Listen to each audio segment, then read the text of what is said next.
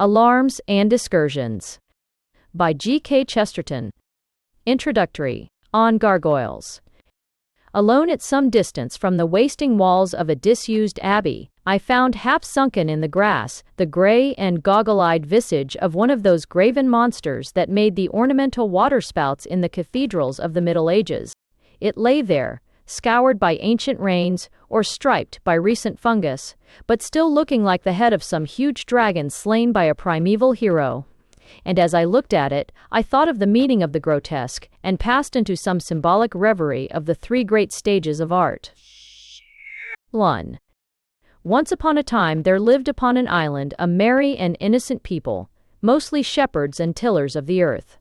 If you bounded for as of the earth.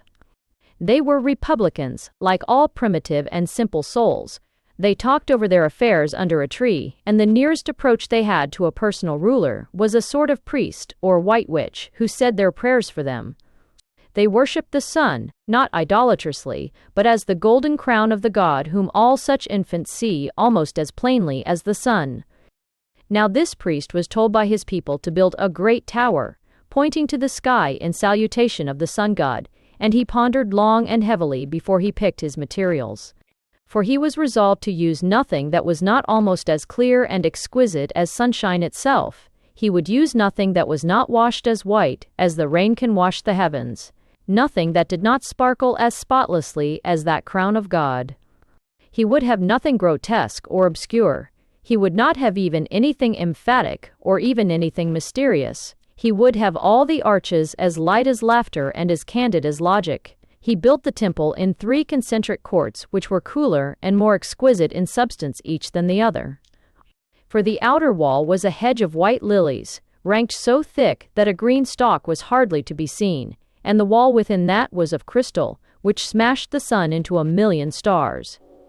And the wall within that, which was the tower itself, was a tower of pure water, forced up in an everlasting fountain, and upon the very tip and crest of that foaming spire was one big and blazing diamond, which the water tossed up eternally and caught again as a child catches a ball. Now, said the priest, I have made a tower which is a little worthy of the sun. But about this time, the island was caught in a swarm of pirates, and the shepherds had to turn themselves into rude warriors and seamen, and at first they were utterly broken down in blood and shame, and the pirates might have taken the jewel flung up forever from their sacred fount. And then, after years of horror and humiliation, they gained a little and began to conquer because they did not mind defeat. And the pride of the pirates went sick within them after a few unexpected foils, and at last the invasion rolled back into the empty seas and the island was delivered. And for some reason after this, men began to talk quite differently about the temple and the sun. Some, indeed, said, "You must not touch the temple. It is classical. It is perfect, since it admits no imperfections." But the others answered, "In that it differs from the sun, that shines on the evil and the good, and on mud and monsters everywhere. The temple is of the noon. It is made of white marble clouds and sapphire sky. But the sun is not always of the noon. The sun dies daily. Every night he is crucified in blood and fire." Now the priest had taught and fought through all the war, and his hair had grown white, but his eyes had grown young. And he said, "I was wrong, and they are right. The sun, the symbol of our Father, gives life to all those earthly things that are full of ugliness and energy. All the exaggerations are right, if they exaggerate the right thing. Let us point to heaven with tusks and horns and fins and trunks and tails. So long as they all point to heaven, the ugly animals praise God as much as the beautiful. The frog's eyes stand out of his head because he is staring at heaven. The giraffe's neck is long because he is stretching towards heaven. The donkey has ears to hear, let him hear." And under the new inspiration they planned a gorgeous cathedral in the Gothic manner, with all the animals of the earth crawling over it, and all the possible ugly things making up one common beauty, because they all appealed to the god. The columns of the temple were carved like the necks of giraffes, the dome was like an ugly tortoise, and the highest pinnacle was a monkey standing on his head with his tail pointing at the sun, and yet the whole was beautiful, because it was lifted up in one living and religious gesture as a man lifts his hands in prayer. 3. But this great plan was never properly completed.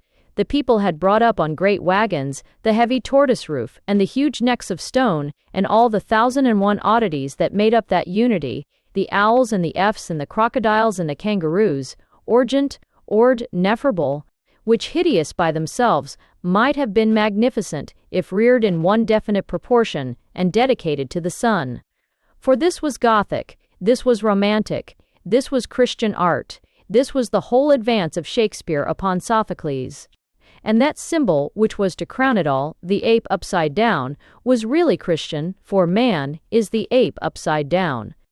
But the rich, who had grown riotous in the long peace, obstructed the thing, and in some squabble a stone struck the priest on the head, and he lost his memory. He saw piled in front of him frogs and elephants, monkeys and giraffes, toadstools and sharks, all the ugly things of the universe which he had collected to do honor to God. But he forgot why he had collected them. He could not remember the design or the object. He piled them all wildly into one heap, 50 feet high, and when he had done it, all the rich and influential went into a passion of applause and cried, "This is real art, this is realism, this is things as they really are." That, I fancy, is the only true origin of realism. Realism is simply romanticism that has lost its reason. This is so not merely in the sense of insanity, but of suicide. It has lost its reason, that is, its reason for existing. The old Greeks summoned godlike things to worship their god. The medieval Christians summoned all things to worship theirs: dwarfs and pelicans, monkeys and madmen. The modern realists summon all these million creatures to worship their god, and then have no god for them to worship. Paganism was in art a pure beauty, that was the dawn. Christianity was a beauty created by controlling a million monsters of ugliness, and that in my belief was the zenith and the noon. Modern art and science practically mean having the million monsters and being unable to control them, and I will venture to call that the disruption and the decay. The finest lengths of the Elgin marbles consist splendid houses going to the temple of a virgin. Christianity, with its gargoyles and grotesques, really amounted to saying this, that a donkey could go before all the horses of the world when it was really going to the temple. Romance means a holy donkey going to the temple. Realism means a lost donkey going nowhere. The fragments of feudal journalism or fleeting impression which are here collected are very like the wrecks and riven blocks that were piled in a heap round my imaginary priest of the sun. They are very like that gray and gaping head of stone that I found overgrown with the grass.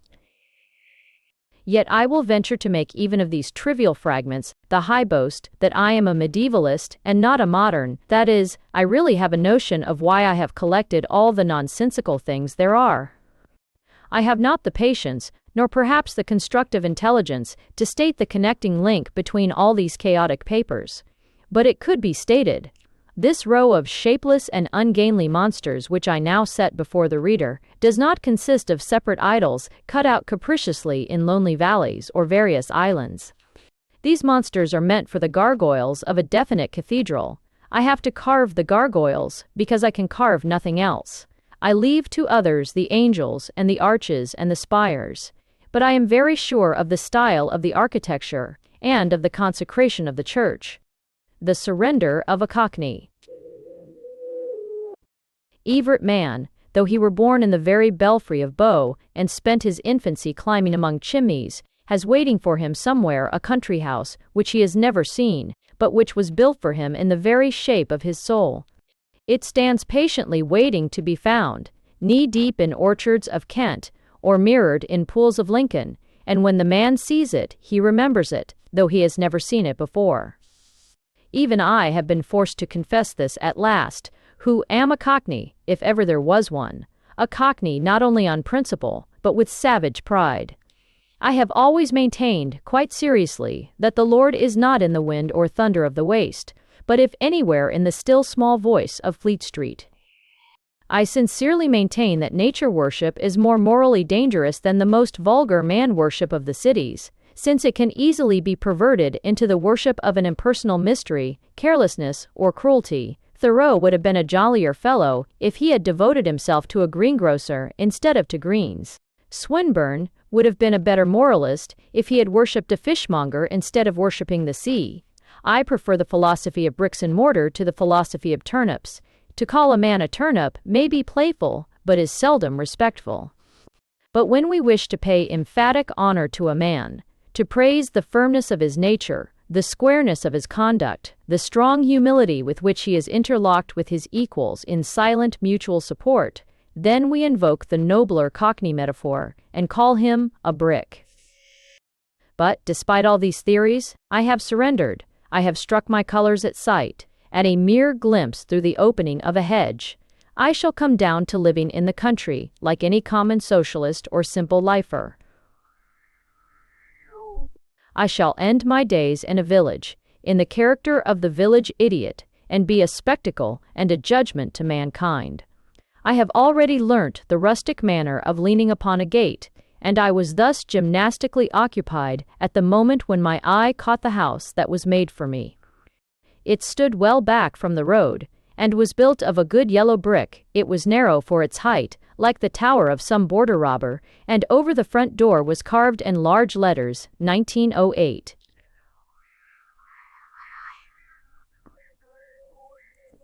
I closed my eyes in a kind of ecstasy. My friend, who was helping me to lean on the gate, asked me with some curiosity what I was doing. "My dear fellow," I said with emotion, "I am bidding farewell to 43 handsome cabmen." "Well," he said, "I suppose they would think this county rather outside the radius." "Oh, my friend," I cried brokenly, "how beautiful London is! Why do they only write poetry about the country? I could turn every lyric cry into Cockney. My heart leaps up when I behold a sky sign in the sky.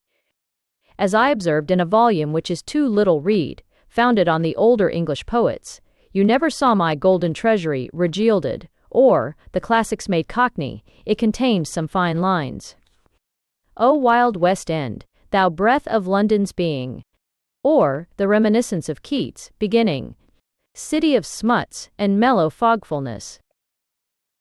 I have written many such lines on the beauty of London, yet I never realized that London was really beautiful till now. Do you ask me why? It is because I have left it forever. If you will take my advice, said my friend, you will humbly endeavor not to be a fool. What is the sense of this mad modern notion that every literary man must live in the country, with the pigs and the donkeys and the squires? Chaucer and Spenser and Milton and Dryden lived in London, Shakespeare and Dr.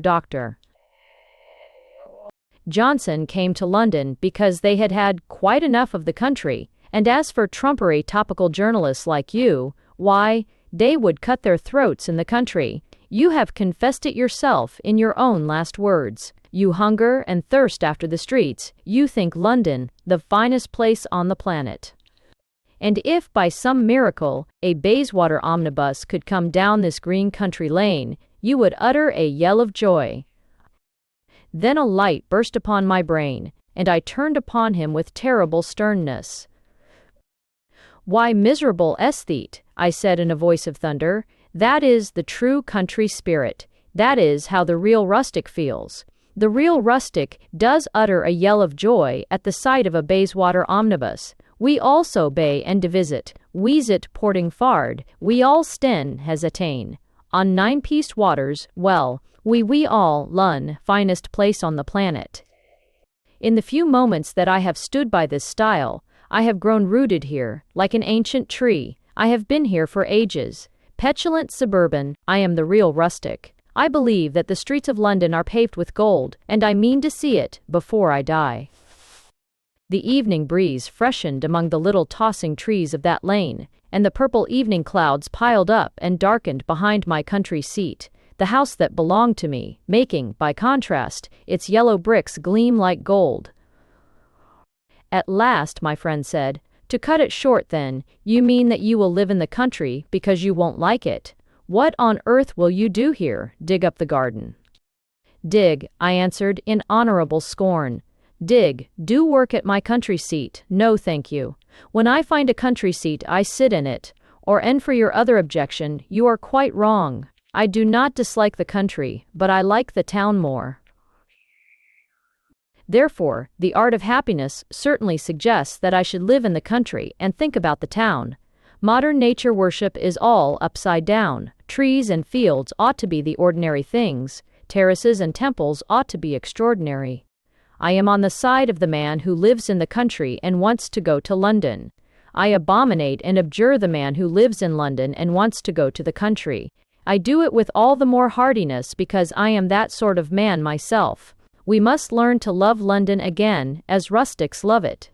Therefore, I quote again from the great Cockney version of The Golden Treasury. And dustance of the Golden Treasury, and nousel where antime keeple can rees. Therefore, ye gas pipes, ye asbestos stoves, forebode not any severing of our loves. I have relinquished but your earthly sight to hold you dear in a more distant way. I'll love the busses lumbering through the wet even more than when I lightly tripped as they. The grimy color of the London clay is lovely, yet, because I have found the house where I was really born, the tall and quiet house from which I can see London afar off, as the miracle of man that it is. The nightmare.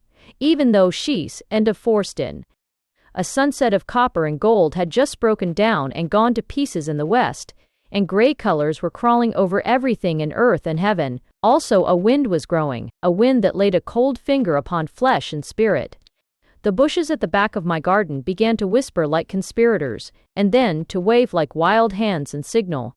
I was trying to read by the last light that died on the lawn, a long poem of the decadent period, a poem about the old gods of Babylon and Egypt, about their blazing and obscene temples, their cruel and colossal faces.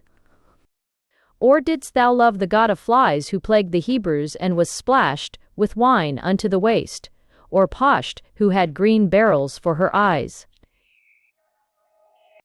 I read this poem because I had to review it for the Daily News. Still, it was genuine poetry of its kind. It really gave out an atmosphere, a fragrant and suffocating smoke that seemed really to come from the bondage of Egypt or the burden of Tyre. There is not much in common, thank God, between my garden with the gray-green English skyline beyond it, and these mad visions of painted palaces huge, all-the-ring of the crash, headless idols and monstrous solitudes of red or golden sand. Nevertheless, as I confess to myself, I can fancy in such a stormy twilight some such smell of death and fear. The ruined sunset really looks like one of their ruined temples, a shattered heap of gold and green marble. A black flapping thing detaches itself from one of the somber trees and flutters to another. I know not if it is owl or flittermouse. I could fancy it was a black cherub, an infernal cherub of darkness, not with the wings of a bird and the head of a baby, but with the head of a goblin and the wings of a bat. I think, if there were light enough, I could sit here and write some very creditable creepy tale about how I went up the crooked road beyond the church and met something, say a dog with one eye. Then I should meet a horse, perhaps a horse without a rider. The horse also would have one eye. Ors, instead, he's, in presented the 5 instruction, or dross me in instead steadies. Then the inhuman silence would be broken.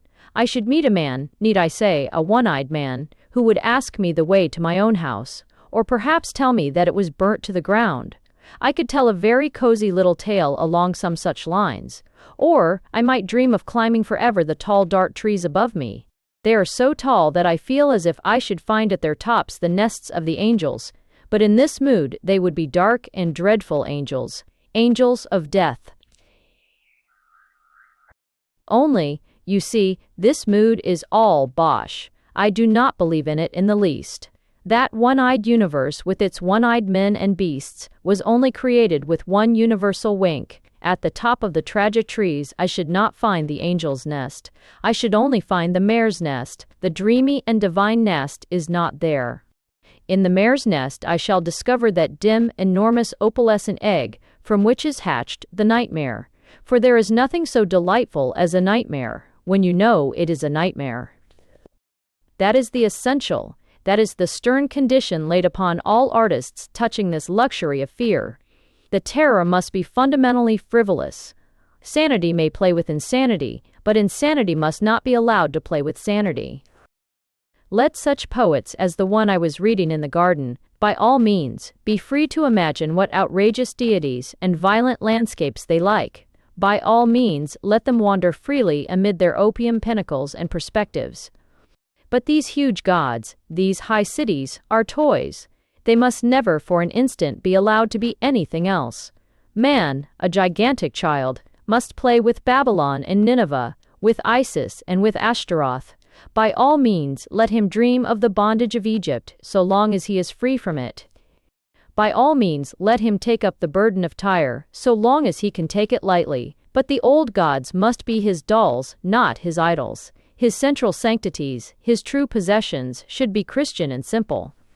And just as a child would cherish most a wooden horse, or a sword, that is a mere cross of wood, so man, the great child, must cherish most the old plain things of poetry and piety, Echetes, that horse of wood, that was the epic end of Ilium, or that cross of wood that redeemed and conquered the world. In one of Stevenson's letters there is a characteristically humorous remark about the appalling impression produced on him in childhood by the beasts, with many eyes in the book of Revelations. If that was heaven, what in the name of Davy Jones was hell like? Now in sober truth, there is a magnificent idea in these monsters of the apocalypse. It is, I suppose, the idea that beings really more beautiful or more universal than we are might appear to us frightful and even confused.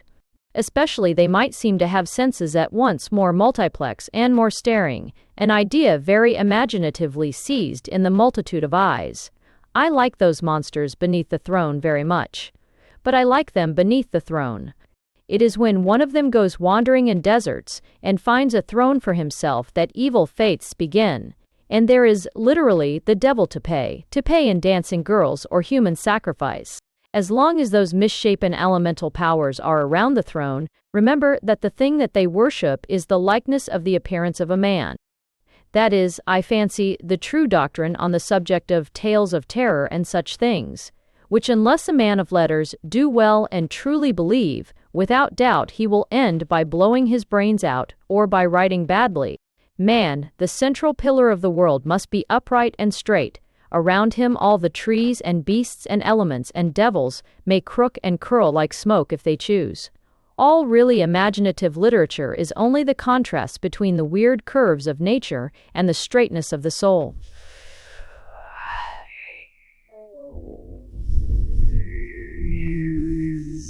Man may behold what ugliness he likes if he is sure that he will not worship it, but there are some so weak that they will worship a thing only because it is ugly. These must be chained to the beautiful.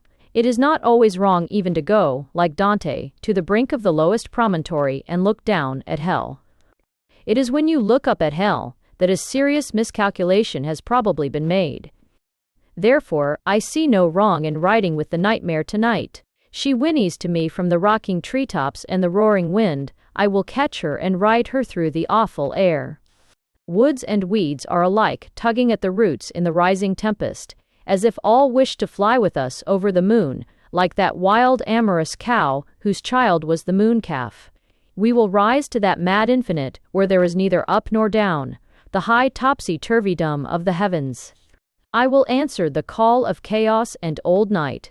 I will ride on the nightmare, but she shall not ride on me. The telegraph poles. My friend and I were walking in one of those wastes of pine wood, which make inland seas of solitude in every part of Western Europe, which have the true terror of a desert, since they are uniform, and so one may lose one's way in them. Stiff, straight, and similar, stood up all around us, the pines of the wood, like the pikes of a silent mutiny. There is a truth in talking of the variety of nature, but I think that nature often shows her chief strangeness in her sameness. There is a weird rhythm in this very repetition. It is as if the earth were resolved to repeat a single shape until the shape shall turn terrible. Have you ever tried the experiment of saying some plain word, such as dog, 30 times?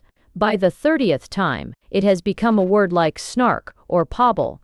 It does not become tame, it becomes wild by repetition. In the end, a dog walks about as startling and undecipherable as Leviathan or Croquemitaine. It may be that this explains the repetitions in nature. It may be for this reason that there are so many million leaves and pebbles. Perhaps they are not repeated so that they may grow familiar. Perhaps they are repeated only in the hope that they may at last grow unfamiliar. Perhaps a man is not startled at the first cat he sees, but jumps into the air with surprise at the 79th cat. Perhaps he has to pass through thousands of pine trees before he finds the one that is really a pine tree. However this may be, there is something singularly thrilling, even something urgent and intolerant, about the endless forest repetitions. Heaves, Argent's is a tint of something like madness in that musical monotony of the pines. I said something like this to my friend, and he answered with sardonic truth, "Ah, you wait till we come to a telegraph post." My friend was right, as he occasionally is in our discussions, especially upon points of fact. We had crossed the pine forest by one of its paths, which happened to follow the wires of the provincial telegraphy, and though the poles occurred at long intervals, they made a difference when they came. The instant we came to the straight pole, we could see that the pines were not really straight. It was like 100 straight lines drawn with schoolboy pencils, all brought to judgment suddenly by one straight line drawn with a ruler. All the amateur lines seemed to reel to right and left. A moment before I could have sworn they stood as straight as lances, now I could see them curve and waver everywhere, like scimitars and yataghans. Compared with the telegraph post, the pines were crooked and alive. That lonely vertical rod at once deformed and enfranchised the forest. It tangled it all together and yet made it free, like any grotesque undergrowth of oak or holly. "Yes," said my gloomy friend, answering my thoughts. "You don't know what a wicked, shameful thing straightness is if you think these trees are straight. You never will know till your precious intellectual civilization builds a 40-mile forest of telegraph poles."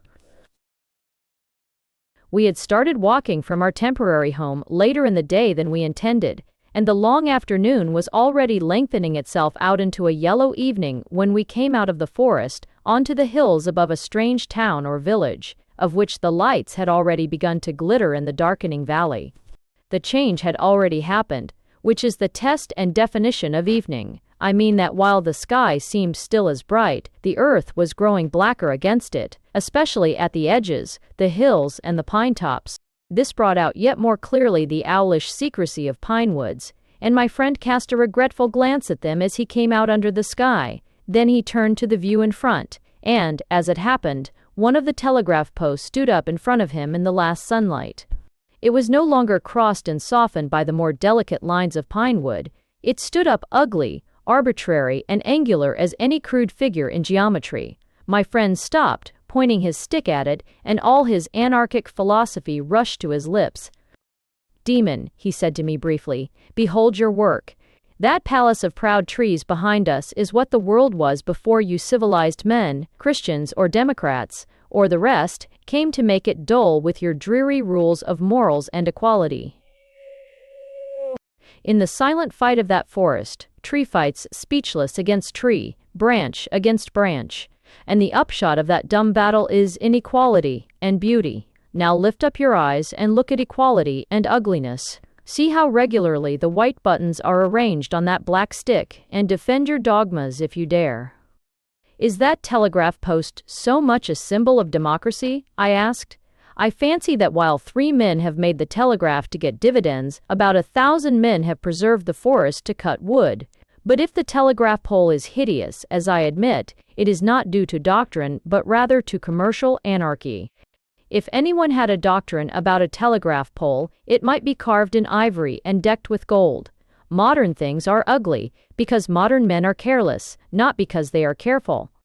"No," answered my friend with his eye on the end of a splendid and sprawling sunset. "There is something intrinsically deadening about the very idea of a doctrine. A straight line is always ugly. Beauty is always crooked." These rigid posts, at regular intervals, are ugly because they are carrying across the world the real message of democracy. "At this moment," I answered, "they are probably carrying across the world the message, 'Buy Bulgarian rails.' They are probably the prompt communication between some two of the wealthiest and wickedest of his children with whom God has ever had patience.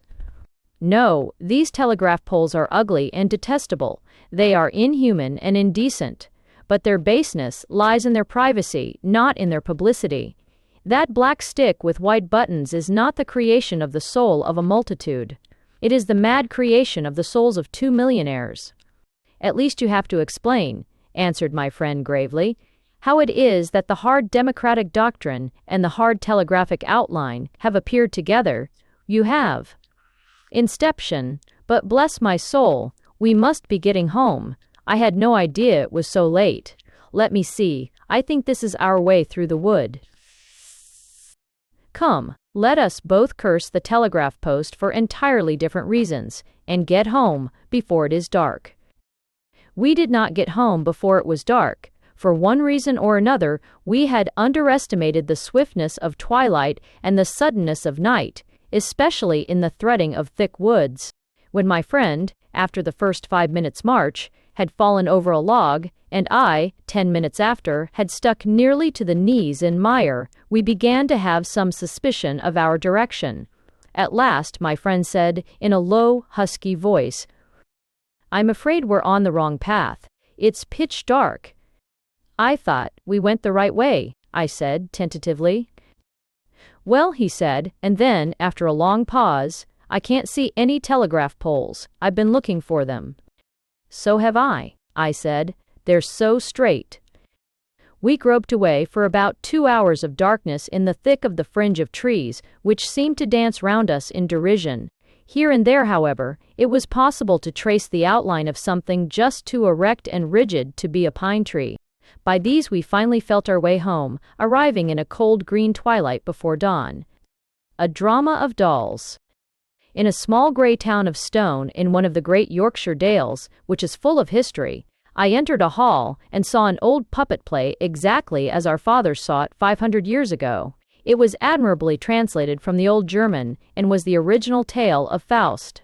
The dolls were at once comic and convincing, but if you cannot at once laugh at a thing and believe in it, you have no business in the Middle Ages, or in the world, for that matter. The puppet play in question belongs, I believe, to the 15th century, and indeed the whole legend of Dr. Faustus has the color of that grotesque, but somewhat gloomy time. It is very unfortunate that we so often know a thing that is passed only by its tail end. We remember yesterday only by its sunsets. There are many instances. One is Napoleon. We always think of him as a fat old despot, ruling Europe with a ruthless military machine. But that, as Lord Rosebery would say, was only the last phase, or at least the last but one. During the strongest and most startling part of his career, the time that made him immortal, Napoleon was a sort of boy, and not a bad sort of boy either, bullet-headed and ambitious, but honestly in love with a woman, and honestly enthusiastic for a cause, the cause of French justice and equality. Another instance is the Middle Ages, which we also remember only by the odor of their ultimate decay. We think of the life of the Middle Ages as a dance of death, full of devils and deadly sins, lepers and burning heretics. But this was not the life of the Middle Ages, but the death of the Middle Ages. It is the spirit of Louis Xi and Richard E., not of Louis Xi and Edward I. This grim but not unwholesome fable of Dr. Faustus, with its rebuke to the mere arrogance of learning, is sound and stringent enough, but it is not a fair sample of the medieval soul at its happiest and sanest. The heart of the true Middle Ages might be found far better, for instance in the noble tale of Tannhauser, in which the dead staff broke into leaf and flower to rebuke the pontiff who had declared even one human being beyond the strength of sorrow and pardon. But there were in the play two great human ideas which the medieval mind never lost its grip on, through the heaviest nightmares of its dissolution. They were the two great jokes of medievalism, as they are the two eternal jokes of mankind. Wherever those two jokes exist, there is a little health and hope. Wherever they are absent, pride and insanity are present. The first is the idea that the poor man ought to get the better of the rich man. The other is the idea that the husband is afraid of the wife.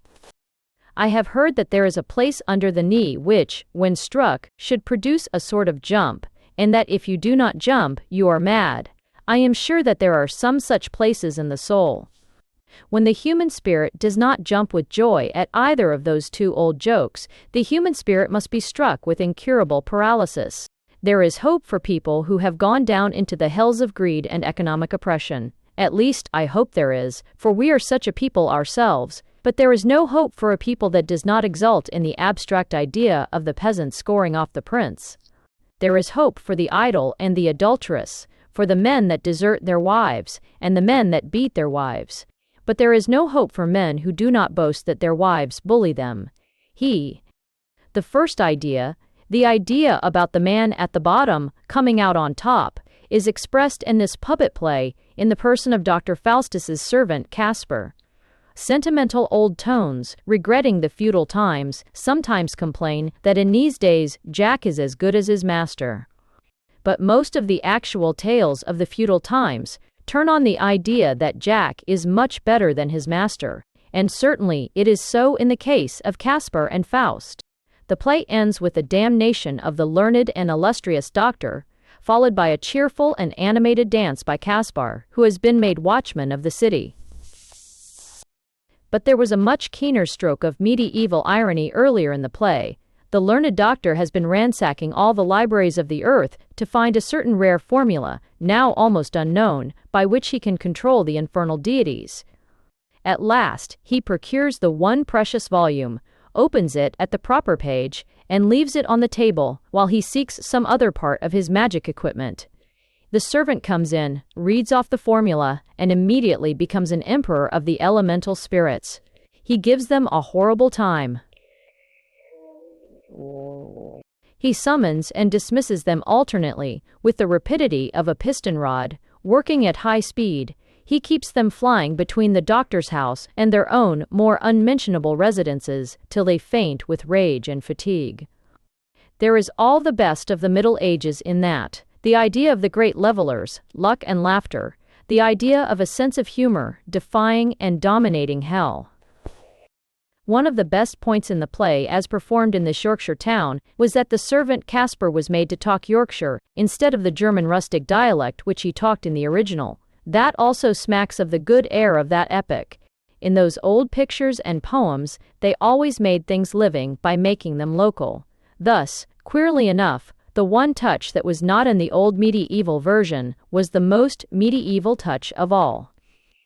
That other ancient and Christian jest, that a wife is a holy terror, occurs in the last scene, where the doctor, who wears a fur coat throughout, to make him seem more offensively rich and refined, is attempting to escape from the avenging demons, and meets his old servant in the street. The servant obligingly points out a house with a blue door, and strongly recommends Dr. Faustus to take refuge in it. "My old woman lives there," he says, "and the devils are more afraid of her than you are of them." Faustus does not take this advice, but goes on meditating and reflecting, which had been his mistake all along, until the clock strikes 12, and dreadful voices talk Latin in heaven.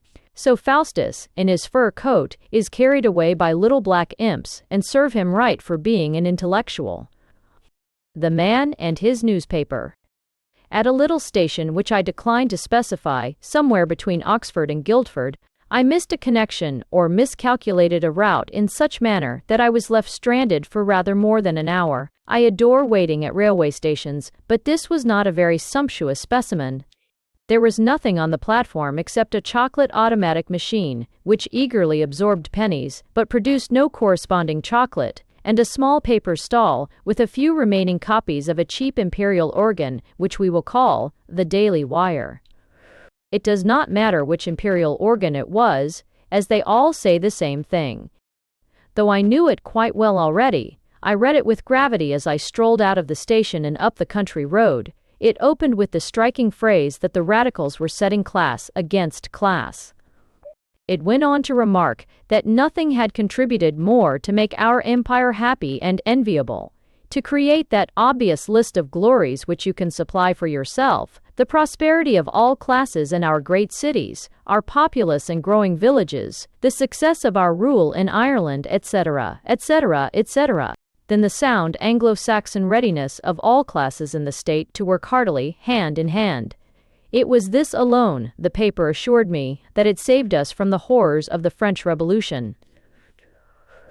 It is easy for the radicals, it went on very solemnly, to make jokes about the dukes. Very few of these revolutionary gentlemen have given to the poor one half of the earnest thought, tireless unselfishness, and truly Christian patience that are given to them by the great landlords of this country. We are very sure that the English people, with their sturdy common sense, will prefer to be in the hands of English gentlemen rather than in the miry claws of socialistic buccaneers. Just when I had reached this point, I nearly ran into a man. Despite the populousness and growth of our villages, he appeared to be the only man for miles, but the road up which I had wandered turned and narrowed with equal abruptness, and I nearly knocked him off the gate on which he was leaning.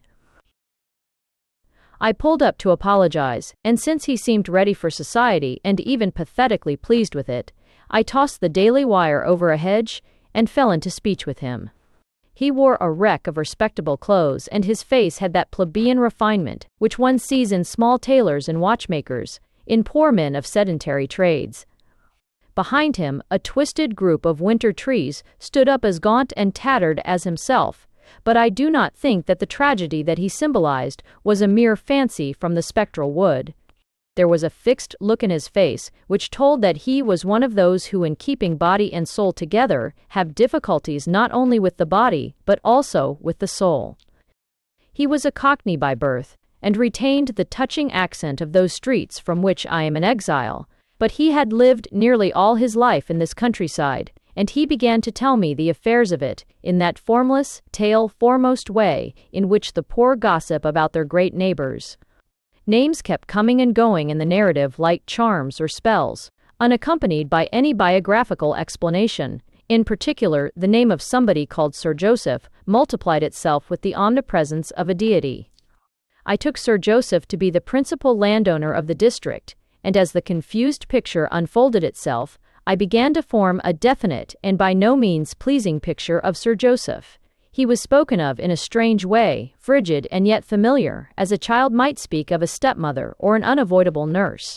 Something intimate, but by no means tender, something that was waiting for you by your own bed and board, that told you to do this and forbade you to do that, with a caprice that was cold and yet somehow personal.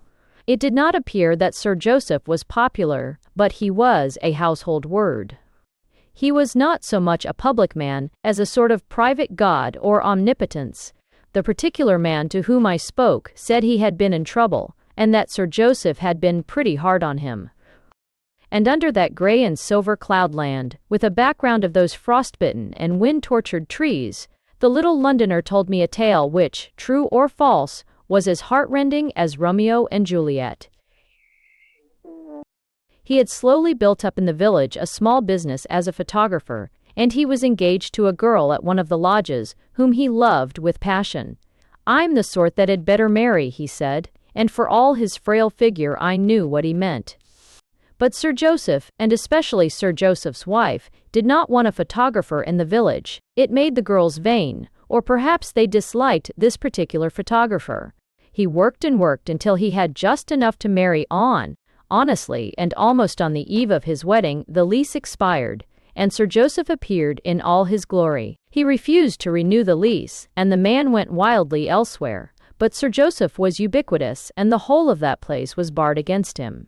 In all that country he could not find a shed to which to bring home his bride. The man appealed and explained, but he was disliked as a demagogue, as well as a photographer. Then it was as if a black cloud came across the winter sky, for I knew what was coming. I forget even in what words he told of nature, maddened and set free, but I still see, as in a photograph, the gray muscles of the winter trees standing out like tight ropes, as if all nature were on the rack. "She had to go away," he said. "Wouldn't her parents," I began, and hesitated on the word forgive. "Oh, her people forgave her," he said, "but her ladyship, Salland." "Her ladyship made the sun and moon and stars," I said impatiently, "so of course she can come between a mother and the child of her body." Well, it does seem a bit hard. He began with a break in his voice. But, good Lord, man, I cried, it isn't a matter of hardness. It's a matter of impious and indecent wickedness. If your Sir Joseph knew the passions he was playing with, he did you a wrong for which in many Christian countries he would have a knife in him. The man continued to look across the frozen fields with a frown. He certainly told his tale with real resentment, whether it was true or false or only exaggerated. He was certainly sullen and injured, but he did not seem to think of any avenue of escape. At last he said, "Well, it's a bad world. Let's hope there's a better one." "Amen," I said, "but when I think of Sir Joseph, I understand how men have hoped there was a worse one." Then we were silent for a long time and felt the cold of the day crawling up, and at last I said, abruptly, "The other day at a budget meeting I heard." He took his elbows off the stile and seemed to change from head to foot like a man coming out of sleep with a yawn. He said in a totally new voice, louder but much more careless, "Ah yes, sir, one figure, this 'ere budget. This 'ere budget, the radicals are doing a lot of 'arm." I listened intently, and he went on. He said with a sort of careful precision, "Settin' class against class, that's what I call it. Why, what's made our empire except the readiness of all classes to work heartily and end. He walked a little up and down the lane and stamped with the cold. Then he said, "What I say is, what else kept us from the errors of the French Revolution?" My memory is good, and I waited in tense eagerness for the phrase that came next. "They may laugh at dukes, I'd like to see them as kind and Christian and patient as lots of the landlords are. Let me tell you, sir," he said, facing round at me with the final air of one launching a paradox. "The English people have some common sense, and they'd rather be in the 'ands of gentlemen than in the claws of a lot of socialist thieves."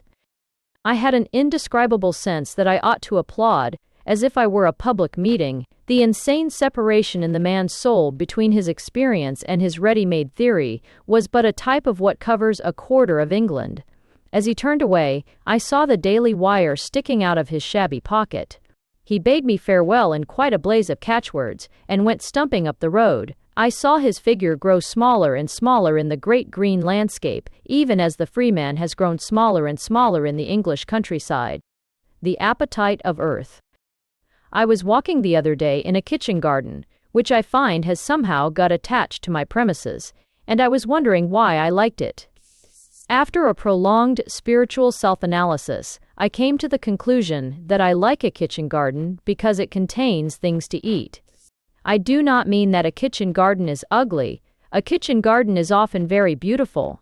The mixture of green and purple on some monstrous cabbage is much subtler and grander than the mere freakish and theatrical splashing of yellow and violet on a pansy. Few of the flowers merely meant for ornament are so ethereal as a potato.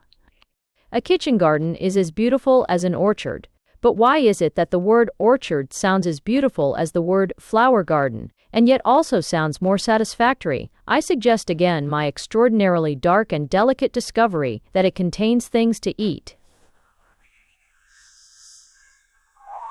The cabbage is a solid. It can be approached from all sides at once. It can be realized by all senses at once. Compared with that, the sunflower, which can only be seen, is a mere pattern, a thing painted on a flat wall. Now, it is this sense of the solidity of things that can only be uttered by the metaphor of eating. To express the cubic content of a turnip, you must be all round it at once. The only way to get all round a turnip at once is to eat the turnip. I think any poetic mind that has loved solidity, the thickness of trees, the squareness of stones, the firmness of clay, must have sometimes wished that they were things to eat. If only brown peat tasted as good as it looks, if only white firwood were digestible. We talk rightly of giving stones for bread, but there are in the Geological Museum certain rich crimson marbles, certain split stones of blue and green, that make me wish my teeth were stronger. Somebody staring into the sky, with the same ethereal appetite, declared that the moon was made of green cheese. I never could conscientiously accept the full doctrine. I am modernist in this matter. That the moon is made of cheese I have believed from childhood, and in the course of every month a giant of my acquaintance bites a big round piece out of it. This seems to me a doctrine that is above reason, but not contrary to it. But that the cheese is green seems to be in some degree actually contradicted by the senses and the reason. First, because if the moon were made of green cheese it would be inhabited, and second, because if it were made of green cheese it would be green. A blue moon is said to be an unusual sight, but I cannot think that a green one is much more common. In fact, I think I have seen the moon looking like every other sort of cheese except a green cheese. I have seen it look exactly like a cream cheese, a circle of warm white upon a warm, faint violet sky above a cornfield in Kent. I have seen it look very like a Dutch cheese, rising a dull red copper disc amid masts and dark waters at Honfleur. I have seen it look like an ordinary sensible cheddar cheese in an ordinary sensible Prussian blue sky. And I have once seen it so naked and ruinous looking, so strangely lit up, that it looked like a Gruyere cheese, that awful volcanic cheese that has horrible holes in it, as if it had come in boiling unnatural milk from mysterious and unearthly cattle. But I have never yet seen the lunar cheese green, and I incline to the opinion that the moon is not old enough. The moon, like everything else, will ripen by the end of the world, and in the last days we shall see it taking on those volcanic sunset colors and leaping with that enormous and fantastic life. But this is a parenthesis, and one perhaps slightly lacking in prosaic actuality. Whatever may be the value of the above speculations, the phrase about the moon and green cheese remains a good example of this imagery of eating and drinking on a large scale. The same huge fancy is in the phrase, "if all the trees were bread and cheese," which I have cited elsewhere in this connection, and in that noble nightmare of a Scandinavian legend, in which Thor drinks the deep sea, nearly dry out of a horn. In an essay like the present, first intended as a paper to be read before the Royal Society, one cannot be too exact, and I will concede that my theory of the gradual vir sense of our satellite is to be regarded rather as an alternative theory than as a law finally demonstrated and universally accepted by the scientific world. It is a hypothesis that holds the field, as the scientists say of a theory when there is no evidence for it so far. But the reader need be under no apprehension that I have suddenly gone mad, and shall start biting large pieces out of the trunks of trees, or seriously altering by large semicircular mouthfuls the exquisite outline of the mountains. This feeling for expressing a fresh solidity by the image of eating is really a very old one. So far from being a paradox of perversity, it is one of the oldest commonplaces of religion. If anyone wandering about wants to have a good trick or test for separating the wrong idealism from the right, I will give him one on the spot. It is a mark of false religion that it is always trying to express concrete facts as abstract. It calls sex affinity, it calls wine alcohol, it calls brute starvation, the economic problem. The test of true religion is that its energy drives exactly the other way. It is always trying to make men feel truths as facts, always trying to make abstract things as plain and solid as concrete things. Always trying to make men not merely admit the truth, but see, smell, handle, hear, and devour the truth. All great spiritual scriptures are full of the invitation not to test, but to taste, not to examine, but to eat. Their phrases are full of living water and heavenly bread, mysterious manna and dreadful wine. Worldliness, and the polite society of the world, has despised this instinct of eating, but religion has never despised it. When we look at a firm, fat, white cliff of chalk at Dover, I do not suggest that we should desire to eat it. Or reader, we twinspallers. Or reader, it's moderis. Ido 20:40-17. But I really mean that we should think it good to eat, good for someone else to eat. For, indeed, someone else is eating it. The grass that grows upon its top is devouring it silently, but, doubtless, with an uproarious appetite. Symonds and the social tie.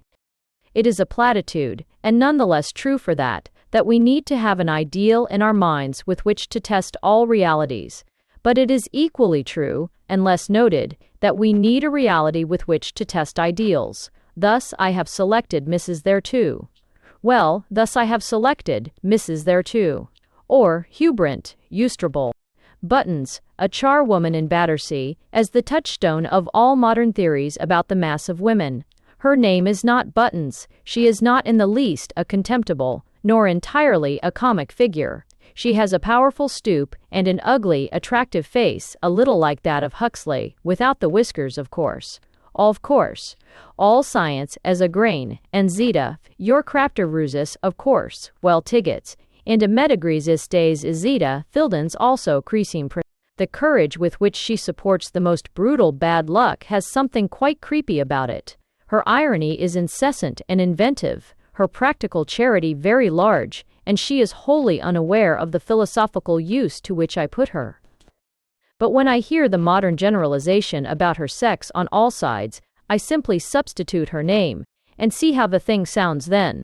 When on the one side the mere sentimentalist says, "Let woman be content to be dainty and exquisite, a protected piece of social art and domestic ornament," then I merely repeat it to myself in the other form, "Let Mrs. Buttons be content to be dainty and exquisite, a protected piece of social art," etc. It is extraordinary what a difference the substitution seems to make. And on the other hand, when some of the suffragettes say in their pamphlets and speeches, "Woman, leaping to life at the trumpet call of Ibsen and Shaw, drops her tawdry luxuries and demands to grasp the scepter of empire and the firebrand of speculative thought," in order to understand such a sentence, I say it over again in the amended form, Mrs. Ermun. Or certes, Buttons, weeping to life at the trumpet call of Ibsen and Shaw, drops her tawdry luxuries and demands to grasp the scepter of empire and the firebrand of speculative thought. Somehow, it sounds quite different. And yet when you say, "Woman," I suppose you mean the average woman, and if most women are as capable and critical and morally sound as Mrs. Buttons, it is as much as we can expect, and a great deal more than we deserve. But this study is not about Mrs. Buttons. She would require many studies. I will take a less impressive case of my principle, the principle of keeping in the mind an actual personality when we are talking about types or tendencies or generalized ideals. Take, for example, the question of the education of boys. Almost every post brings me pamphlets expounding some advanced and suggestive scheme of education. The pupils are to be taught separate. The sexes are to be taught together. There should be no prizes. There should be no punishments. The master should lift the boys to his level. The master should descend to their level. We should encourage the heartiest comradeship among boys, and also the tenderest spiritual intimacy with masters. Toil must be pleasant, and holidays must be instructive. With all these things I am daily impressed and somewhat bewildered. But on the great Buttons principle, I keep in my mind, and apply to all these ideals, one still vivid fact: the face and character of a particular schoolboy whom I once knew. I am not taking a mere individual oddity, as you will hear. He was exceptional, and yet the reverse of eccentric. He was, in a quite sober and strict sense of the words, exceptionally average. He was the incarnation and the exaggeration of a certain spirit, which is the common spirit of boys, but which nowhere else became so obvious and outrageous. And because he was an incarnation, he was, in his way, a tragedy. I will call him Simmons. He was a tall, healthy figure, strong, but a little slouching, and there was in his walk something between a slight swagger and a seaman's roll. He commonly had his hands in his pockets. His hair was dark, straight, and undistinguished, and his face, if one saw it after his figure, was something of a surprise. For while the form might be called big and braggart, the face might have been called weak, and was certainly worried. It was a hesitating face, which seemed to blink doubtfully in the daylight. He had even the look of one who has received a buffet that he cannot return. In all occupations, he was the average boy, just sufficiently good at sports, just sufficiently bad at work to be universally satisfactory. But he was prominent in nothing, for prominence was to him a thing like bodily pain. He could not endure, without discomfort amounting to desperation, that any boy should be noticed or sensationally separated from the long line of boys. For him, to be distinguished was to be disgraced. Those who interpret schoolboys as merely wooden and barbarous, unmoved by anything but a savage seriousness about tuck or cricket, make the mistake of forgetting how much of the schoolboy life is public and ceremonial, having reference to an ideal, or, if you like, to an affectation. Boys, like dogs, have a sort of romantic ritual, which is not always their real selves, and this romantic ritual is generally the ritual of not being romantic, including romantic, the pretense of being much more masculine and materialistic than they are. Boys in themselves are very sentimental. The most sentimental thing in the world is to hide your feelings. It is making too much of them. Stoicism is the direct product of sentimentalism, and schoolboys are sentimental individually, but stoical collectively. For example, there were numbers of boys at my school, besides myself, who took a private pleasure in poetry, but red-hot iron would not have induced most of us to admit this to the masters, or to repeat poetry with the faintest inflection of rhythm or intelligence. That would have been antisocial egoism. We called it showing off. I myself remember running to school, an extraordinary thing to do, with mere internal ecstasy in repeating lines of Walter Scott about the taunts of Marmion or the boasts of Roderick Dhu, and then repeating the same lines in class with the colorless decorum of a hurdy-gurdy. We all wished to be invisible in our uniformity, a mere pattern of Eton collars and coats. But Symonds went even further. He felt it as an insult to brotherly equality if any task or knowledge out of the ordinary track was discovered, even by accident. If a boy had learnt German in infancy, or if a boy knew some terms in music, or if a boy was forced to confess feebly that he had read The Mill on the Floss, then Symonds was in a perspiration of discomfort. He felt no personal anger, still less any petty jealousy. What he felt was an honorable and generous shame. He hated it as a lady hates coarseness in a pantomime. It made him want to hide himself. Just that feeling of impersonal ignominy which most of us have when someone betrays indecent ignorance, Symonds had when someone betrayed special knowledge. He writhed and went red in the face. He used to put up the lid of his desk to hide his blushes for human dignity, and from behind this barrier would whisper protests which had the hoarse emphasis of pain. "Oh, shut up, I say. Oh, I say, shut up. Oh, shut it, can't you?" Once when a little boy admitted that he had heard of the Highland Claymore, Symonds literally hid his head inside his desk and dropped the lid upon it in desperation, and when I was for a moment transferred from the bottom of the form, for knowing the name of Cardinal Newman, I thought he would have rushed from the room. His psychological eccentricity increased, if one can call that an eccentricity, which was a wild worship of the ordinary. At last he grew so sensitive that he could not even bear any question answered correctly without grief. He felt there was a touch of disloyalty, of unfraternal individualism, even about knowing the right answer to a sum. If asked the date of the Battle of Hastings, he considered it due to social tact and general good feeling to answer 1067, 1267. This chivalrous exaggeration led to bad feeling between him and the school authority, which ended in a rupture unexpectedly violent in the case of so good-humored a creature. He fled from the school, and it was discovered upon inquiry that he had fled from his home also. I never expected to see him again, yet it is one of the 2 or 3 odd coincidences of my life that I did see him.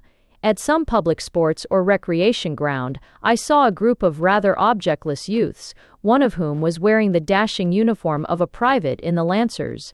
Inside that uniform was the tall figure, shy face, and dark stiff hair of Symonds. He had gone to the one place where everyone is dressed alike, a regiment. I know nothing more. Perhaps he was killed in Africa. But when England was full of flags and false triumphs, when everybody was talking manly trash about the whelps of the Lion and the brave boys in red, I often heard a voice echoing in the undercaverns of my memory, "Shut up. Oh, shut up, time, oh, I say, shut it." And cheese. My forthcoming work in 5 volumes, The Neglect of Cheese in European Literature, is a work of such unprecedented and laborious detail that it is doubtful if I shall live to finish it. Some overflowings from such a fountain of information may therefore be permitted to sprinkle these pages. I cannot yet wholly explain the neglect to which I refer. Poets have been mysteriously silent on the subject of cheese. Virgil, if I remember right, refers to it several times, but with too much Roman restraint. He does not let himself go on cheese. The only other poet I can think of just now, who seems to have had some sensibility on the point, was the nameless author of the nursery rhyme which says, "If all the trees were bred in cheese," which is, indeed, a rich and gigantic vision of the higher gluttony. If all the trees were bred in cheese, there would be considerable deforestation in any part of England where I was living. Wild and wide woodlands would reel and fade before me as rapidly as they ran after Orpheus. Except Virgil and this anonymous rhymer, I can recall no verse about cheese. Yet it has every quality which we require in exalted poetry. It is a short, strong word, it rhymes to breeze and seize an essential point, that it is emphatic in sound, is admitted even by the civilization of the modern cities. For their citizens, with no apparent intention except emphasis, will often say, "Cheese it," or even, "Quite the cheese." The substance itself is imaginative. It is ancient, sometimes in the individual case, always in the type and custom. It is simple, being directly derived from milk, which is one of the ancestral drinks, not lightly to be corrupted with soda water. You know, I hope, though I myself have only just thought of it, that the 4 rivers of Eden were milk, water, wine, and ale. Aerated waters only appeared after the fall. But cheese has another quality, which is also the very soul of song. Once in endeavoring to lecture in several places at once, I made an eccentric journey across England, a journey of so irregular and even illogical shape that it necessitated my having lunch on 4 successive days in 4 roadside inns in 4 different counties. In each inn they had nothing but bread and cheese, nor can I imagine why a man should want more than bread and cheese if he can get enough of it. In each inn the cheese was good, and in each inn it was different. There was a noble Wensleydale cheese in Yorkshire, a Cheshire cheese in Cheshire, and so on. Now, it is just here that true poetic civilization differs from that paltry and mechanical civilization which holds us all in bondage. Bad customs are universal and rigid, like modern militarism. Good customs are universal and varied, like native chivalry and self-defense. Both the good and bad civilization cover us as with a canopy, and protect us from all that is outside. But a good civilization spreads over us freely like a tree, varying and yielding because it is alive. A bad civilization stands up and sticks out above us like an umbrella, artificial, mathematical in shape, not merely universal, but uniform. So it is with the contrast between the substances that vary and the substances that are the same wherever they penetrate. By a wise doom of heaven, men were commanded to eat cheese, but not the same cheese. Being really universal, it varies from valley to valley. But if, let us say, we compare cheese with soap, that vastly inferior substance, we shall see that soap tends more and more to be merely Smith's soap, or Brown's soap, sent automatically all over the world. If the Red Indians have soap, it is Smith's soap. If the Grand Lama has soap, it is Brown's soap. There is nothing subtly and strangely Buddhist, nothing tenderly Tibetan, about his soap. I fancy the Grand Lama does not eat cheese, he is not worthy, but if he does, it is probably a local cheese, having some real relation to his life and outlook. Safety matches, tinned foods, patent medicines are sent all over the world, but they are not produced all over the world. Therefore there is in them a mere dead identity, never that soft play of slight variation which exists in things produced everywhere out of the soil, in the milk of the kine or the fruits of the orchard. You can get a whiskey and soda at every outpost of the empire. That is why so many empire builders go mad. But you are not tasting or touching any environment, as in the cider of Devonshire or the grapes of the Rhine. You are not approaching nature in one of her myriad tints of mood, as in the holy act of eating cheese.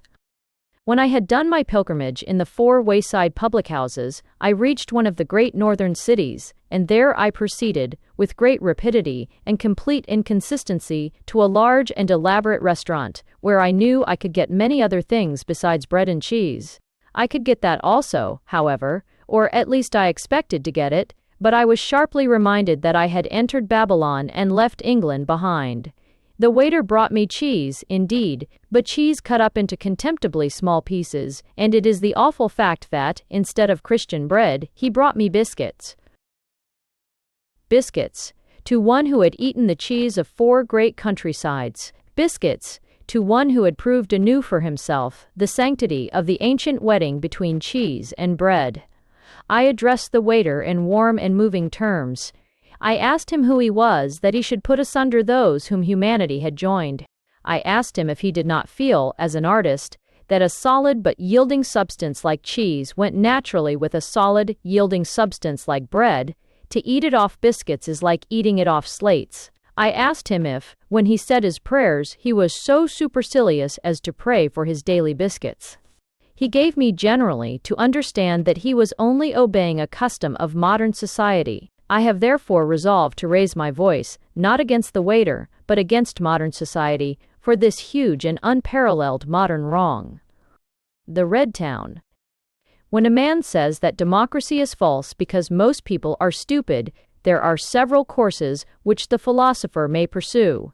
The most obvious is to hit him smartly and with precision on the exact tip of the nose. But if you have scruples, moral or physical, about this course, you may proceed to employ reason, which in this case has all the savage solidity of a blow with the fist. It is stupid to say that most people are stupid. It is like saying most people are tall, when it is obvious that tall can only mean taller than most people. It is absurd to denounce the majority of mankind as below the average of mankind. Should the man have been hammered on the nose and brained with logic, and should he still remain cold, a third course opens. Lead him by the hand, himself, half willing, toward some sunlit and yet secret meadow, and ask him who made the names of the common wild flowers. They were ordinary people, so far as anyone knows, who gave to one flower the name of the Star of Bethlehem, and to another and much commoner flower the tremendous title of the Eye of Day. If you cling to the snobbish notion that common people are prosaic, ask any common person for the local names of the flowers. Names which vary not only from county to county, but even from dale to dale. But, curiously enough, the case is much stronger than this. It will be said that this poetry is peculiar to the country populace, and that the dim democracies of our modern towns at least have lost it. For some extraordinary reason, they have not lost it. Ordinary London slang is full of witty things said by nobody in particular. True, the creed of our cruel cities is not so sane, and just as the creed of the old countryside, but the people are just as clever in giving names to their sins in the city as in giving names to their joys in the wilderness. One could not better sum up Christianity than by calling a small white insignificant flower the Star of Bethlehem. But then, again, one could not better sum up the philosophy deduced from Darwinism than in the one verbal picture of having your monkey up. Who first invented these violent felicities of language? Who first spoke of a man being off his head? The obvious comment on a lunatic is that his head is off him, yet the other phrase is far more fantastically exact. There is about every madman a singular sensation that his body has walked off and left the important part of him behind.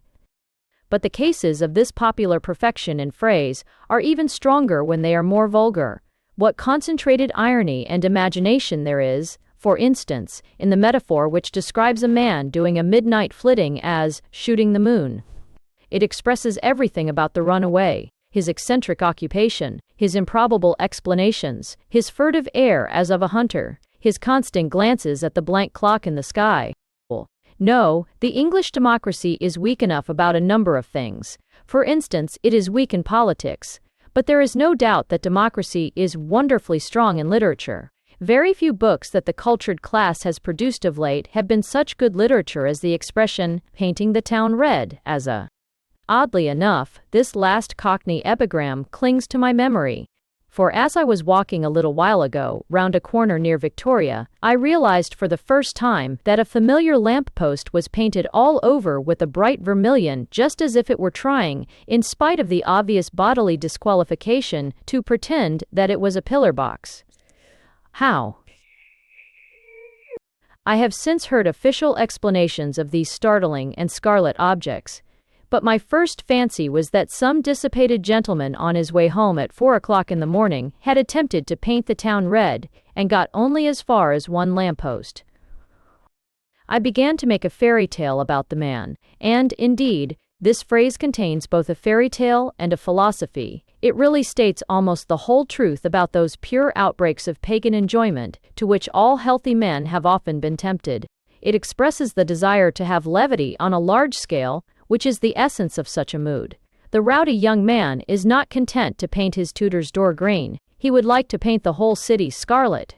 The word which to us best recalls such gigantesque idiocy is the word mafficking. The slaves of that Saturnalia were not only painting the town red, they thought that they were painting the map red, that they were painting the world red. But, indeed, this imperial debauch has in it something worse than the mere larkiness, which is my present topic. It has an element of real self-flattery and of sin.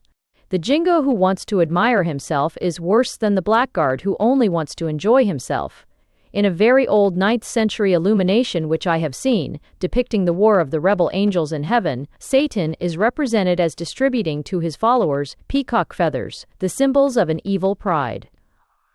Satan also distributed peacock feathers to his followers on Mafeking night. Much, friended. But taking the case of ordinary pagan recklessness and pleasure-seeking, it is, as we have said, well expressed in this image. First, because it conveys this notion of filling the world with one private folly, and secondly, because of the profound idea involved in the choice of color. Red is the most joyful and dreadful thing in the physical universe. It is the fiercest note, it is the highest light, it is the place where the walls of this world of ours wear thinnest, and something beyond burns through. It glows in the blood which sustains and in the fire which destroys us, in the roses of our romance and in the awful cup of our religion. It stands for all passionate happiness, as in faith or in first love. Now, the profligate is he who wishes to spread this crimson of conscious joy over everything, to have excitement at every moment, to paint everything red. He bursts 1,000 barrels of wine to incarnadine the streets, and sometimes, in his last madness, he will butcher beasts and men to dip his gigantic brushes in their blood. For it marks the sacredness of red in nature that it is secret even when it is ubiquitous, like blood in the human body, which is omnipresent yet invisible. As long as blood lives, it is hidden, it is only dead blood that we see, but the earlier parts of the rake's progress are very natural and amusing. Painting the town red is a delightful thing until it is done. It would be splendid to see the cross of St. Paul's as red as the cross of St. George, and the gallons of red paint running down the dome, or dripping from the Nelson column. But when it is done, when you have painted the town red, an extraordinary thing happens. You cannot see any red at all. I can see, as in a sort of vision, the successful artist standing in the midst of that frightful city, hung on all sides with the scarlet of his shame. And then, when everything is red, he will long for a red rose in a green hedge, and long in vain. He will dream of a red leaf, and be unable even to imagine it. He has desecrated the divine color, and he can no longer see it, though it is all around. I see him, a single black figure against the red-hot hell that he has kindled, where spires and turrets stand up like immobile flames. He is stiffened in a sort of agony of prayer. Then the mercy of heaven is loosened, and I see 1 or 2 flakes of snow very slowly begin to fall. The furrows. As I see the corn grow green all about my neighborhood, there rushes on me for no reason, in particular, a memory of the winter. I say rushes, for that is the very word for the old sweeping lines of the plowed fields. From some accidental turn of a train journey or a walking tour, I saw suddenly the fierce rush of the furrows. The furrows are like arrows. They fly along an arc of sky. They are like leaping animals. They vault an inviolable hill and roll down the other side. They are like battering battalions. They rush over a hill with flying squadrons and carry it with a cavalry charge. They have all the air of Arabs sweeping a desert, of rockets sweeping the sky, of torrents sweeping a watercourse. Nothing ever seemed so living as those brown lines as they shot sheer from the height of a ridge, down to their still whirl of the valley.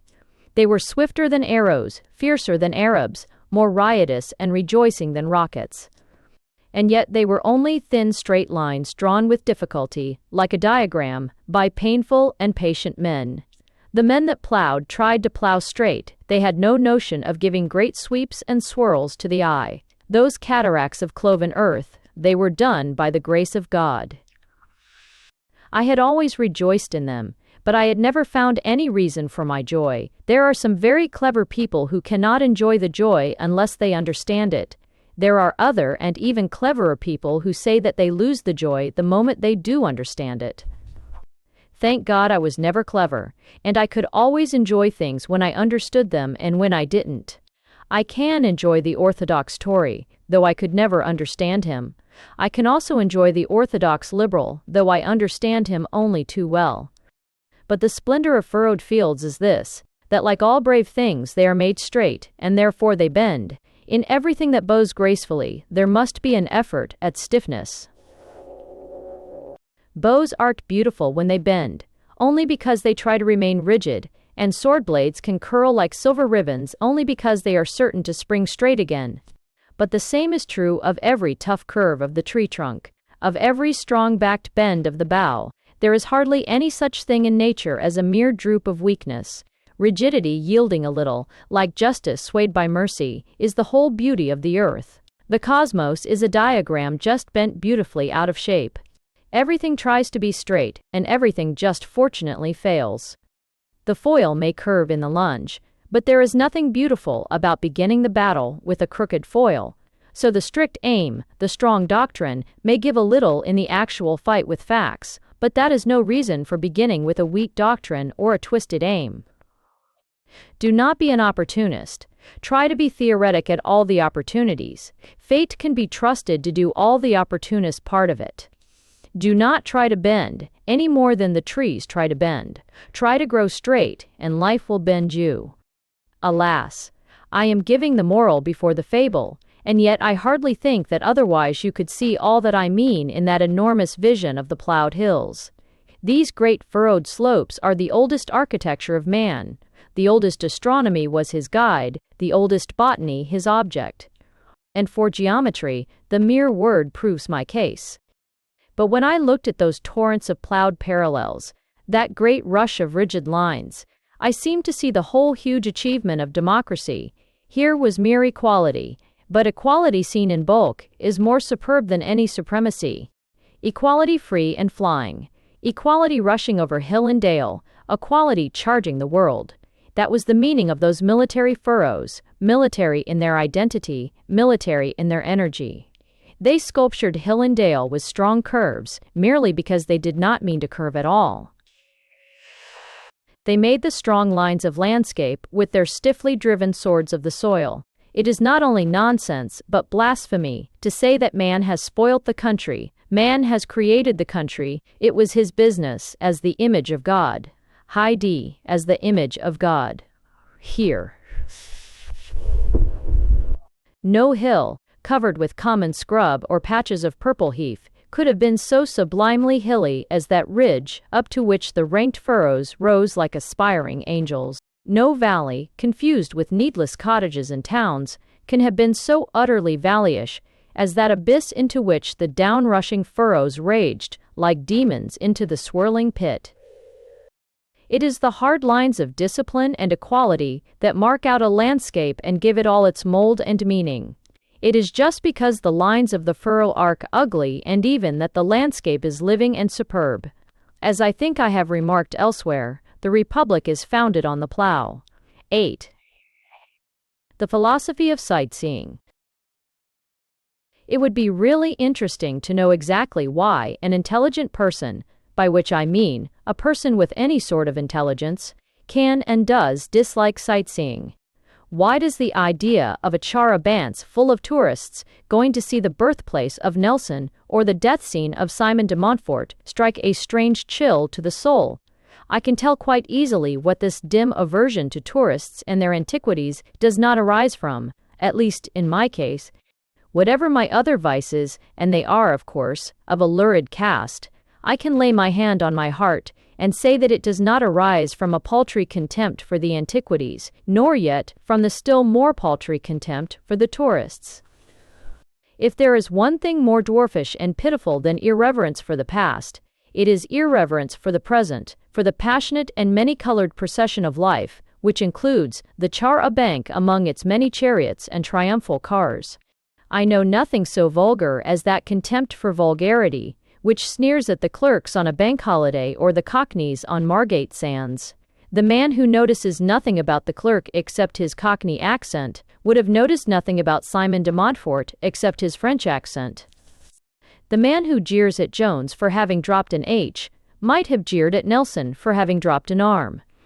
Scorn springs easily to the essentially vulgar-minded, and it is as easy to jibe at Montfort as a foreigner or at Nelson as a cripple, as to jibe at the struggling speech and the maimed bodies of the mass of our comic and tragic race. If I shrink faintly from this affair of tourists and tombs, it is certainly not because I am so profane as to think lightly either of the tombs or the tourists. I reverence those great men who had the courage to die. I reverence also these little men who have the courage to live. Even if this be conceded, another suggestion may be made. It may be said that antiquities and commonplace crowds are indeed good things, like violets and geraniums, but they do not go together. A billycock is a beautiful object, it may be eagerly urged, but it is not in the same style of architecture as Ely Cathedral. It is a dome, a small rococo dome in the Renaissance manner, and does not go with the pointed arches that assault heaven like spears. A char-a-banc is lovely, it may be said if placed upon a pedestal and worshipped for its own sweet sake, but it does not harmonize with the curve and outline of the old three-decker on which Nelson died. Its beauty is quite of another sort. Therefore, we will suppose our sage to argue, antiquity and democracy should be kept separate as inconsistent things. Things may be inconsistent in time and space, which are by no means inconsistent in essential value and idea. Thus, the Catholic Church has water for the newborn and oil for the dying, but she never mixes oil and water.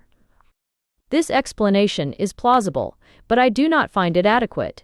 The first objection is that the same smell of bathos haunts the soul in the case of all deliberate and elaborate visits to beauty spots, even by persons of the most elegant position or the most protected privacy.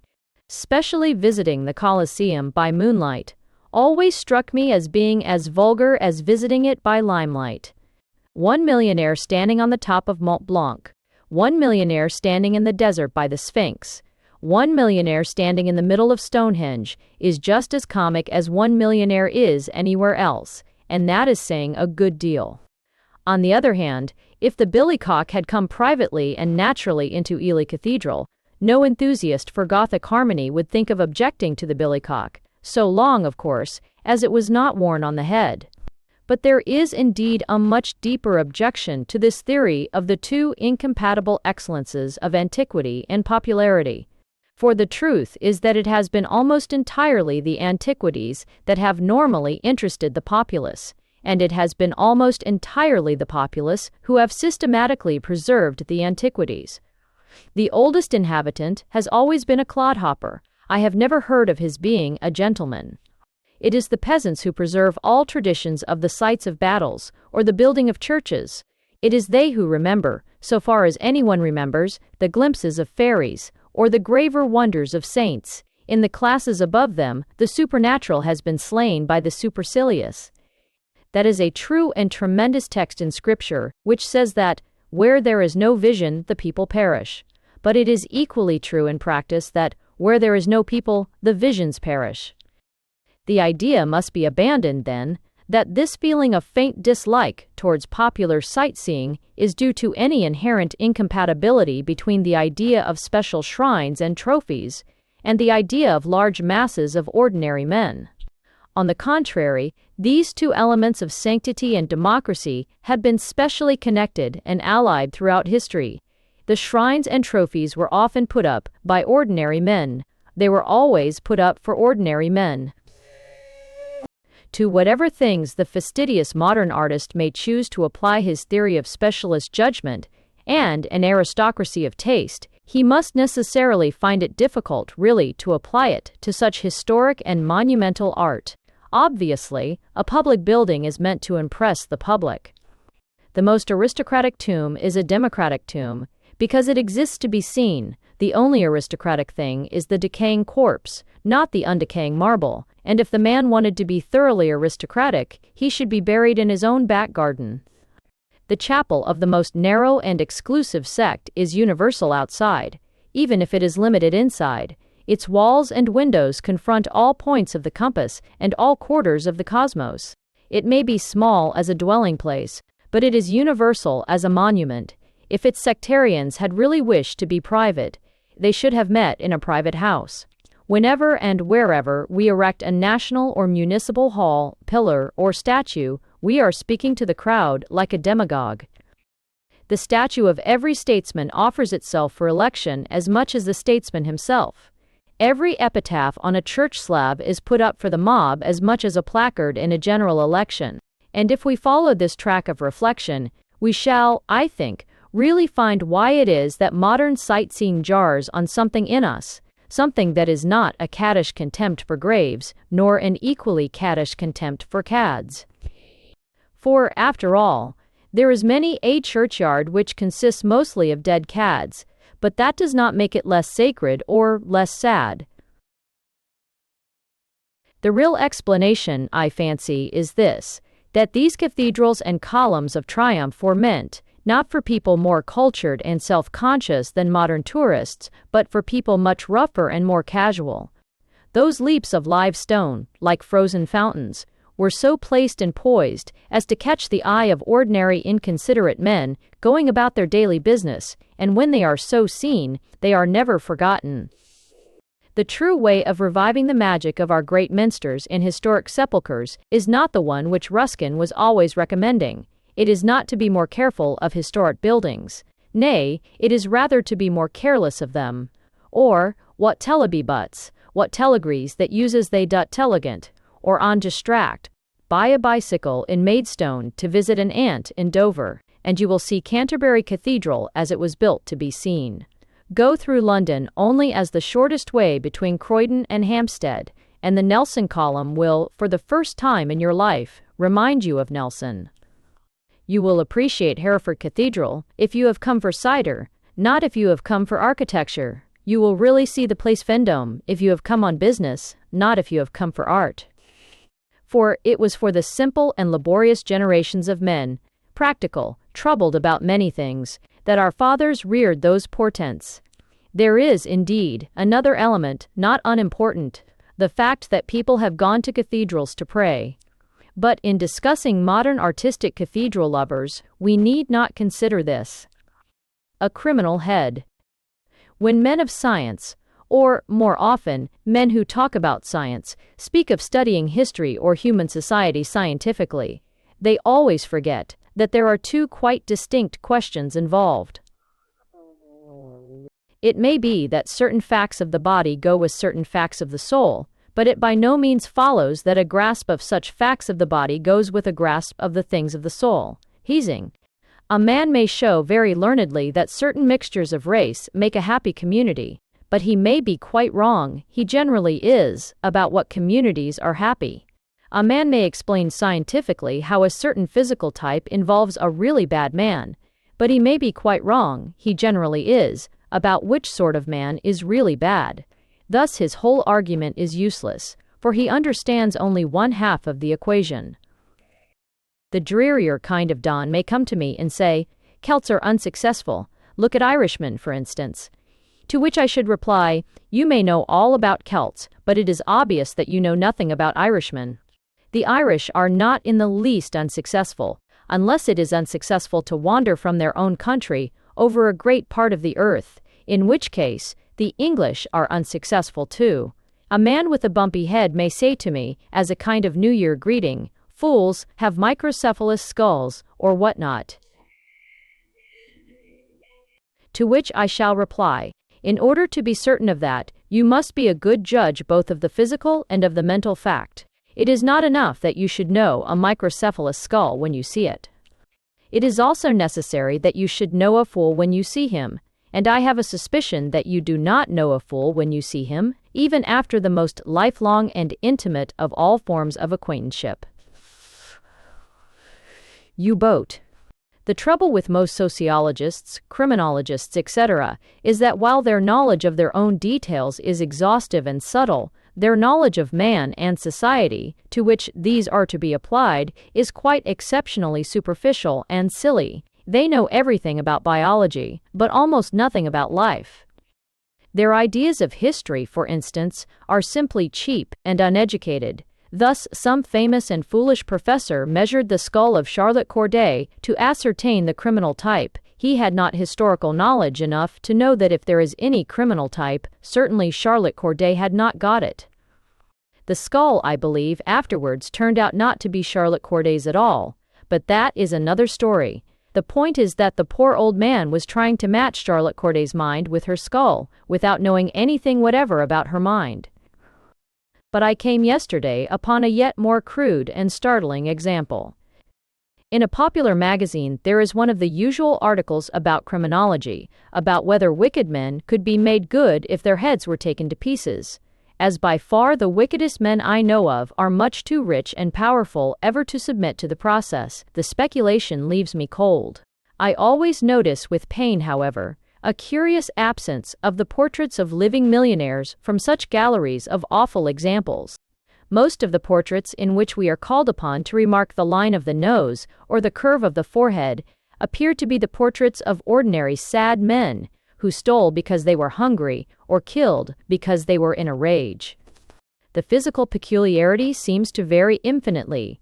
Sometimes it is the remarkable square head, sometimes it is the unmistakable round head, sometimes the learned draw attention to the abnormal development, sometimes to the striking deficiency of the back of the head. I have tried to discover what is the invariable factor, the one permanent mark of the scientific criminal type. After exhaustive classification, I have to come to the conclusion that it consists in being poor. But it was among the pictures in this article that I received the final shock, the enlightenment which has left me in lasting possession of the fact that criminologists are generally more ignorant than criminals.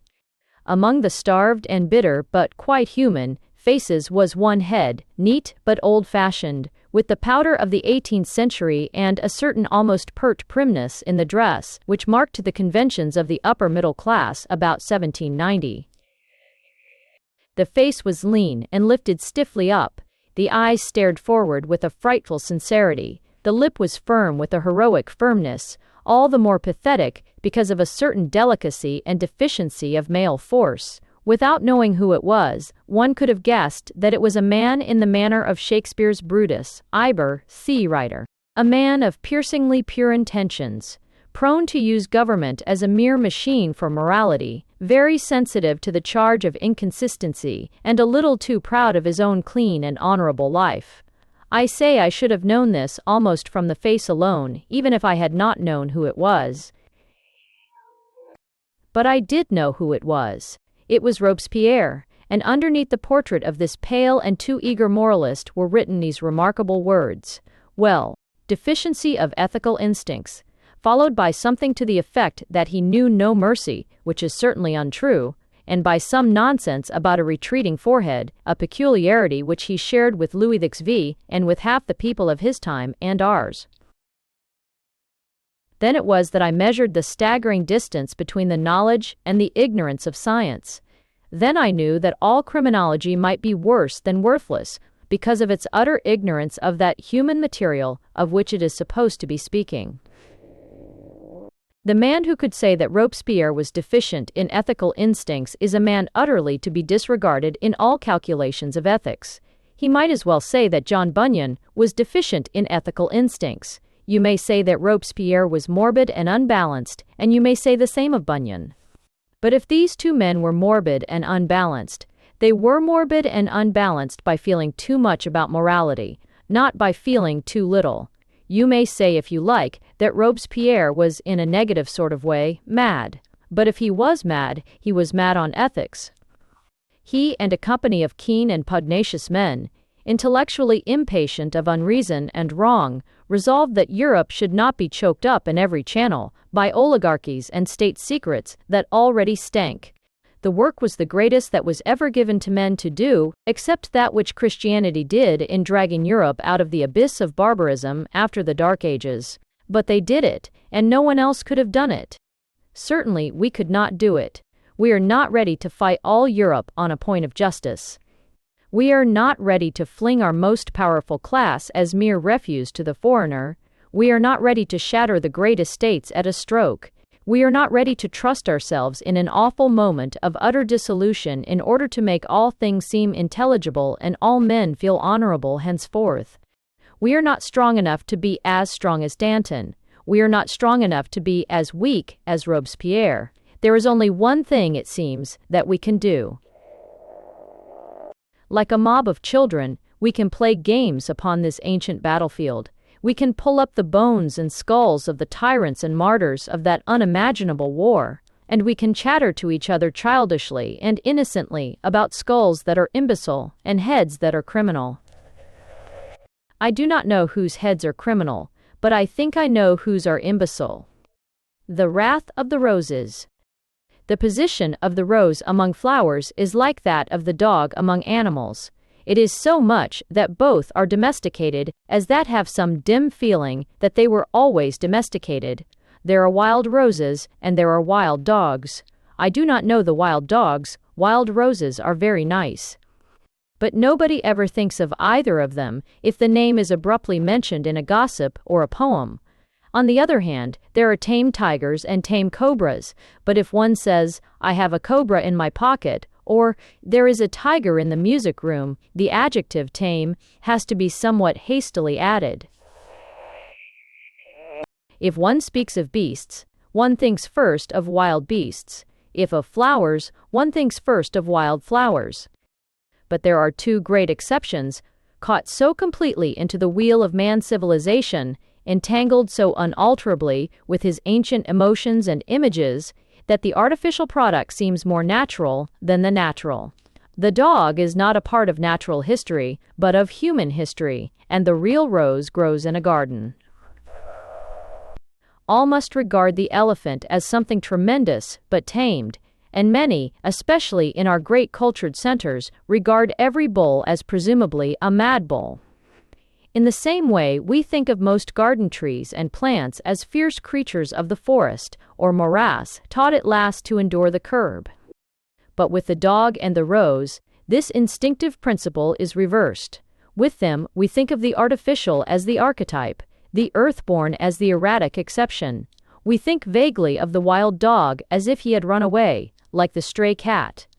And we cannot help fancying that the wonderful wild rose of our hedges has escaped by jumping over the hedge. Perhaps they fled together, the dog and the rose, a singular and on the whole an imprudent elopement.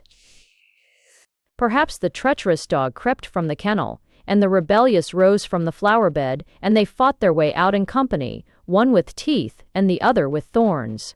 Possibly this is why my dog becomes a wild dog when he sees roses, and kicks them anywhere. Possibly, this is why the wild rose is called a dog rose. Possibly not. But there is this degree of dim barbaric truth in the quaint old-world legend that I have just invented, that in these two cases the civilized product is felt to be the fiercer, nay, even the wilder. Nobody seems to be afraid of a wild dog. He is classed among the jackals and the servile beasts.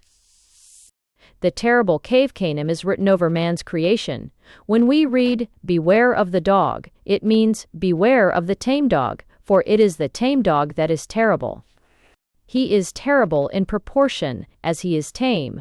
It is his loyalty and his virtues that are awful to the stranger, even the stranger within your gates, still more to the stranger halfway over your gates. He is alarmed at such deafening and furious docility, he flees from that great monster of mildness. Well, I have much the same feeling when I look at the roses. Ranked red and thick and resolute round a garden, they seem to me bold and even blustering.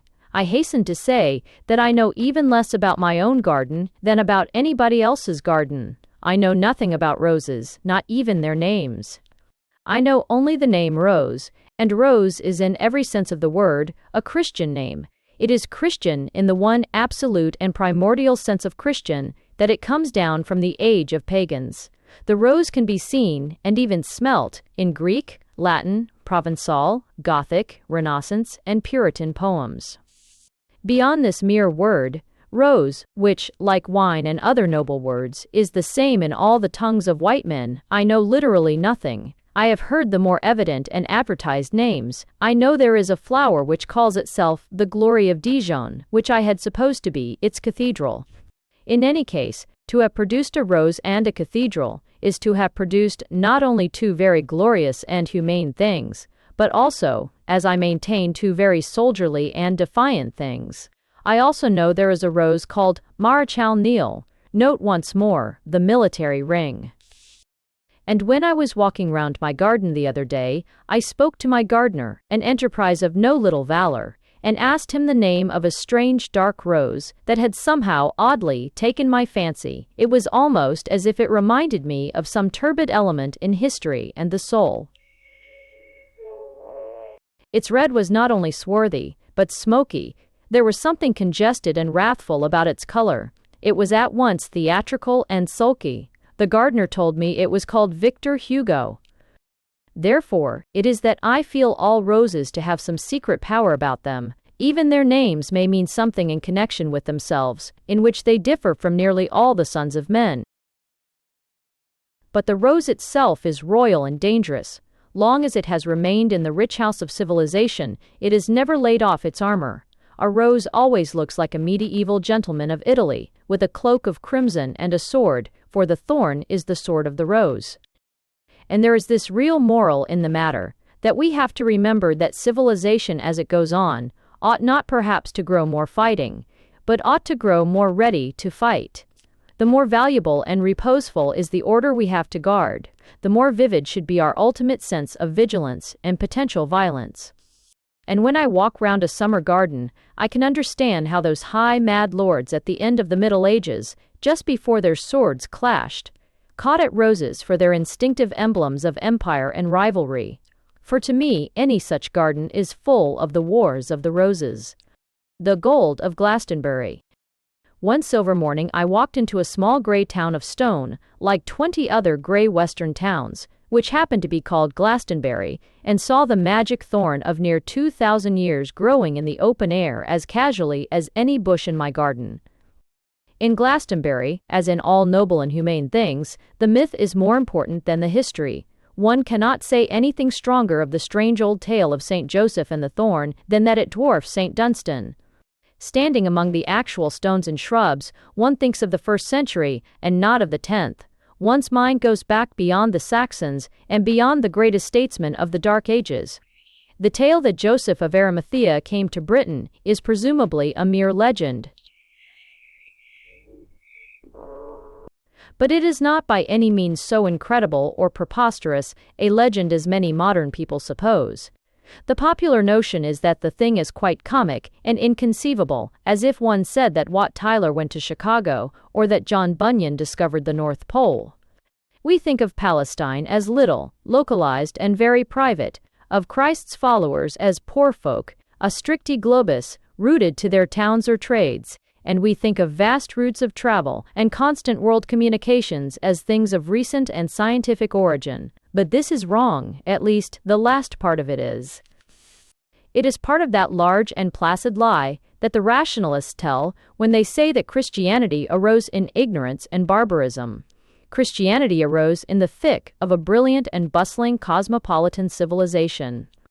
Long sea voyages were not so quick, but were quite as incessant as today, and though in the nature of things Christ had not many rich followers, it is not unnatural to suppose that he had some. And a Joseph of Arimathea may easily have been a Roman citizen with a yacht that could visit Britain.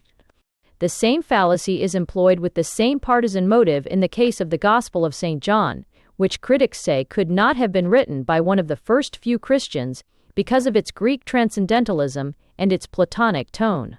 I am no judge of the philology, but every human being is a divinely appointed judge of the philosophy, and the Platonic tone seems to me to prove nothing at all. Palestine was not a secluded valley of barbarians, it was an open province of a polyglot empire, overrun with all sorts of people of all kinds of education. To take a rough parallel, suppose some great prophet arose among the Boers in South Africa. The prophet himself might be a simple or unlettered man, but no one who knows the modern world would be surprised if one of his closest followers were a professor from Heidelberg or an MA from Oxford. All this is not urged here with any notion of proving that the tale of the thorn is not a myth. As I have said, it probably is a myth. It is urged with the much more important object of pointing out the proper attitude towards such myths. The tale is certainly not impossible, as it is certainly not certain. And through all the ages since the Roman Empire, men have fed their healthy fancies and their historical imagination upon the very twilight condition of such tales. But today real agnosticism has declined along with real theology. People cannot leave a creed alone, though it is the essence of a creed to be clear. But neither can they leave a legend alone, though it is the essence of a legend to be vague. That sane half-skepticism, which was found in all rustics, in all ghost tales and fairy tales, seems to be a lost secret. Modern people must make scientifically certain that Saint Joseph did or did not go to Glastonbury, despite the fact that it is now quite impossible to find out, and that it does not, in a religious sense, very much matter.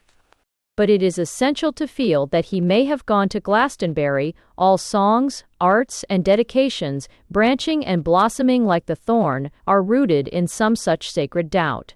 Taken thus, not heavily like a problem, but lightly, like an old tale, the thing does lead one along the road of very strange realities, and the thorn is found growing in the heart of a very secret maze of the soul. Something is really present in the place. Some closer contact with a thing which covers Europe, but is still a secret. Somehow, the grey town and the green bush touch across the world. The strange small country of the garden and the grave. There is verily some communion between the thorn tree and the crown of thorns.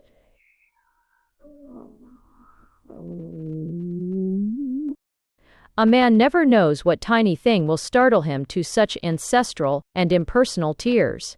Piles of superb masonry will often pass like a common panorama, and on this grey and silver morning the ruined towers of the cathedral stood about me somewhat vaguely like grey clouds.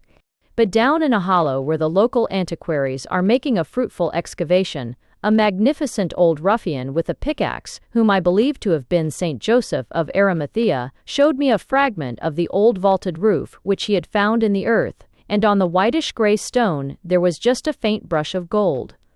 There seemed a piercing and sword-like pathos, an unexpected fragrance of all forgotten or desecrated things, in the bare survival of that poor little pigment upon the imperishable rock. To the strong shapes of the Roman and the Gothic I had grown accustomed, but that weak touch of color was at once tawdry and tender, like some popular keepsake. Then I knew that all my fathers were men like me, for the columns and arches were grave, and told of the gravity of the builders. But here was one touch of their gaiety. I almost expected it to fade from the stone as I stared. It was as if men had been able to preserve a fragment of a sunset.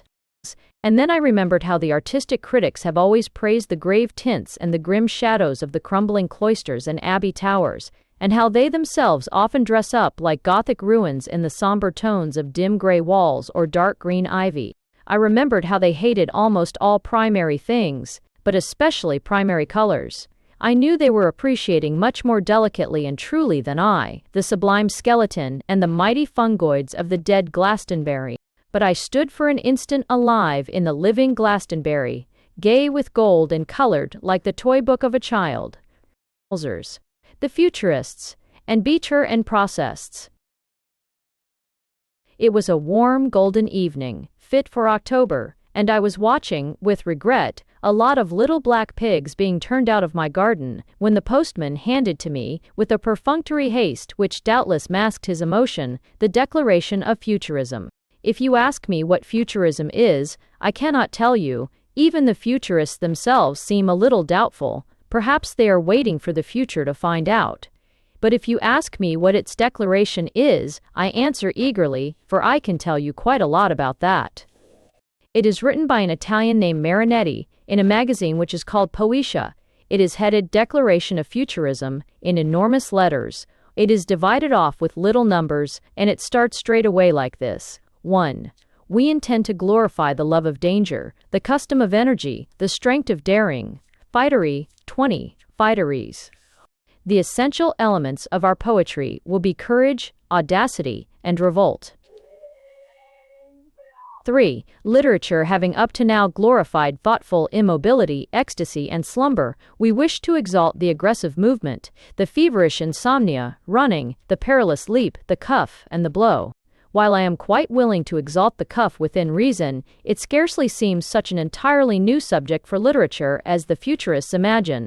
It seems to me that even through the slumber which fills the Siege of Troy, the Song of Roland, and the Orlando Furioso, and in spite of the thoughtful immobility which marks Pantagruel, Henry V, and the Ballad of Chevy Chase, there are occasional gleams of an admiration for courage, y-e-r-n. A readiness to glorify the love of danger and even the strength of daring, I seem to remember slightly differently spelt, somewhere in literature. The distinction, however, seems to be that the warriors of the past went in for tournaments, which were at least dangerous for themselves, while the futurists go in for motor cars, which are mainly alarming for other people. It is the futurist in his motor who does the aggressive movement, but it is the pedestrians who go in for the running and the perilous leap. Section number 4 says, "We declare that the splendor of the world has been enriched with a new form of beauty, the beauty of speed. A race automobile adorned with great pipes like serpents with explosive breath. ID 9, a race automobile which seems to rush over exploding powder is more beautiful than the victory of Samothrace. It is also much easier if you have the money." It is quite clear, however, that you cannot be a futurist at all, unless you are frightfully rich. Then follows this lucid and soul-stirring sentence. EDA 5. We will sing the praises of man holding the flywheel, of which the ideal steering post traverses the earth impelled itself around the circuit of its own orbit. What a jolly song it would be, so hearty and with such a simple swing in it. I can imagine the futurists round the fire in a tavern trolling out in chorus some ballad with that incomparable refrain, shouting over their swaying flagons some such words as these. A notion came into my head as new as it was. Bright, that poems might be written on the subject of a fight. No praise was given to Lancelot, Achilles, Nap, or Corbett, but we will sing the praises of man holding the flywheel of which the ideal steering post traverses the earth impelled itself around the circuit of its own orbit. Then, lest it should be supposed that futurism would be so weak as to permit any democratic restraints upon the violence and levity of the luxurious classes, there would be a special verse in honor of the motors also, 70s knockadas, also RRI, usual, and 1419, hostity IO. My fathers scaled the mountains in their pilgrimages far, but I feel full of energy while sitting in a car, and petrol is the perfect wine, I lick it and absorb it. So we will sing the praises of man holding the flywheel of which the ideal steering post traverses the earth impelled itself around the circuit of its own orbit. Yes, it would be a rollicking catch. I wish there were space to finish the song, or to detail all the other sections in the Declaration. Suffice it to say that futurism has a gratifying dislike both of liberal politics and Christian morals. I say gratifying because, however, unfortunately, the cross and the cap of liberty have quarreled. They are always united in the feeble hatred of such silly megalomaniacs as these. They will glorify war, the only true hygiene of the world, militarism, patriotism, the destructive gesture of anarchism, the beautiful ideas which kill, and the scorn of woman. They will destroy museums, libraries, and fight against moralism, feminism, and all utilitarian cowardice, which people. The proclamation ends with an extraordinary passage, which I cannot understand at all about something that is going to happen to Mr. Marinetti when he is 40. As far as I can make out, he will then be killed by other poets, who will be overwhelmed with love and admiration for him.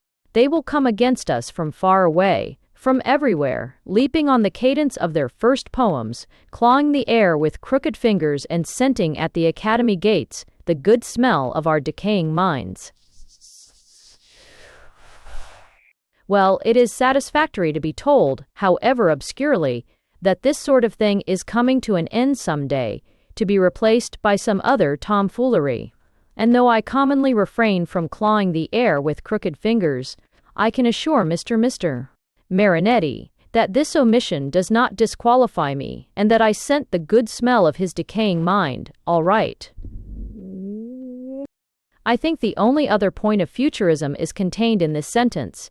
It is in Italy that we hurl this overthrowing and inflammatory declaration, with which today we found futurism, for we will free Italy from her numberless museums, which cover her with countless cemeteries.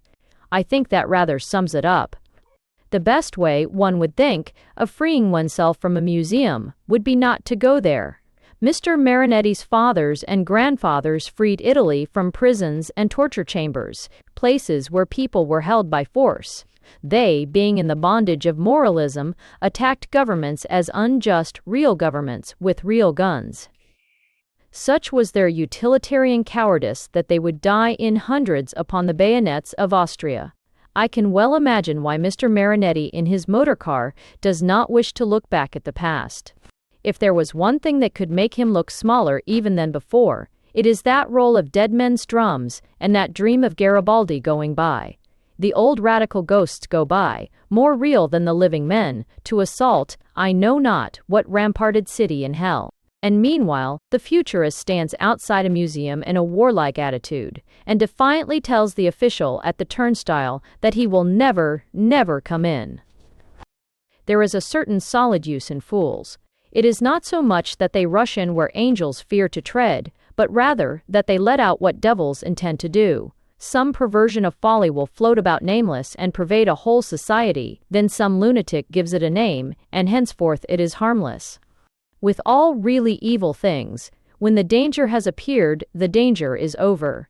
Now it may be hoped that the self-indulgent sprawlers of Poesia have put a name once and for all to their philosophy. In the case of their philosophy, to put a name to it is to put an end to it.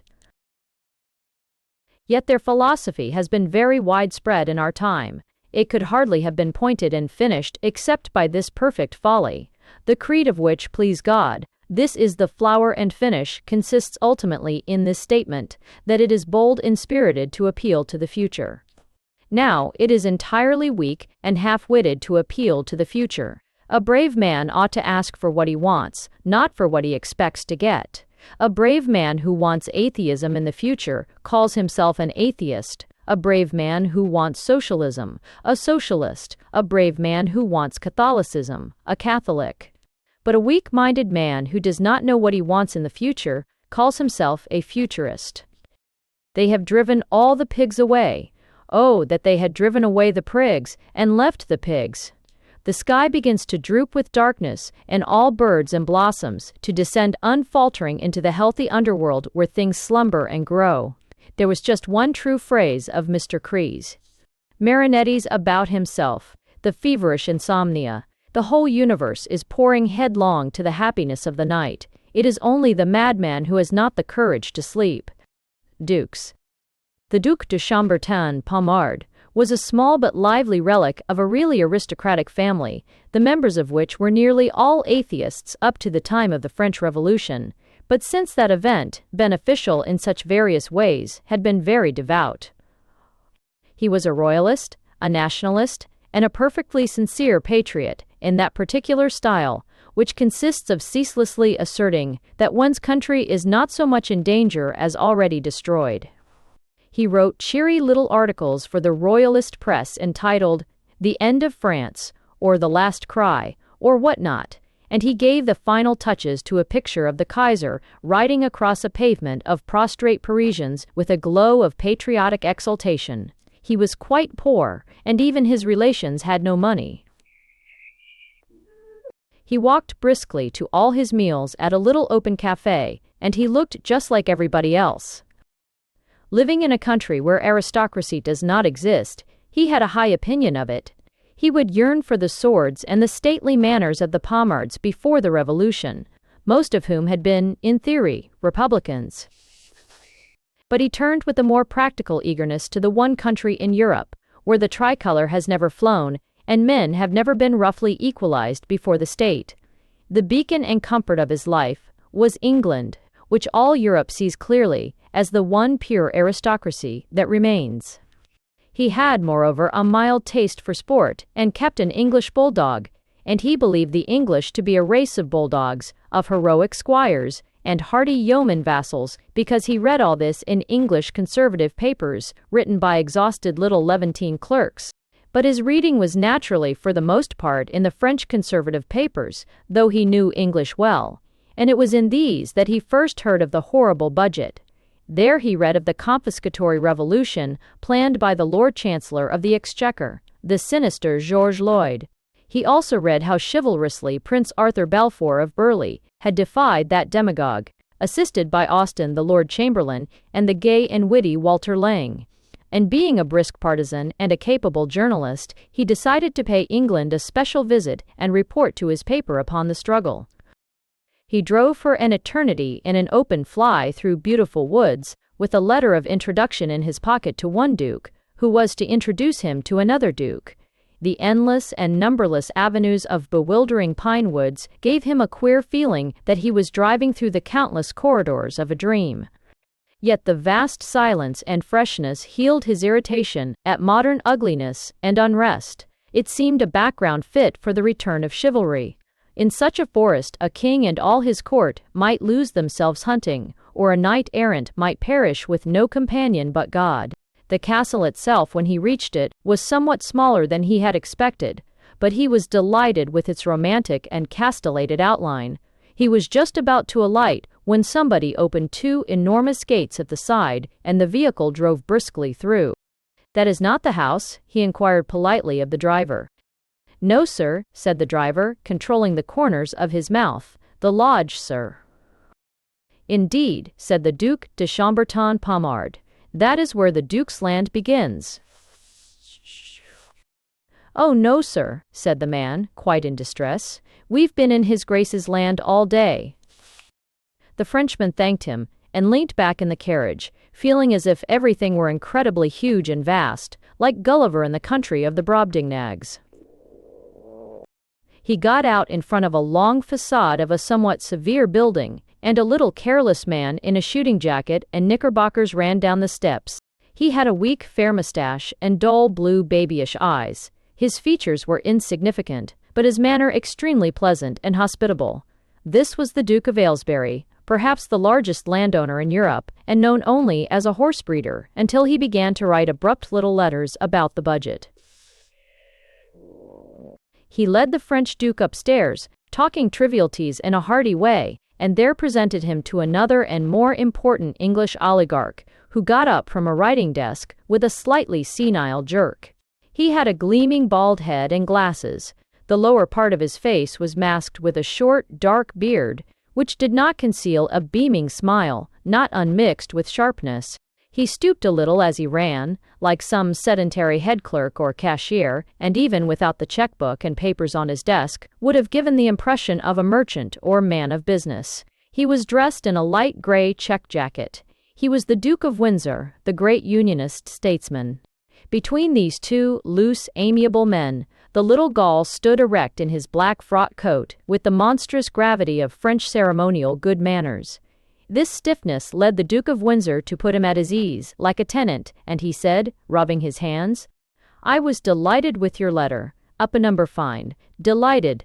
I shall be very pleased if I can give you, any details."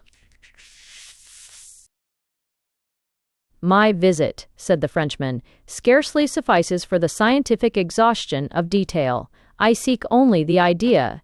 The idea, that is always the immediate thing." "Quite so," said the other rapidly. "Quite so. The idea. In the idea." Feeling somehow that it was his turn, the English Duke having done all that could be required of him, Pommard had to say, "I mean the idea of aristocracy. I regard this as the last great battle for the idea. aristocracy, like any other thing, must justify itself to mankind. Aristocracy is good because it preserves a picture of human dignity in a world where that dignity is often obscured by servile necessities. Aristocracy alone can keep a certain high reticence of soul and body, a certain noble distance between the sexes.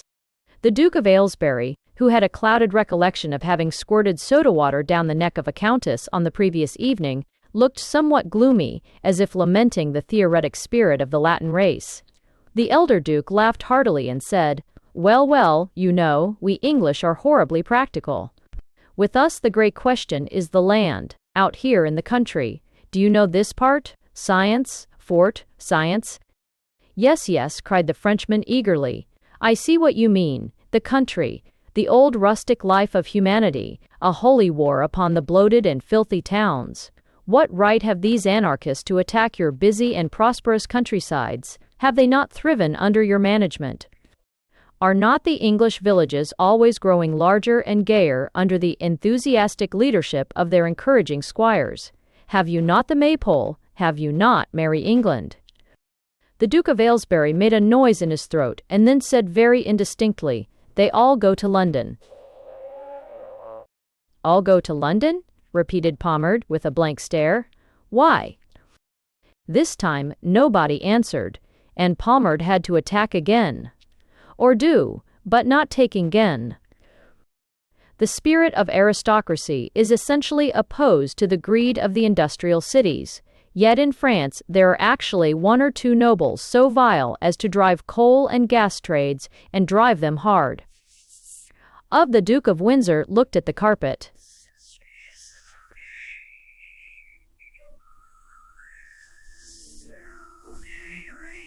At length the latter said, "That's rather stiff, you know.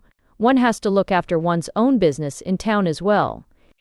"Do not say it," cried the little Frenchman, starting up. "I tell you all, Europe is one fight between business and honor. If we do not fight for honor, who will? What other right have we poor two-legged sinners to titles and quartered shields, except that we staggeringly support some idea of giving things which cannot be demanded and avoiding things which cannot be punished? Our only claim is to be a wall across Christendom against the Jew peddlers and pawnbrokers, against the Goldsteins and the idea H4. The Duke of Aylesbury swung round with his hands in his pockets. "Oh, I say," he said, "you've been read in Lloyd George. Nobody but dirty radicals can say a word against Goldstein." "I certainly cannot permit," said the elder Duke, rising rather shakily, "the respected name of Lord Goldstein, 70, and stead." He intended to be impressive, but there was something in the Frenchman's eye that is not so easily impressed. There shone there that steel which is the mind of France. "Gentlemen," he said, "I think I have all the details now. You have ruled England for 400 years. By your own account, you have not made the countryside endurable to men. By your own account, you have helped the victory of vulgarity and smoke. And by your own account, you are hand and glove with those very money-grubbers and adventurers whom gentlemen have no other business but to keep at bay. I do not know what your people will do, but my people would kill you." Some seconds afterwards he had left the Duke's house, and some hours afterwards the Duke's estate. The glory of Grey. I suppose that, taking this summer as a whole, people will not call it an appropriate time for praising the English climate. But for my part, one will praise the English climate till I die, even if I die of the English climate. There is no weather so good as English weather. Nay, in a real sense, there is no weather at all anywhere but in England. In France you have much sun and some rain. In Italy you have hot winds and cold winds. In Scotland and Ireland you have rain, either thick or thin. In America you have hells of heat and cold, and in the tropics you have sunstrokes varied by thunderbolts. But all these you have on a broad and brutal scale, and you settle down into contentment or despair. Only in our own romantic country do you have the strictly romantic thing called weather, beautiful and changing as a woman. The great English landscape painters neglected now like everything that is English, have this salient distinction, that the weather is not the atmosphere of their pictures, it is the subject of their pictures. They paint portraits of the weather. The weather sat to Constable. The weather posed for Turner, and a deuce of a pose it was. This cannot truly be said of the greatest of their continental models or rivals. Poussin and Claude painted objects, ancient cities, or perfect Arcadian shepherds through a clear medium of the climate. But in the English painters, weather is the hero, with Turner an Adelphi hero, taunting, flashing, and fighting, melodramatic but really magnificent. The English climate, a tall and terrible protagonist, robed in rain and thunder and snow and sunlight, fills the whole canvas and the whole foreground. I admit the superiority of many other French things, besides French art, but I will not yield an inch on the superiority of English weather and weather painting. Why, the French have not even got a word for weather, and you must ask for the weather in French as if you were asking for the time in English. Then again, variety of climate should always go with stability of abode. The weather in the desert is monotonous, and as a natural consequence, the Arabs wander about, hoping it may be different somewhere. But an Englishman's house is not only his castle, it is his fairy castle. Clouds and colors of every varied dawn and eve are perpetually touching and turning it from clay to gold, or from gold to ivory. There is a line of woodland beyond a corner of my garden, which is literally different on every one of the 365 days. Sometimes it seems as near as a hedge, and sometimes as far as a faint and fiery evening cloud. The same principle, by the way, applies to the difficult problem of wives. Variability is one of the virtues of a woman. It avoids the crude requirement of polygamy. So long as you have one good wife, you are sure to have a spiritual harem. Now, among the heresies that are spoken in this matter, is the habit of calling a gray day a colorless day. Gray is a color, and can be a very powerful and pleasing color. There is also an insulting style of speech about one gray day just like another. You might as well talk about one green tree just like another. A gray clouded sky is indeed a canopy between us and the sun, so is a green tree, if it comes to that, but the gray umbrellas differ as much as the green in their style and shape, in their tint and tilt. One day may be gray like steel, and another gray like dove's plumage. One may seem gray like the deathly frost, and another gray like the smoke of substantial kitchens. No things could seem further apart than the doubt of gray and the decision of scarlet.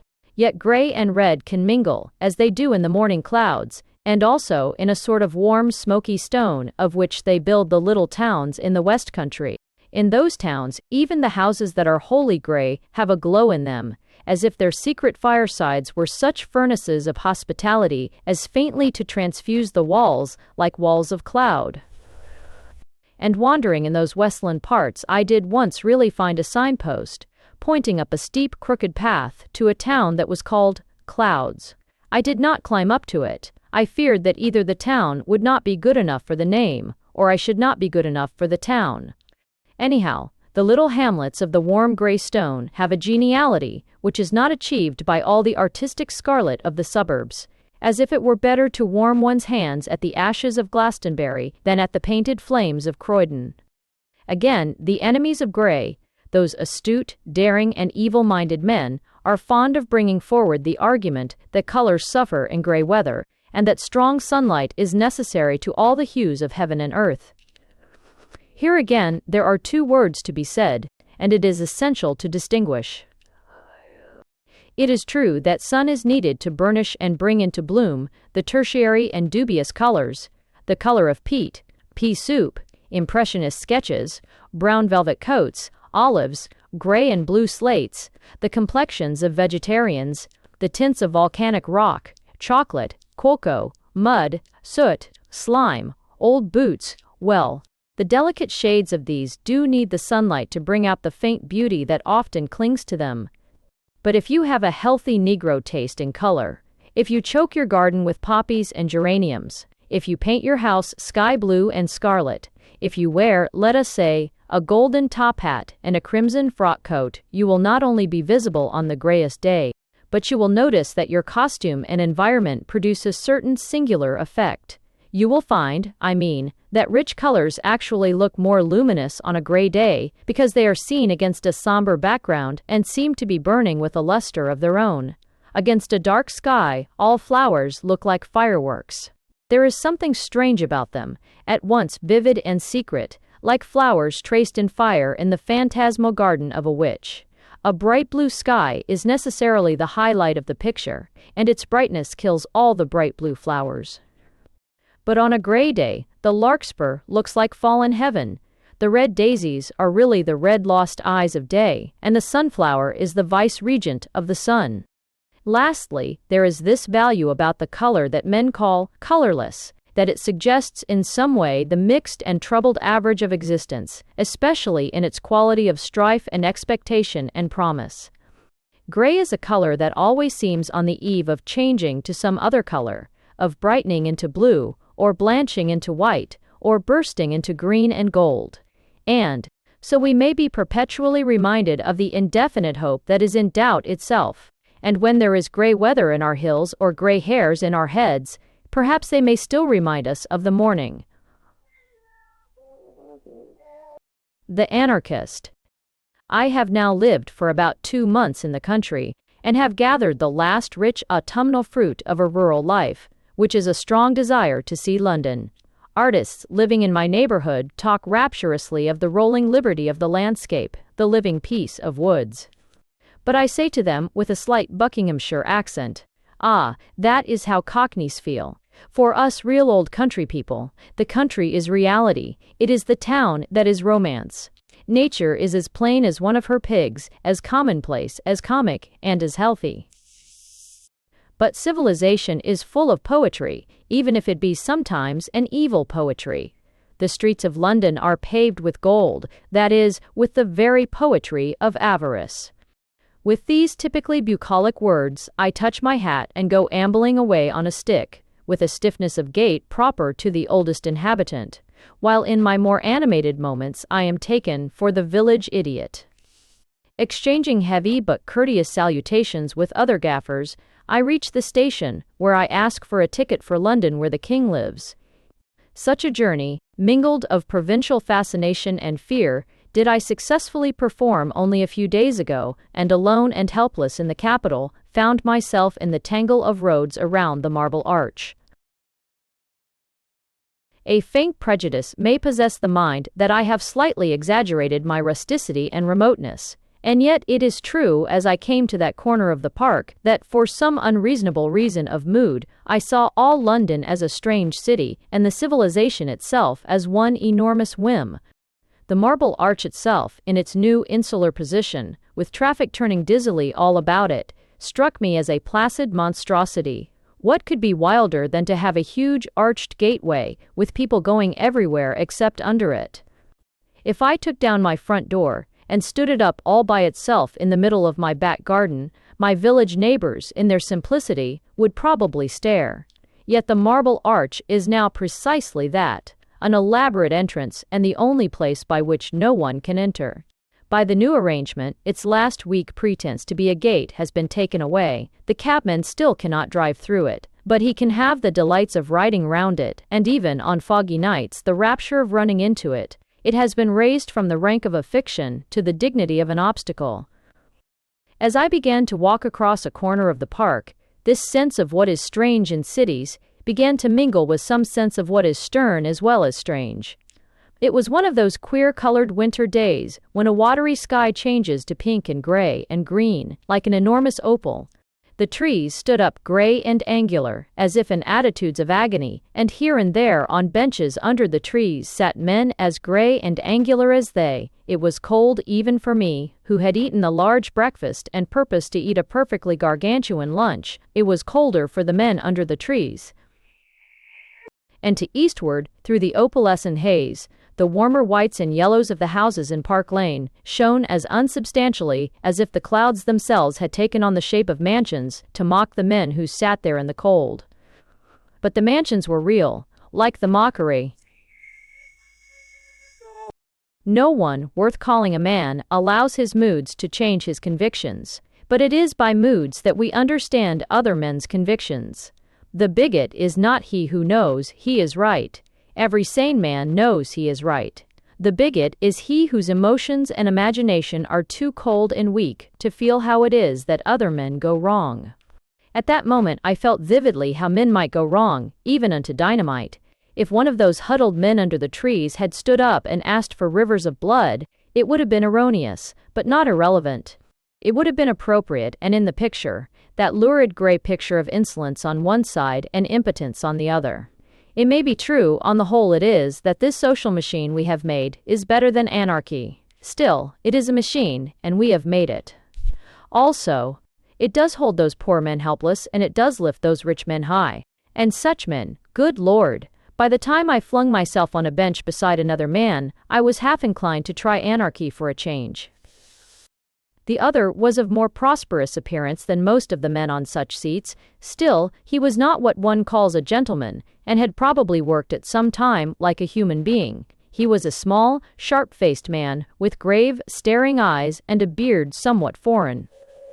His clothes were black, respectable and yet casual, those of a man who dressed conventionally because it was a bore to dress unconventionally, as it is.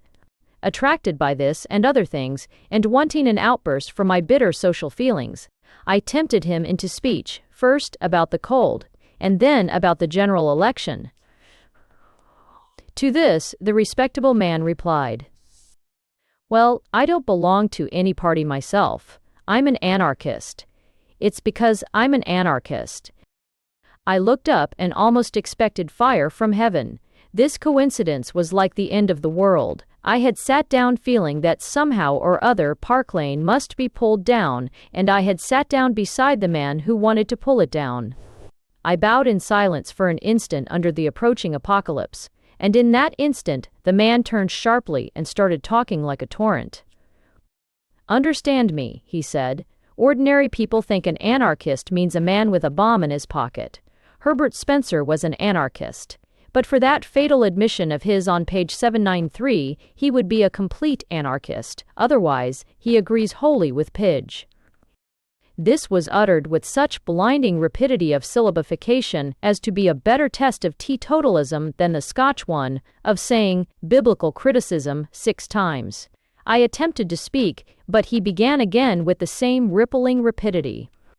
"You will say that Pidge also admits government in that 10th chapter, so easily misunderstood. Bolger has attacked Pidge on those lines. But Bolger has no scientific training. Bolger is a psychometrist, but no sociologist." To anyone who has combined a study of Pidge with the earlier and better discoveries of Cruxy, the fallacy is quite clear. Bolger confounds social coercion with coercional social action.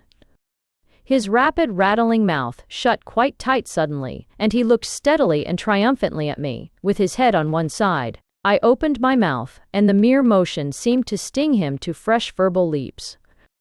"Yes," he said, "that's all very well. The Finland group has accepted Bolger. But," he said, suddenly lifting a long finger as if to stop me, "but, Pidge has replied, his pamphlet is published. He has proved that potential social rebuke is not a weapon of the true anarchist. Or bacology. He has shown that just as religious authority and political authority have gone, so must emotional authority and psychological authority. He has shown." I stood up in a sort of daze. "I think you remarked," I said feebly, "that the mere common populace do not quite understand anarchism." "Quite so," he said with burning swiftness. "As I said, they think any anarchist is a man with a bomb, whereas—" "But great heavens, man," I said, "it's the man with the bomb that I understand. I wish you had half his sense. What do I care how many German dons tie themselves in knots about how this society began? My only interest is about how soon it will end. Do you see those fat white houses over in Park Lane, where your masters live?" He assented and muttered something about concentrations of capital.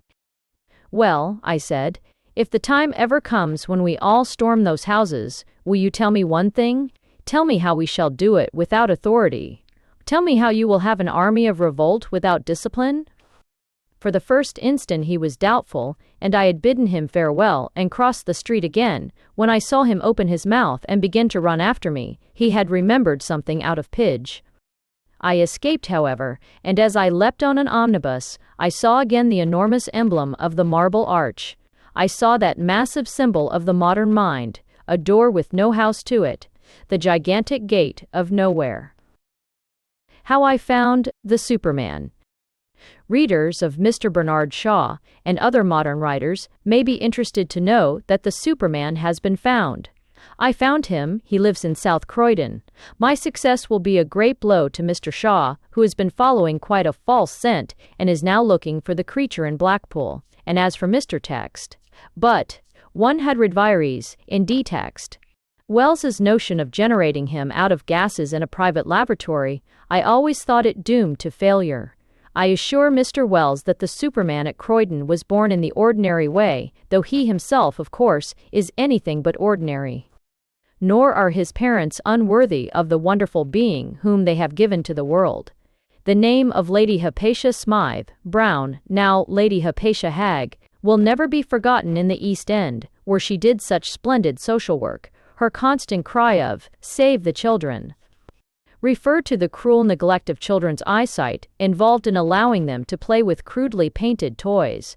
She quoted unanswerable statistics to prove that children allowed to look at violet and vermilion often suffered from failing eyesight in their extreme old age, and it was owing to her ceaseless crusade that the pestilence of the monkey on the stick was almost swept from Hoxton. The devoted worker would tramp the streets untiringly, taking away the toys from all the poor children who were often moved to tears by her kindness. Her good work was interrupted, partly by a new interest in the creed of Zoroaster, and partly by a savage blow from an umbrella. It was inflicted by a dissolute Irish applewoman, who, on returning from some orgy to her ill-kept apartment, found Lady Hypatia in the bedroom taking down an oleograph, which, to say the least of it, could not really elevate the mind. At this, the ignorant and partly intoxicated Celt dealt the social reformer a severe blow, adding to it an absurd accusation of theft. The lady's exquisitely balanced mind received a shock, and it was during a short mental illness that she married Dr. Hagg. Dr. Hagg himself, I hope there is no need to speak. Anyone even slightly acquainted with those daring experiments in neo-individualist eugenics, which are now the one absorbing interest of the English democracy, must know his name and often commend it to the personal protection of an impersonal power. Early in life, he brought to bear that ruthless insight into the history of religions which he had gained in boyhood as an electrical engineer. Later, he became one of our greatest geologists and achieved that bold and bright outlook upon the future of socialism which only geology can give. At first there seems something like a rift, a faint but perceptible fissure between his views and those of his aristocratic wife. For she was in favor, to use her own powerful epigram, of protecting the poor against themselves, while he declared pitilessly, in a new and striking metaphor, that the weakest must go to the wall. Eventually, however, the married pair perceived an essential union in the unmistakably modern character of both their views, and in this enlightening and intelligible formula, their souls found peace. The result is that this union of the two highest types of our civilization, the fashionable lady and the all but vulgar medical man, has been blessed by the birth of the Superman, that being whom all the laborers in Battersea are so eagerly expecting night and day. I found the house of Dr. and Lady Hypatia Hagg without much difficulty. It is situated in one of the last straggling streets of Croydon, and overlooked by a line of poplars. I reached the door towards the twilight, and it was natural that I should fancifully see something dark and monstrous in the dim bulk of that house which contained the creature who was more marvelous than the children of men. When I entered the house, I was received with exquisite courtesy by Lady Hypatia and her husband, but I found much greater difficulty in actually seeing the Superman, who is now about 15 years old, and is kept by himself in a quiet room. Even my conversation with the father and mother did not quite clear up the character of this mysterious being. Lady Hypatia, who has a pale and poignant face and is clad in those impalpable and pathetic greys and greens with which she has brightened so many homes in Hoxton, did not appear to talk of her offspring with any of the vulgar vanity of an ordinary human mother. I took a bold step and asked if the Superman was nice-looking. "He creates his own standard, you see," she replied, with a slight sigh. "Upon that plane he is more than Apollo. Seen from our lower plane, of course," and she sighed again. I had a horrible impulse and said suddenly, "Has he got any hair?" There was a long and painful silence, and then Dr. Hagg said smoothly, "Everything upon that plane is different. What he has got is not. Well, not, of course, what we call hair. But, what? Don't you think," said his wife very softly, "don't you think that really, for the sake of argument, when talking to the mere public, one might call it hair?" "Perhaps you are right," said the doctor after a few moments' reflection. "In connection with hair like that, one must speak in parables." "Well, what on earth is it?" I asked in some irritation. "If it isn't hair, is it feathers?" "Not feathers as we understand feathers," answered Hagg in an awful voice. I got up in some irritation. "Can I see him at any rate?" I asked. "I am a journalist and have no earthly motives except curiosity and personal vanity. I should like to say that I had shaken hands with the Superman." The husband and wife had both got heavily to their feet and stood embarrassed. "Well, of course, you know," said Lady Hypatia, with the really charming smile of the aristocratic hostess, "you know he can't exactly shake hands."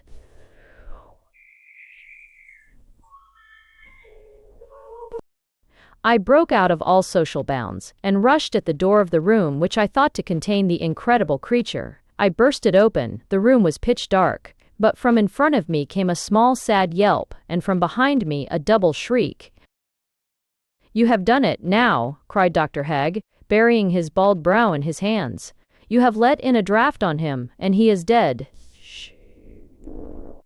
As I walked away from Croydon that night, I saw men in black carrying out a coffin that was not of any human shape. The wind wailed above me, whirling the poplars, so that they drooped and nodded like the plumes of some cosmic funeral. "It is indeed," said Dr. Crossmick. "Hagg, the whole universe weeping over the frustration of its most magnificent birth." But I thought that there was a hoot of laughter in the high wail of the wind. The new house. Within a stone's throw of my house, they are building another house. I am glad they are building it, and I am glad it is within a stone's throw, quite well within it, with a good catapult. Nevertheless, I have not yet cast the first stone at the new house, not being, strictly speaking, guiltless myself in the matter of new houses, and, indeed, in such cases there is a strong protest to be made. The whole curse of the last century has been what is called the swing of the pendulum, that is, the idea that man must go alternately from one extreme to the other. It is a shameful and even shocking fancy. It is the denial of the whole dignity of mankind. When man is alive, he stands still. Awful, knees, also to the speed just for this. He stands still, but he stis not of everything but maintained, for the whole curse of the whole dignity, just as also teen, or to the understand. It is only when he is dead that he swings. But whenever one meets modern thinkers, as one often does, progressing towards a madhouse, one always finds, on inquiry, that they have just had a splendid escape from another madhouse. Thus, hundreds of people become socialists, not because they have tried socialism and found it nice, but because they have tried individualism and found it particularly nasty. Thus, many embrace Christian Science solely because they are quite sick of heathen science. They are so tired of believing that everything is matter that they will even take refuge in the revolting fable that everything is mind. Man ought to march somewhere. But modern man, in his sick reaction, is ready to march nowhere so long as it is the other end of nowhere. Or, the case of building houses is a strong instance of this. Early in the 19th century, our civilization chose to abandon the Greek and medieval idea of a town, with walls, limited and defined, with a temple for faith and a marketplace for politics, and it chose to let the city grow like a jungle, with blind cruelty and bestial unconsciousness. so that London and Liverpool are the great cities we now see. Well, people have reacted against that. They have grown tired of living in a city which is as dark and barbaric as a forest, only not as beautiful, and there has been an exodus into the country of those who could afford it, and some I could name who can't. Now, as soon as this quite rational recoil occurred, it flew at once to the opposite extreme. People went about with beaming faces, boasting that they were 23 miles from a station. Rubbing their hands, they exclaimed in rollicking asides that their butcher only called once a month, and that their baker started out with fresh hot loaves, which were quite stale, before they reached the table.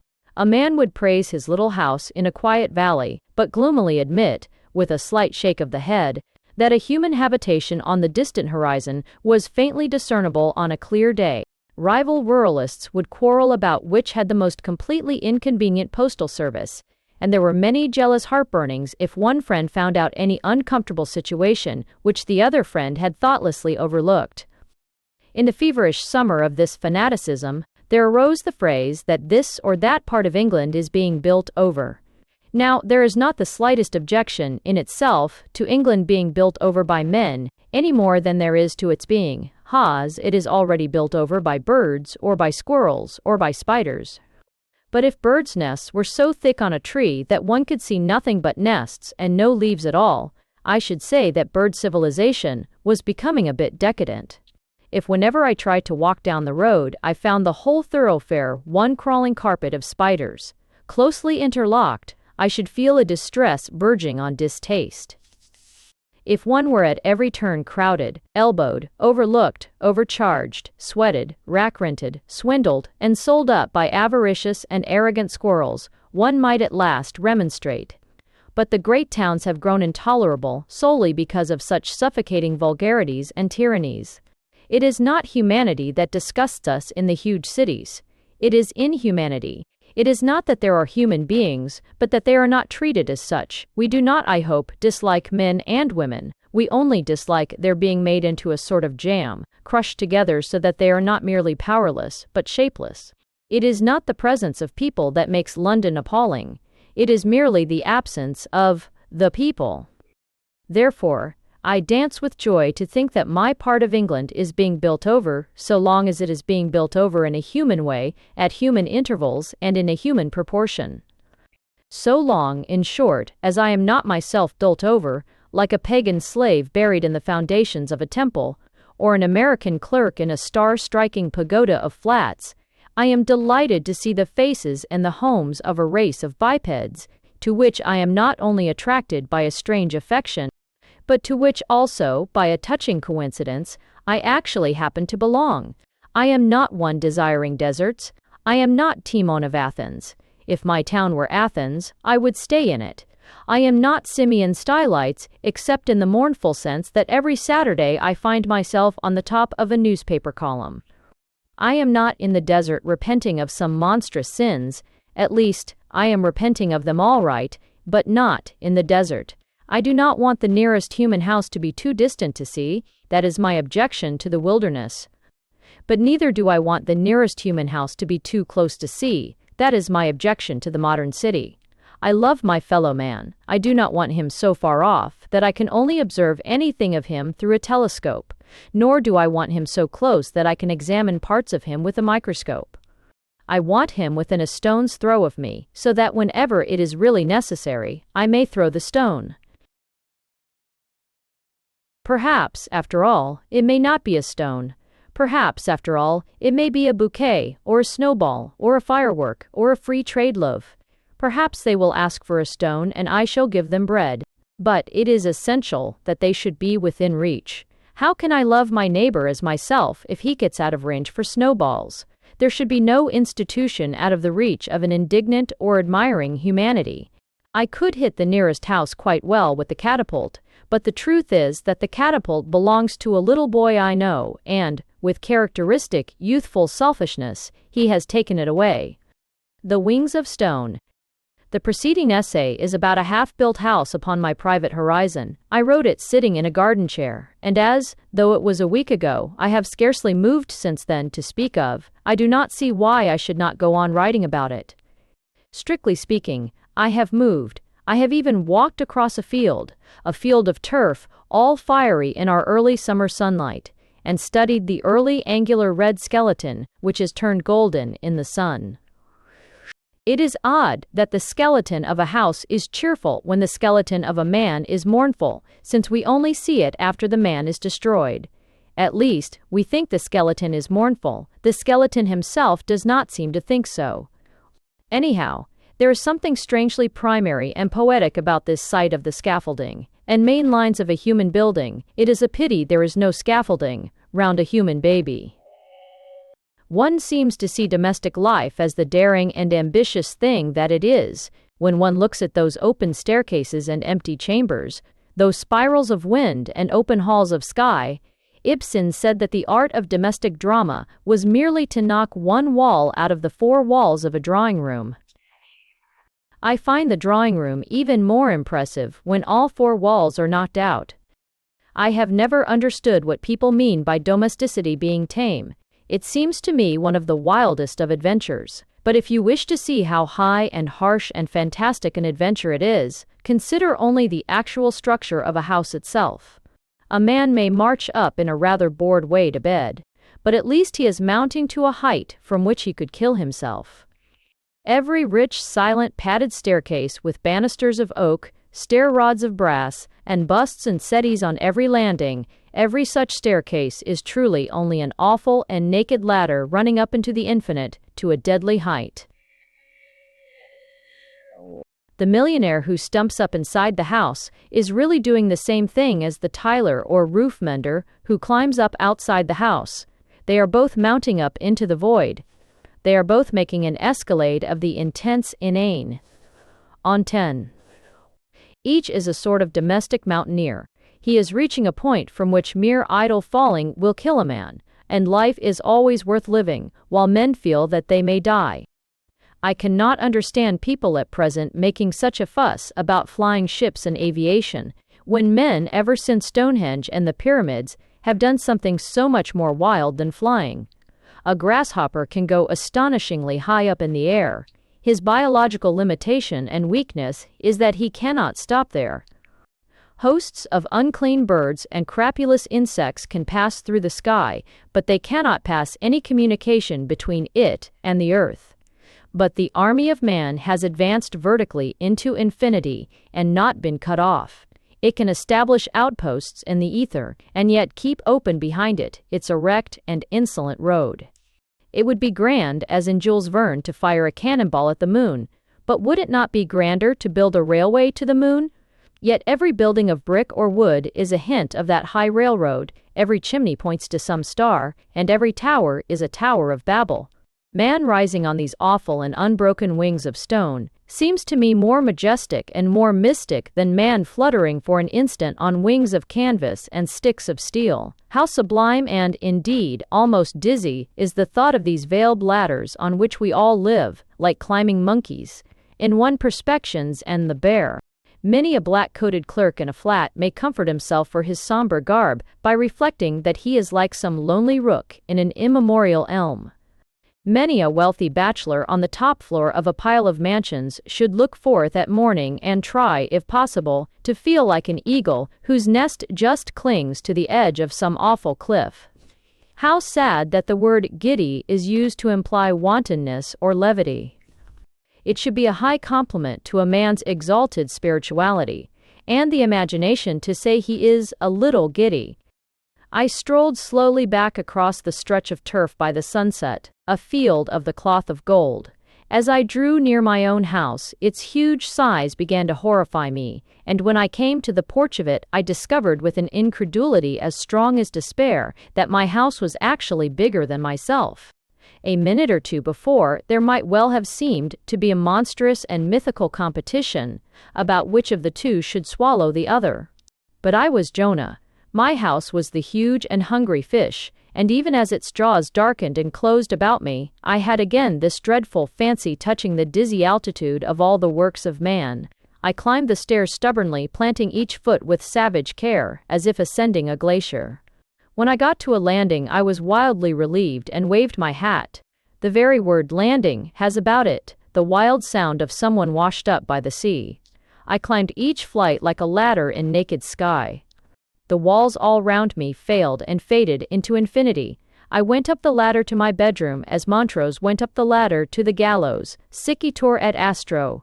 Do you think this is a little fantastic, even a little fearful and nervous? Believe me, it is only one of the wild and wonderful things that one can learn by stopping at home. The three kinds of men. Roughly speaking, there are three kinds of people in this world. The first kind of people are people. They are the largest and probably the most valuable class. We owe to this class the chairs we sit down on, the clothes we wear, the houses we live in, and, indeed, when we come to think of it, we probably belong to this class ourselves. The second class may be called for convenience, the poets. They are often a nuisance to their families, but, generally speaking, a blessing to mankind. The third class is that of the professors or intellectuals, sometimes described as the thoughtful people, and these are a blight and a desolation both to their families and also to mankind. Of course, the classification sometimes overlaps like all classification. Some good people are almost poets, and some bad poets are almost professors, but the division follows lines of real psychological cleavage. I do not offer it lightly. It has been the fruit of more than 18 minutes of earnest reflection and research. The class called people, to which you and I, with no little pride, attach ourselves, has certain casual, yet profound, assumptions, which are called commonplaces, as that children are charming, or that twilight is sad and sentimental, or that one man fighting three is a fine sight. Now, these feelings are not crude. They are not even simple. The charm of children is very subtle. It is even complex, to the extent of being almost contradictory. It is, at its very plainest, mingled of a regard for hilarity and a regard for helplessness. The sentiment of twilight, in the vulgarest drawing-room song, or the coarsest pair of sweethearts, is, so far as it goes, a subtle sentiment. It is strangely balanced between pain and pleasure. It might also be called pleasure tempting pain. The plunge of impatient chivalry by which we all admire a man fighting odds is not at all easy to define separately. It means many things: pity, dramatic surprise, a desire for justice, a delight in experiment and the indeterminate. One steverie de probably to the vulb are really very subtle ideas, but the mob does not express them subtly. In fact, it does not express them at all, except on those occasions, now only too rare, when it indulges in insurrection and massacre. Now, this accounts for the otherwise unreasonable fact of the existence of poets. Poets are those who share these popular sentiments, but can so express them that they prove themselves the strange and delicate things that they really are. Poets draw out the shy refinement of the rabble, instead in fact for turned or tounding. Oxiding, instead again, all self others react, which refine mating and probires, which reacciding the tree tousing cluids, where the common man covers the queerest emotions by saying, "Rum little kid." Victor Hugo will write, "L'art d'être grand père," where the stockbroker will only say abruptly, "Evening's closing in now, misters, closing in now." Yeats will write, "Into the twilight," where the navvy can only mutter something about pluck and being precious game. Homer will show you the hero in rags in his own hall, defying the princes at their banquet. The poets carry the popular sentiments to a keener and more splendid pitch, but let it always be remembered that it is the popular sentiments that they are carrying.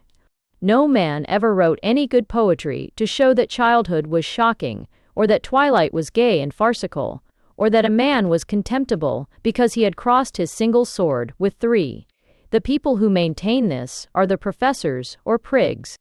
The poets are those who rise above the people by understanding them. Of course, most of the poets wrote in prose, Rabelais, for instance, and Dickens. The prigs rise above the people by refusing to understand them, by saying that all their dim, strange preferences are prejudices and superstitions. The prigs make the people feel stupid. The poets make the people feel wiser than they could have imagined that they were. There are many weird elements in this situation. The oddest of all, perhaps, is the fate of the two factors in practical politics. The poets who embrace and admire the people are often pelted with stones and crucified. The prigs who despise the people are often loaded with lands and crowned. In the House of Commons, for instance, there are quite a number of prigs, but comparatively few poets. There are no people there at all. By poets, as I have said, I do not mean people who write poetry, or indeed, people who write anything. I mean such people as, having culture and imagination, use them to understand and share the feelings of their fellows, as against those who use them to rise to what they call a higher plane. Crudely, the poet differs from the mob by his sensibility. The professor differs from the mob by his insensibility. He has not sufficient finesse and sensitiveness to sympathize with the mob. His only notion is coarsely to contradict it, to cut across it, in accordance with some egotistical plan of his own, to tell himself that, whatever the ignorant say, they are probably wrong. He forgets that ignorance often has the exquisite intuitions of innocence. Let me take one example which may mark out the outline of the contention. Open the nearest comic paper and let your eye rest lovingly upon a joke about a mother-in-law. Now, the joke, as presented for the populace, will probably be a simple joke. The old lady will be tall and stout. The henpecked husband will be small and cowering. But for all that, a mother-in-law is not a simple idea. She is a very subtle idea. The problem is not that she is big and arrogant. She is frequently little and quite extraordinarily nice. The problem of the mother-in-law is that she is like the twilight, half one thing and half another. Now, this twilight truth, this fine and even tender embarrassment, might be rendered as it really is, by a poet, only here the poet would have to be some very penetrating and sincere novelist, like George Meredith, or Mr. H. G. Wells, whose On Veronica I have just been reading with delight. I would trust the fine poets and novelists, because they follow the fairy clue given them in comic cuts. But suppose the professor appears, and suppose he says, as he almost certainly will, a mother-in-law is merely a fellow citizen. Considerations of sex should not interfere with comradeship. Regard for age should not influence the intellect. A mother-in-law is merely another mind. We should free ourselves from these tribal hierarchies and degrees. Now, when the professor says this, as he always does, I say to him, "Sir, you are coarser than comic cuts. You are more vulgar and blundering than the most elephantine music-hall artiste. You are blinder and grosser than the mob. These vulgar knockabouts have, at least, got hold of a social shade and real mental distinction, though they can only express it clumsily. You are so clumsy that you cannot get hold of it at all." Or, if you really cannot see that the bridegroom's mother and the bride have any reason for constraint or diffidence, then you are neither polite nor humane. You have no sympathy in you for the deep and doubtful hearts of human folk. It is better even to put the difficulty, as the vulgar put it, than to be pertly unconscious of the difficulty altogether. A. The same question might be considered well enough in the old proverb that 2 is company and 3 is none. This proverb is the truth put popularly, that is, it is the truth put wrong. Certainly, it is untrue that 3 is no company. 3 is splendid company. 3 is the ideal number for pure comradeship, as in the Three Musketeers. But if you reject the proverb altogether, if you say that 2 and 3 are the same sort of company, if you cannot see that there is a wider abyss between 2 and 3 than between 3 and 3,000,000, then I regret to inform you that you belong to the third class of human beings, that you shall have no company either of 2 or 3, but shall be alone in a howling desert till you die. The Steward of the Chiltern, Hundreds. The other day, on a stray spur of the Chiltern Hills, I climbed up upon one of those high, abrupt, windy churchyards from which the dead seem to look down upon all the living. It was a mountain of ghosts, as Olympus was a mountain of gods. In that church lay the bones of great Puritan lords, of a time when most of the power of England was Puritan, even of the established church.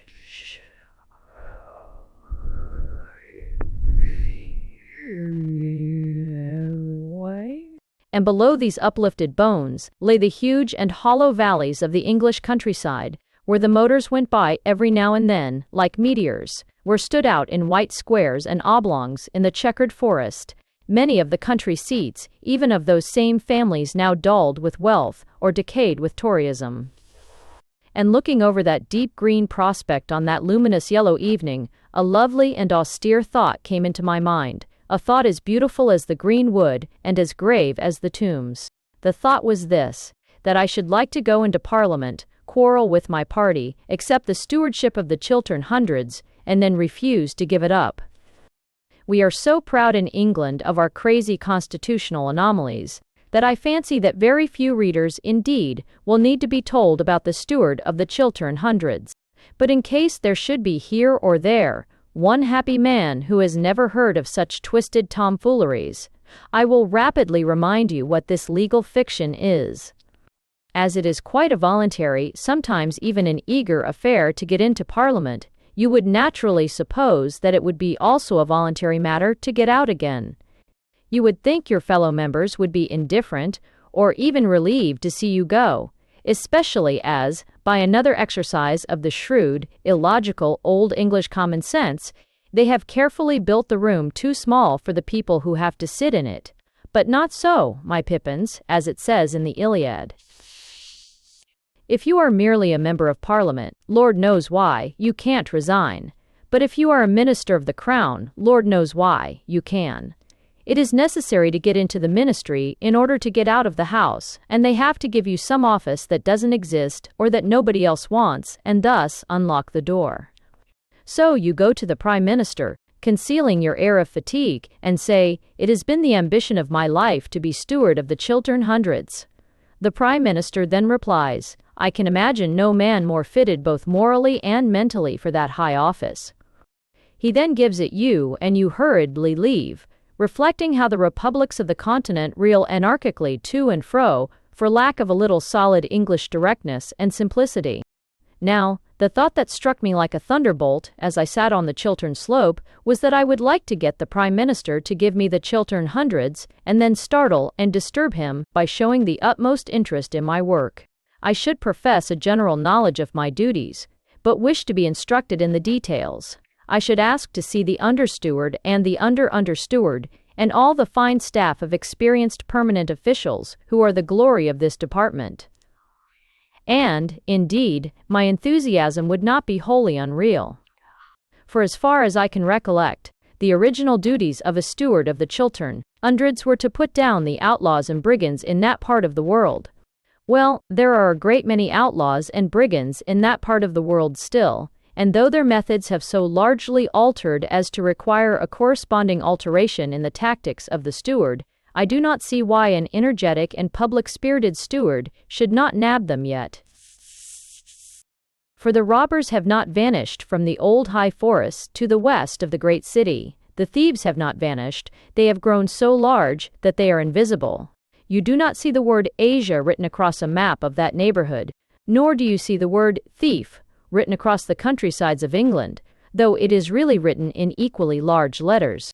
I know men governing despotically great stretches of that country, whose every step in life has been such that a slip would have sent them to Dartmoor, but they trod along the high hard wall between right and wrong, the wall as sharp as a sword edge, as softly and craftily and lightly as a cat. The vastness of their silent violence itself obscured what they were at. If they seem to stand for the rights of property, it is really because they have so often invaded them, and if they do not break the laws, it is only because they make them. But after all, we only need a steward of the Chiltern Hundreds who really understands cats and thieves. Men hunt one animal differently from another, and the rich could catch swindlers as dexterously as they catch otters or antlered deer if they were really at all keen upon doing it. But then they never have an uncle with antlers, nor a personal friend who is an otter. When some of the great lords that lie in the churchyard behind me went out against their foes in those deep woods beneath, I wager that they had bows against the bows of the outlaws, and spears against the spears of the robber knights. They knew what they were about. They fought the evildoers of their age with the weapons of their age. If the same common sense were applied to commercial law, in 48 hours it would be all over with the American trusts and the African forward finance. But it will not be done, for the governing class either does not care, or cares very much, for the criminals. And as for me, I had a delusive opportunity of being Constable of Beaconsfield, with grossly inadequate powers, but I fear I shall never really be Steward of the Chiltern Hundreds. The Field of Blood. In my daily paper this morning, I read the following interesting paragraphs, which take my mind back to an England which I do not remember, and which, therefore, perhaps, I admire.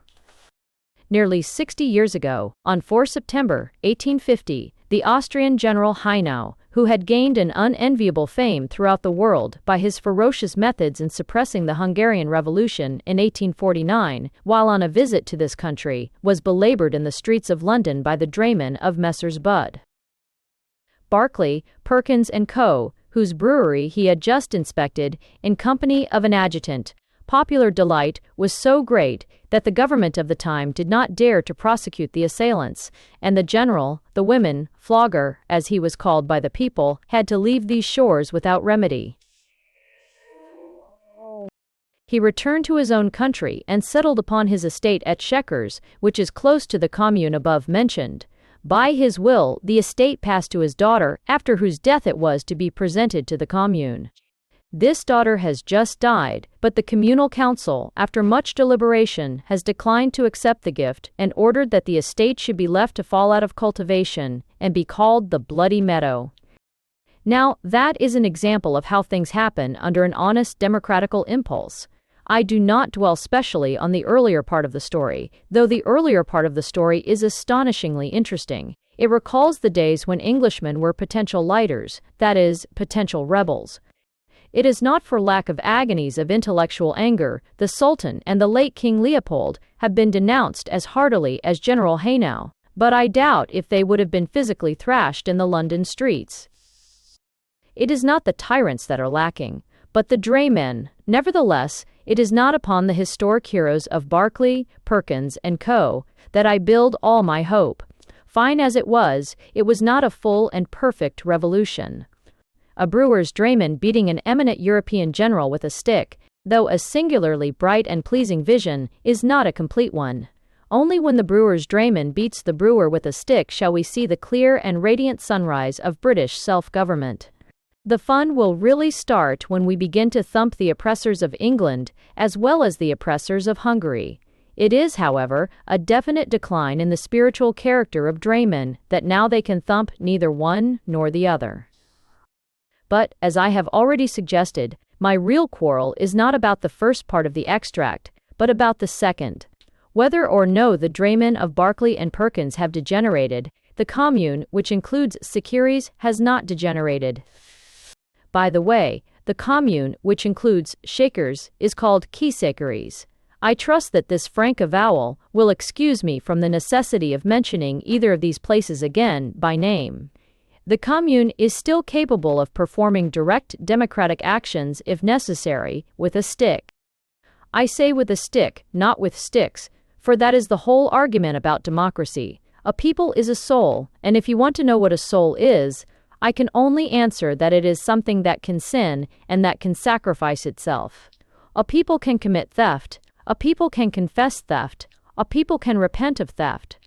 That is the idea of the Republic. Now, most modern people have got into their heads the idea that democracies are dull, drifting things, a mere black swarm or slide of clerks to their accustomed doom. In most modern novels and essays, it is insisted, by way of contrast, that a walking gentleman may have adventures as he walks. It is insisted that an aristocrat can commit crimes, because an aristocrat always cultivates liberty. But in truth, a people can have adventures, as Israel did, crawling through the desert to the promised land. A people can do heroic deeds. A people can commit crimes. The French people did both in the Revolution. The Irish people have done both, in their much purer and more honorable progress. But the real answer to this aristocratic argument, which seeks to identify democracy with a drab utilitarianism, may be found in actions such as that of the Hungarian Commune, whose name I decline to repeat. This commune did just one of those acts that prove that a separate people has a separate personality. It threw something away. A man can throw a banknote into the fire. A man can fling a sack of corn into the river. The banknote may be burnt as a satisfaction of some scruple. The corn may be destroyed as a sacrifice to some god. But whenever there is sacrifice, we know there is a single will. Men may be disputatious and doubtful, may divide by very narrow majorities in their debate about how to gain wealth, or, taxed in section, may be destroyed as a gain wealth. But men have to be uncommonly unanimous in order to refuse wealth. It wants a very complete committee to burn a banknote in the office grate. It needs a highly religious tribe really to throw corn into the river. This self-denial is the test and definition of self-government. I wish I could feel certain that any English county council or parish council would be single enough to make that strong gesture of a romantic refusal, could say, no rent shall be raised from this spot, no grain shall grow in this spot, no good shall come of this spot, it shall remain sterile for a sign. But I am afraid they might answer, like the eminent sociologist in the story, that it was waste of spice. The strangeness of luxury. It is an English misfortune that what is called public spirit is so often a very private spirit, the legitimate but strictly individual ideals of this or that person who happens to have the power to carry them out. When these private principles are held by very rich people, the result is often the blackest and most repulsive kind of despotism, which is benevolent despotism. Obviously, it is the public which ought to have public spirit. But in this country and at this epoch, this is exactly what it has not got. We shall have a public washhouse and a public kitchen long before we have a public spirit. In fact, if we had a public spirit, we might very probably do without the other things. But if England were properly and naturally governed by the English, one of the first results would probably be this: that our standard of excess or defect in property would be changed from that of the plutocrat to that of the moderately needy man. That is, that while property might be strictly respected, everything that is necessary to a clerk would be felt and considered on quite a different plane from anything which is a very great luxury to a clerk. This sane distinction of sentiment is not instinctive at present, because our standard of life is that of the governing class, which is eternally turning luxuries into necessities as fast as pork is turned into sausages, and which cannot remember the beginning of its needs and cannot get to the end of its novelties. Take, for the sake of argument, the case of the motor. Doubtless the Duke now feels it as necessary to have a motor as to have a roof, and in a little while he may feel it equally necessary to have a flying ship. But this does not prove, as the reactionary skeptics always argue, that a motor really is just as necessary as a roof. It only proves that a man can get used to an artificial life. It does not prove that there is no natural life for him to get used to. In the broad bird's-eye view of common sense, there abides a huge disproportion between the need for a roof and the need for an aeroplane, and no rush of inventions can ever alter it. The only difference is that things are now judged by the abnormal needs, when they might be judged merely by the normal needs. The best aristocrat sees the situation from an aeroplane. The good citizen, in his loftiest moments, goes no further than seeing it from the roof. It is not true that luxury is merely relative. It is not true that it is only an expensive novelty which we may afterwards come to think a necessity. Luxury has a firm philosophical meaning, and where there is a real public spirit, luxury is generally allowed for, sometimes rebuked, but always recognized instantly. To the healthy soul, there is something in the very nature of certain pleasures which warns us that they are exceptions, and that if they become rules, they will become very tyrannical rules. Take a harassed seamstress out of the Harrow Road and give her 1 lightning hour in a motor car, and she will probably feel it as splendid, but strange, rare, and even terrible. But this is not, as the relativists say, merely because she has never been in a car before. She has never been in the middle of a Somerset cowslip meadow before, but if you put her there, she does not think it terrifying or extraordinary, but merely pleasant and free and a little lonely. She does not think the motor monstrous because it is new. She thinks it monstrous because she has eyes in her head. she thinks it monstrous because it is monstrous. That is, her mothers and grandmothers, and the whole race by whose life she lives have had, as a matter of fact, a roughly recognizable mode of living. Sitting in a green field was a part of it, traveling as quick as a cannonball was not. And we should not look down on the seamstress, because she mechanically emits a short, sharp scream whenever the motor begins to move. On the contrary, we ought to look up to the seamstress and regard her cry as a kind of mystic omen or revelation of nature, as the old Goths used to consider the howls emitted by chance females when annoyed, for that ritual yell is really a mark of moral health, of swift response to the stimulations and changes of life. The seamstress is wiser than all the learned ladies, precisely because she can still feel that a motor is a different sort of thing from a meadow. By the accident of her economic imprisonment, it is even possible that she may have seen more of the former than the latter. But this has not shaken her cyclopean sagacity as to which is the natural thing and which the artificial. If not for her, at least for humanity as a whole, there is little doubt about which is the more normally attainable. It is considerably cheaper to sit in a meadow and see motors go by than to sit in a motor and see meadows go by. To me personally, at least, it would never seem needful to own a motor, any more than to own an avalanche. An avalanche, if you have luck, I am told, is a very swift, successful, and thrilling way of coming down a hill. It is distinctly more stirring, say, than a glacier, which moves an inch in 100 years. But I do not divide these pleasures either by excitement or convenience, but by the nature of the thing itself. It seems human to have a horse or bicycle, because it seems human to potter about, and men cannot work horses, nor can bicycles work men, enormously far afield of their ordinary haunts and affairs. But about motoring there is something magical, like going to the moon, and I say the thing should be kept exceptional and felt as something breathless and bizarre. My ideal hero would own his horse, but would have the moral courage to hire his motor.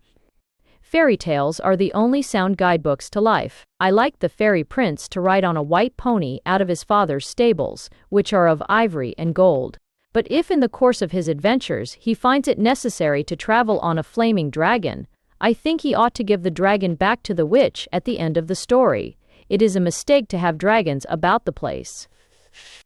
For there is truly an air of something weird about luxury, and it is by this that healthy human nature has always smelt and suspected it. All romances that deal in extreme luxury, from the Arabian Nights to the novels of Ouida and Disraeli, have, it may be noted, a singular air of dream and occasionally of nightmare. In such imaginative debauches, there is something as occasional as intoxication, if that is still counted, occasional. Life in those preposterous palaces would be an agony of dullness. It is clear we are meant to visit them only as in a flying vision. And what is true of the old freaks of wealth, flavor, and fierce color and smell, I would say also of the new freak of wealth, which is speed. I should say to the Duke, when I entered his house at the head of an armed mob, I do not object to your having exceptional pleasures, if you have them exceptionally. I do not mind your enjoying the strange and alien energies of science, if you feel them strange and alien and not your own.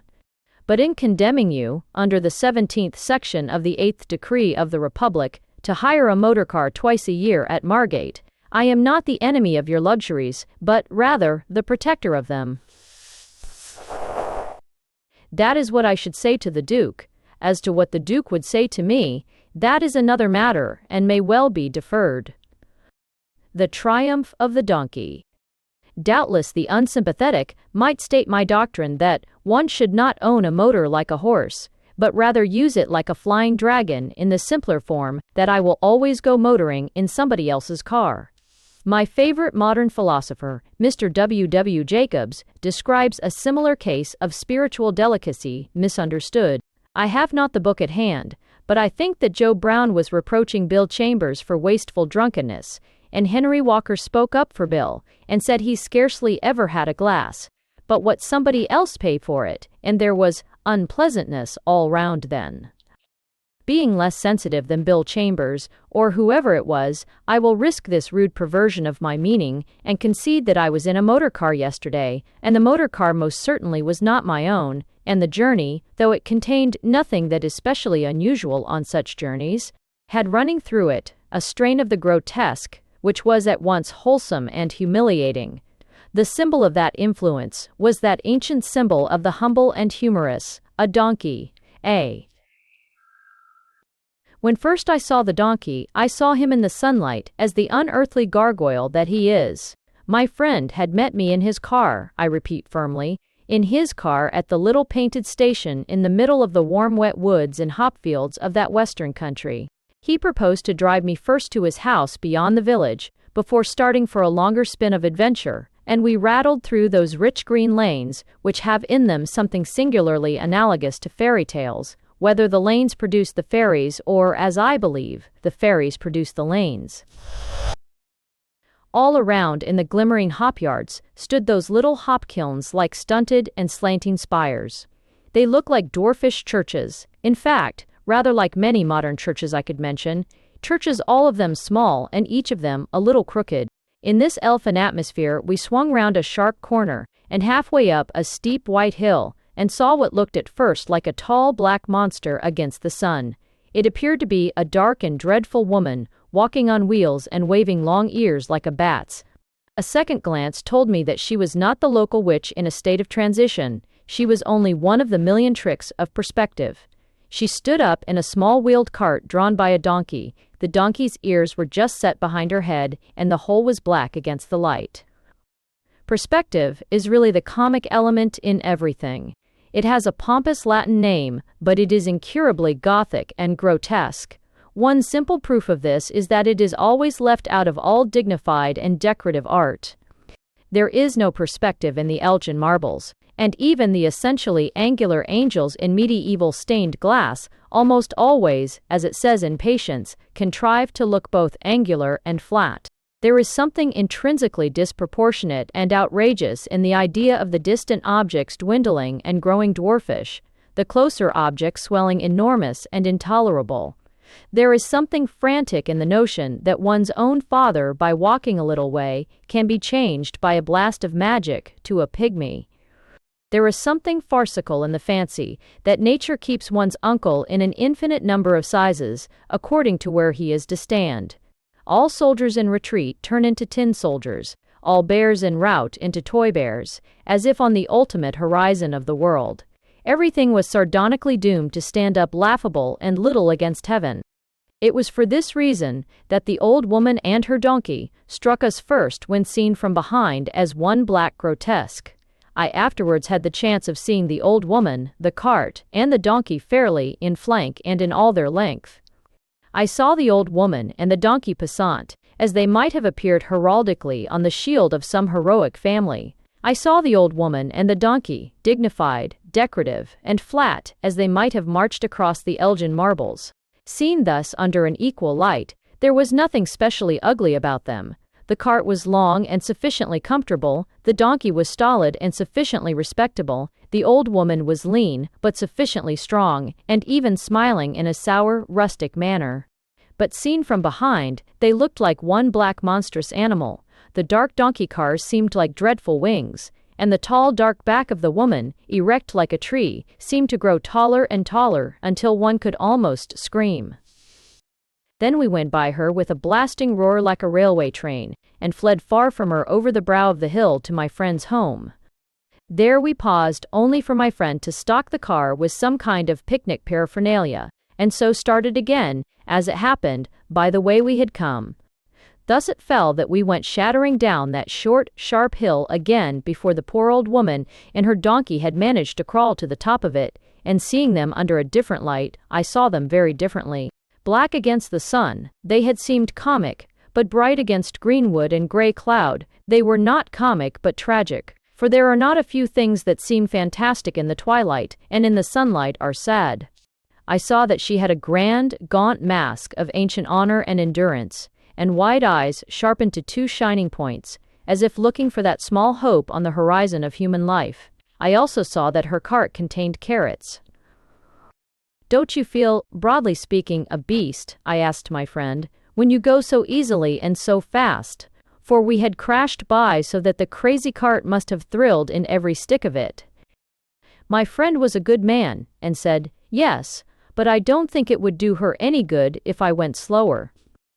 "No," I assented after reflection. "Perhaps the only pleasure we can give to her or anyone else is to get out of their sight very soon." My friend availed himself of this advice in no niggard spirit. I felt as if we were fleeing for our lives in throttling fear after some frightful atrocity. In truth, there is only one difference left between the secrecy of the two social classes. The poor hide themselves in darkness, and the rich hide themselves in distance.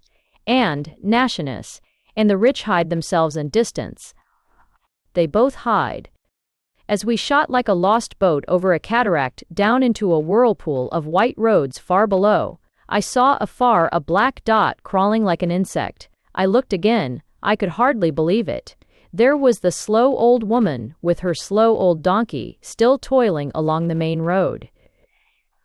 I asked my friend to slacken, but when he said of the car, "She's wanting to go," I knew it was all up with him. For when you have called a thing female, you have yielded to it utterly.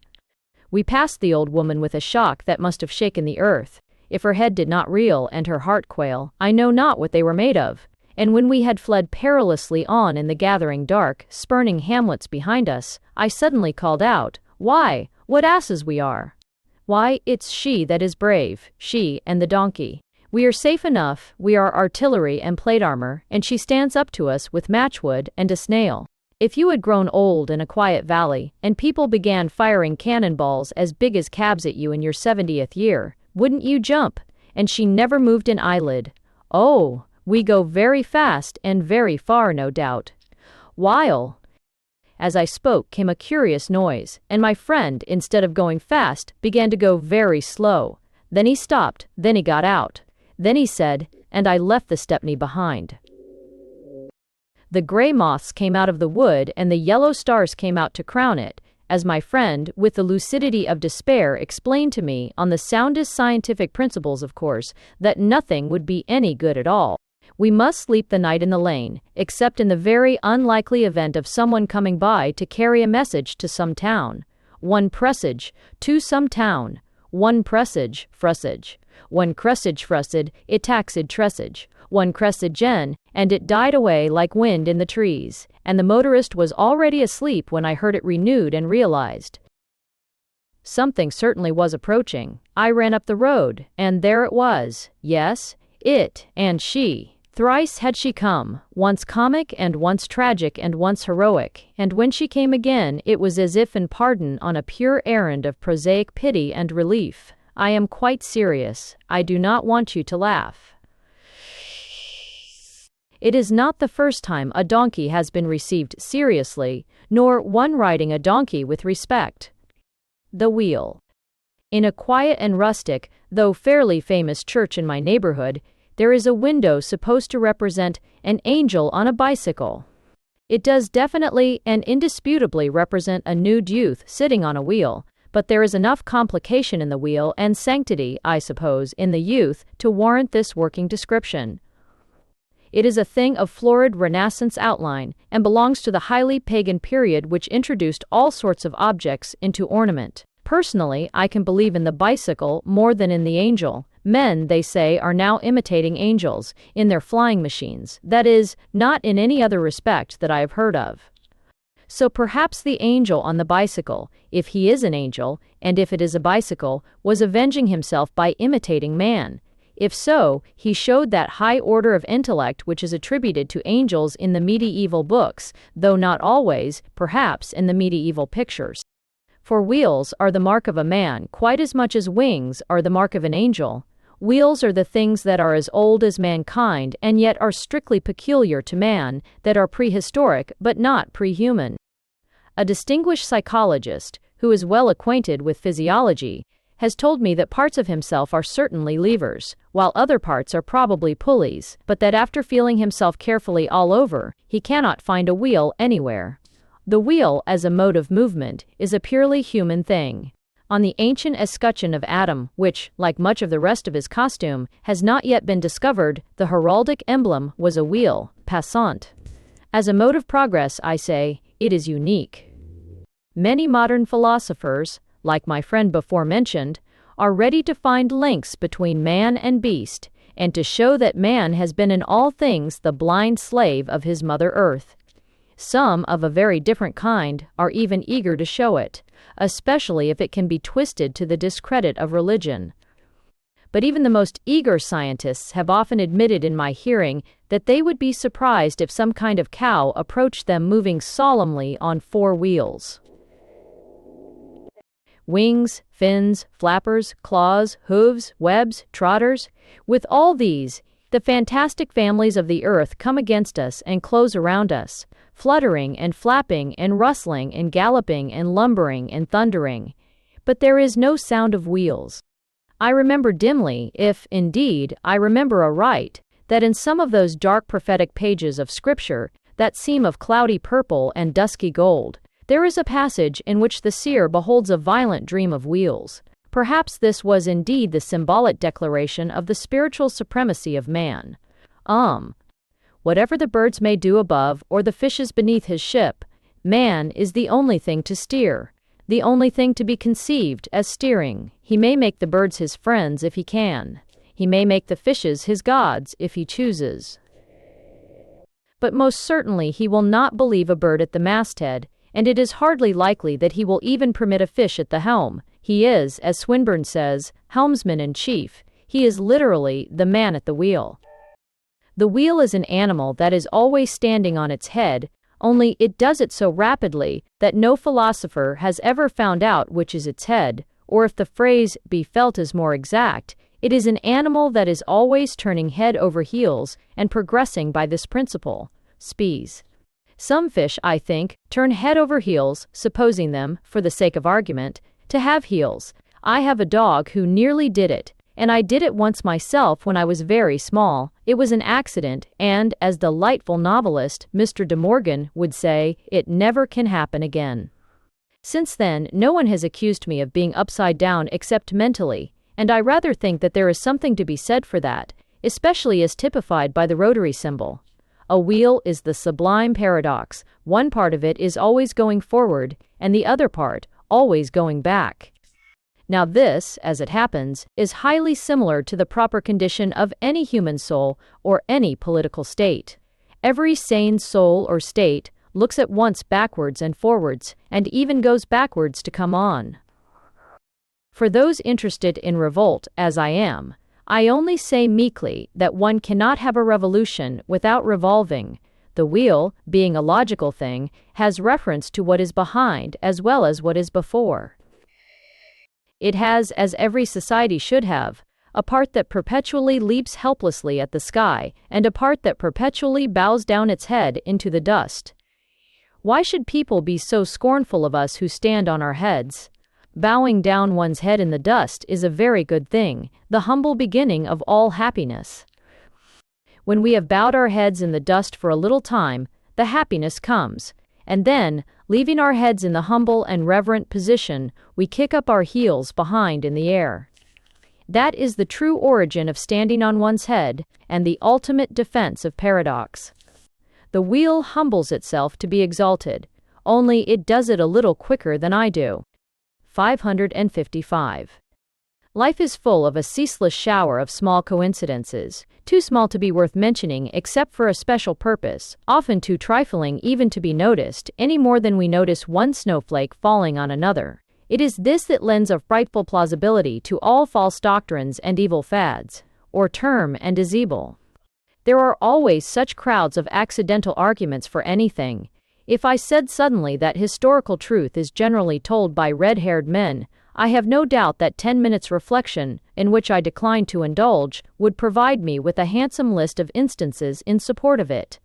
I remember a riotous argument about Bacon and Shakespeare, in which I offered, quite at random, to show that Lord Rosebery had written the works of Mr. W.B. Yeats. No sooner had I said the words than a torrent of coincidences rushed upon my mind. I pointed out, for instance, that Mr. Yeats's chief work was The Secret Rose.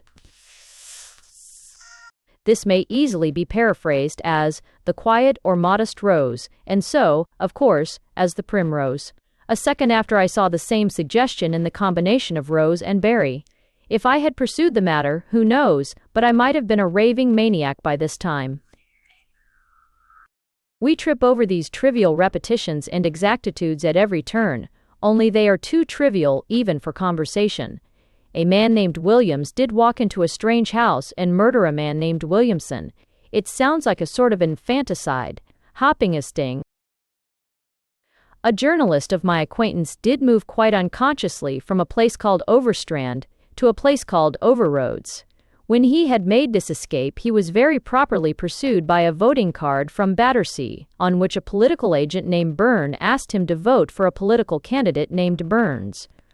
And when he did so, another coincidence happened to him, rather a spiritual than a material coincidence, a mystical thing, a matter of a magic number.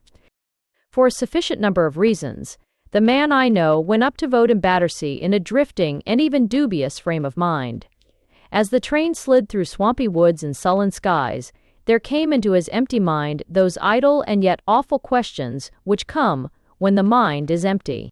Fools make cosmic systems out of them, knaves make profane poems out of them, men try to crush them like an ugly lust. Religion is only the responsible reinforcement of common courage and common sense. Religion only sets up the normal mood of health against the 100 moods of disease. But there is this about such ghastly empty enigmas, that they always have an answer to the obvious answer, the reply offered by daily reason. Suppose a man's children have gone swimming, suppose he is suddenly throttled by the senseless fear that they are drowned. The obvious answer is, only one man in 1,000 has his children drowned, but a deeper voice, deeper, being as deep as hell, answers, and why should not you be the 1,000th man? What is true of tragic doubt is true also of trivial doubt. The voter's guardian devil said to him, "If you don't vote today, you can do 15 things, which will quite certainly do some good somewhere. Please a friend, please a child, please a maddened publisher. And what good do you expect to do by voting?" To this he knew the answer of common sense, but if everybody said that, nobody would get in at all. And then there came that deeper voice from Hades, "But you are not settling what everybody shall do, but what one person on one occasion shall do.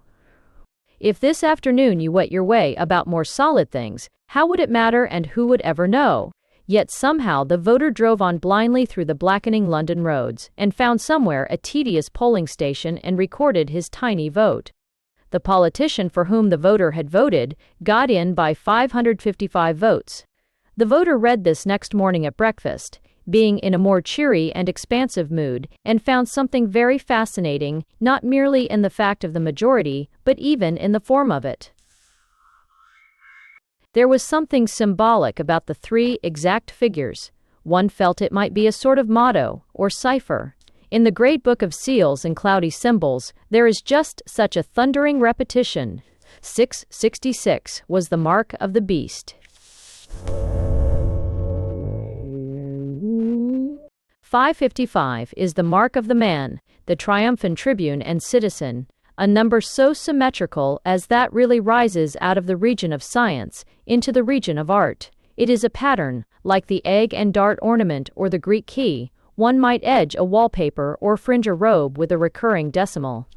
And while the voter luxuriated in this light exactitude of the numbers, a thought crossed his mind and he almost leapt to his feet. "Why, good heavens," he cried, "I won that election, and it was won by 1 vote.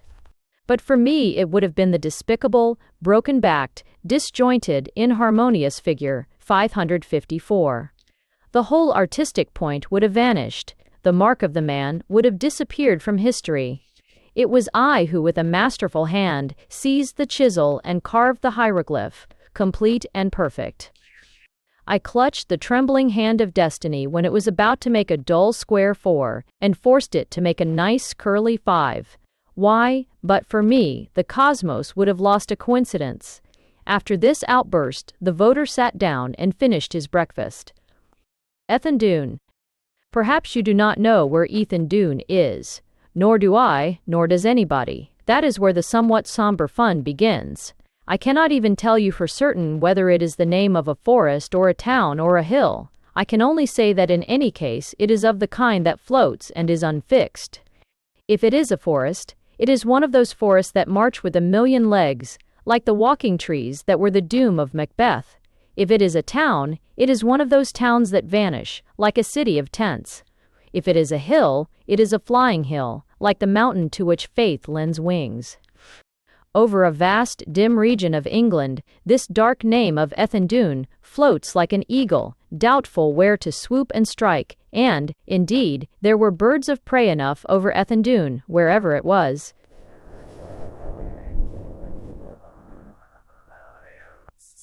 But now Ethandune itself has grown as dark and drifting as the black drips of the birds. And yet without this word that you cannot fit with a meaning and hardly with a memory, you would be sitting in a very different chair at this moment and looking at a very different tablecloth. As a practical modern phrase, I do not commend it. If my private critics and correspondents in whom I delight should happen to address me, G.K. Chesterton, Posta Restant, Archal, Ethandune, I fear their letters would not come to hand. If two hurried commercial travelers should agree to discuss a business matter at Ethandune from 5 to 5:15, I am afraid they would grow old in the district as white-haired wanderers. To put it plainly, Ethandune is anywhere and nowhere in the Western Hills. It is an English mirage. And yet, but for this doubtful thing, you would have probably no daily news on Saturday, and certainly no church on Sunday. I do not say that either of these two things is a benefit, but I do say that they are customs, and that you would not possess them except through this mystery. You would not have Christmas puddings, nor, probably, any puddings. You would not have Easter eggs, probably not poached eggs, I strongly suspect not scrambled eggs, and the best historians are decidedly doubtful about curried eggs. To cut a long story short, the longest of all stories, you would not have any civilization, far less any Christian civilization. And if in some moment of gentle curiosity you wish to know why you are the polished, sparkling, rounded, and wholly satisfactory citizen which you obviously are, then I can give you no more definite answer, geographical or historical, but only toll in your ears the tone of the uncaptured name, Ethandune. I will try to state quite sensibly why it is as important as it is, and yet even that is not easy. If I were to state the mere fact from the history books, numbers of people would think it equally trivial and remote, like some war of the Picts and Scots. The points perhaps might be put in this way. There is a certain spirit in the world which breaks everything off short. There may be magnificence in the smashing, but the thing is smashed. There may be a certain splendor, but this splendor is sterile. It abolishes all future splendors. I mean, to take a working example, York Minster covered with flames might happen to be quite as beautiful as York Minster covered with carvings. But the carvings produce more carvings. The flames produce nothing but a little black heap. When any act has this cul-de-sac quality, it matters little whether it is done by a book or a sword, by a clumsy battle-axe or a chemical bomb. The case is the same with ideas. The pessimist may be a proud figure when he curses all the stars. The optimist may be an even prouder figure when he blesses them all. But the real test is not in the energy, but in the effect. When the optimist has said, all things are interesting, we are left free, we can be interested as much or as little as we please. But when the pessimist says, no things are interesting, it may be a very witty remark, but it is the last witty remark that can be made on the subject. He has burnt his cathedral, he has had his blaze, and the rest is ashes. The skeptics, like bees, give their one sting and die. The pessimist must be wrong, because he says the last word. Now, this spirit that denies and that destroys had at one period of history a dreadful epic of military superiority. They did burn York Minster, or at least places of the same kind. Roughly speaking, from the 7th century to the 10th, a dense tide of darkness, of chaos and brainless cruelty poured on these islands and on the western coasts of the continent, which well nigh cut them off from all the white man's culture forever.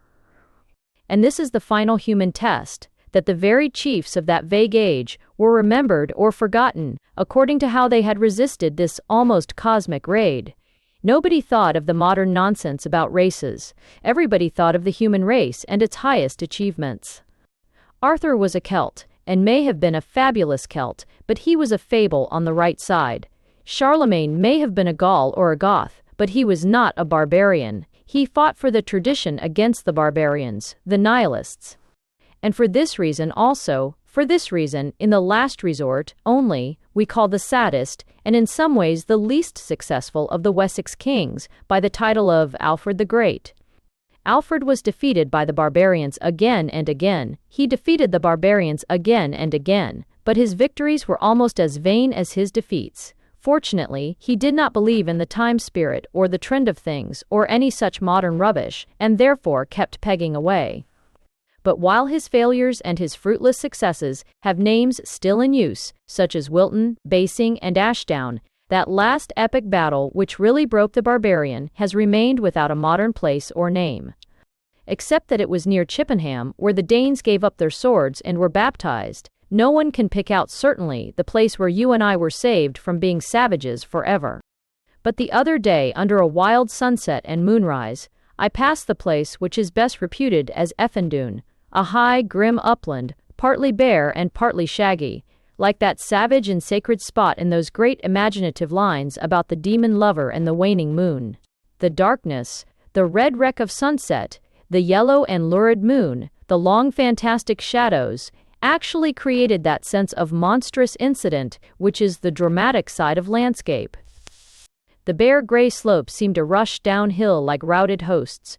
The dark clouds drove across like riven banners, and the moon was like a golden dragon, like the golden dragon of Wessex. As we crossed a tilt of the torn heath, I saw suddenly between myself and the moon a black shapeless pile higher than a house. The atmosphere was so intense that I really thought of a pile of dead Danes with some phantom conqueror on the top of it. Fortunately, I was crossing these wastes with a friend who knew more history than I, and he told me that this was a barrow older than Alfred, older than the Romans, older perhaps than the Britons, and no man knew whether it was a wall or a trophy or a tomb. But it gave me a queer emotion to think that, sword in hand, as the Danes poured with the torrents of their blood down to Chippenham, the great king may have lifted up his head and looked at that oppressive shape, suggestive of something and yet suggestive of nothing. May have looked at it as we did, and understood it as little as we. The Flat Freak. Some time ago, a subtropical dinner was given by some South African millionaire. I forget his name, and so, very likely, does he. The humor of this was so subtle and haunting that it has been imitated by another millionaire who has given a North Pole dinner in a grand hotel on which he managed to spend gigantic sums of money. I do not know how he did it. Perhaps they had silver for snow and great sapphires for lumps of ice. Anyhow, it seems to have cost rather more to bring the pole to London than to take Peary to the pole. All this, one would say, does not concern us. We do not want to go to the pole or to the hotel. I, for one, cannot imagine which would be the more dreary and disgusting, the real North Pole or the sham one. But as a mere matter of psychology, that merry pastime, there is a question that is not unentertaining. Why is it that all this scheme of ice and snow leaves us cold? Why is it that you and I feel that we would, on the whole, rather spend the evening with 2 or 3 stable boys in a pothouse than take part in that pallid and arctic joke? Why does the modern millionaire's jest bore a man to death with the mere thought of it? That it does bore a man to death I take for granted, and shall do so until somebody writes to me in cold ink and tells me that he really thinks it funny. Now, it is not a sufficient explanation to say that the joke is silly. All jokes are silly. That is what they are for. If you ask some sincere and elemental person, a woman for instance, what she thinks of a good sentence from Dickens, she will say that it is too silly, when Mr. Weller, Sr., assured Mr. Weller, Sr. Weller, Jr., that circumvented was a more tenderer word than circumscribed. The remark was at least as silly as it was sublime. It is vain, then, to object to senseless jokes. The very definition of a joke is that it need have no sense except that one wild and supernatural sense which we call the sense of humor. Humor is meant, in a literal sense, to make game of man, that is, to dethrone him from his official dignity and hunt him like game. It is meant to remind us human beings that we have things about us as ungainly and ludicrous as the nose of the elephant or the neck of the giraffe. Hulot. If laughter does not touch a sort of fundamental folly, it does not do its duty in bringing us back to an enormous and original simplicity. Nothing has been worse than the modern notion that a clever man can make a joke without taking part in it, without sharing in the general absurdity that such a situation creates. It is unpardonable conceit not to laugh at your own jokes. Joking is undignified, that is why it is so good for one's soul. Do not fancy you can be a detached wit and avoid being a buffoon, you cannot. If you are the court jester, you must be the court fool. Whatever it is, therefore, that wearies us in these wealthy jokes, like the North Pole dinner, it is not merely that men make fools of themselves. When Dickens described Mr. Chuckster, Dickens was, strictly speaking, making a fool of himself, for he was making a fool out of himself. And every kind of real lark, from acting a charade to making a pun, does consist in restraining one's 999 serious selves and letting the fool loose. The dullness of the millionaire joke is much deeper. It is not silly at all, it is solely stupid. It does not consist of ingenuity limited, but merely of inanity expanded. There is considerable difference between a wit making a fool of himself and a fool making a wit of himself. The true explanation, I fancy, may be stated thus. We can all remember it in the case of the really inspiriting parties and fooleries of our youth. The only real fun is to have limited materials and a good idea. This explains the perennial popularity of impromptu private theatricals. These fascinate because they give such a scope for invention and variety with the most domestic restriction of machinery. A tea cozy may have to do for an admiral's cocked hat. It all depends on whether the amateur actor can swear like an admiral. A hearthrug may have to do for a bear's fur. It all depends on whether the wearer is a polished and versatile man of the world, and can grunt like a bear. A clergyman's hat, to my own private and certain knowledge, can be punched and thumped into the exact shape of a policeman's helmet. It all depends on the clergyman.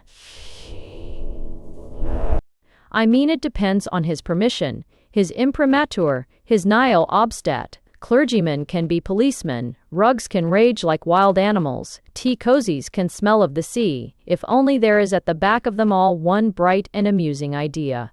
What is really funny about Christmas charades in any average home is that there is a contrast between commonplace resources and one comic idea. What is deadly dull about the millionaire banquets is that there is a contrast between colossal resources and no idea. That is the abyss of inanity in such feasts. It may be literally called a yawning abyss. The abyss is the vast chasm between the money power employed and the thing it is employed on. To make a big joke out of a broomstick, a barrow, and an old hat, that is great. But to make a small joke out of mountains of emeralds and tons of gold, surely that is humiliating. The North Pole is not a very good joke to start with. An icicle hanging on one's nose is a simple sort of humor in any case. If a set of spontaneous mummers got the effect cleverly, with cut crystals from the early Victorian chandelier, there might really be something suddenly funny in it. But what should we say of hanging diamonds on 100 human noses merely to make that precious joke about icicles? What can be more abject than the union of elaborate and recherché arrangements with an old and obvious point?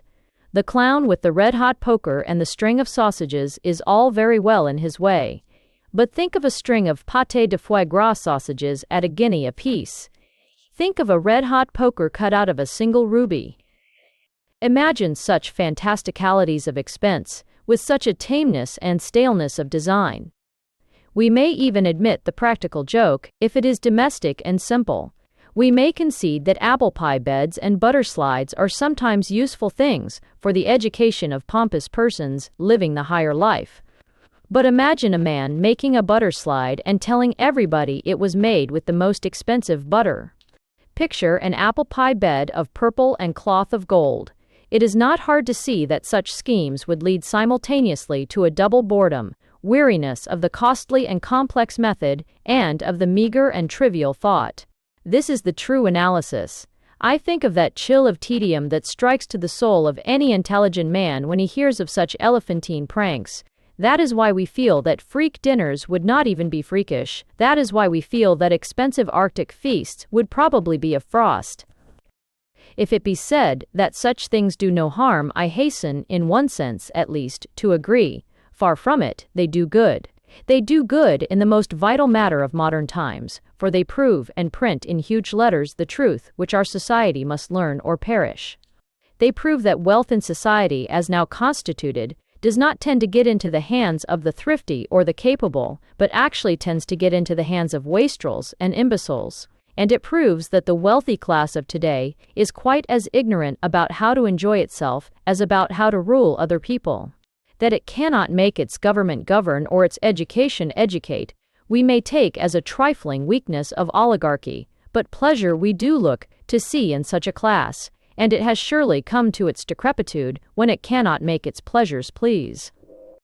The Garden of the Sea. One sometimes hears from persons of the chillier type of culture the remark that plain country people do not appreciate the beauty of the country. This is an error rooted in the intellectual pride of mediocrity, and is one of the many examples of a truth in the idea that extremes meet. Thus, to appreciate the virtues of the mob, one must either be on a level with it, as I am, or be really high up, like the saints. It is roughly the same with aesthetics. Slang and rude dialect can be relished by a really literary taste, but not by a merely bookish taste. And when these cultivated cranks say that rustics do not talk of nature in an appreciative way, they really mean that they do not talk in a bookish way. They do not talk bookishly about clouds or stones or pigs or slugs or horses or anything you please.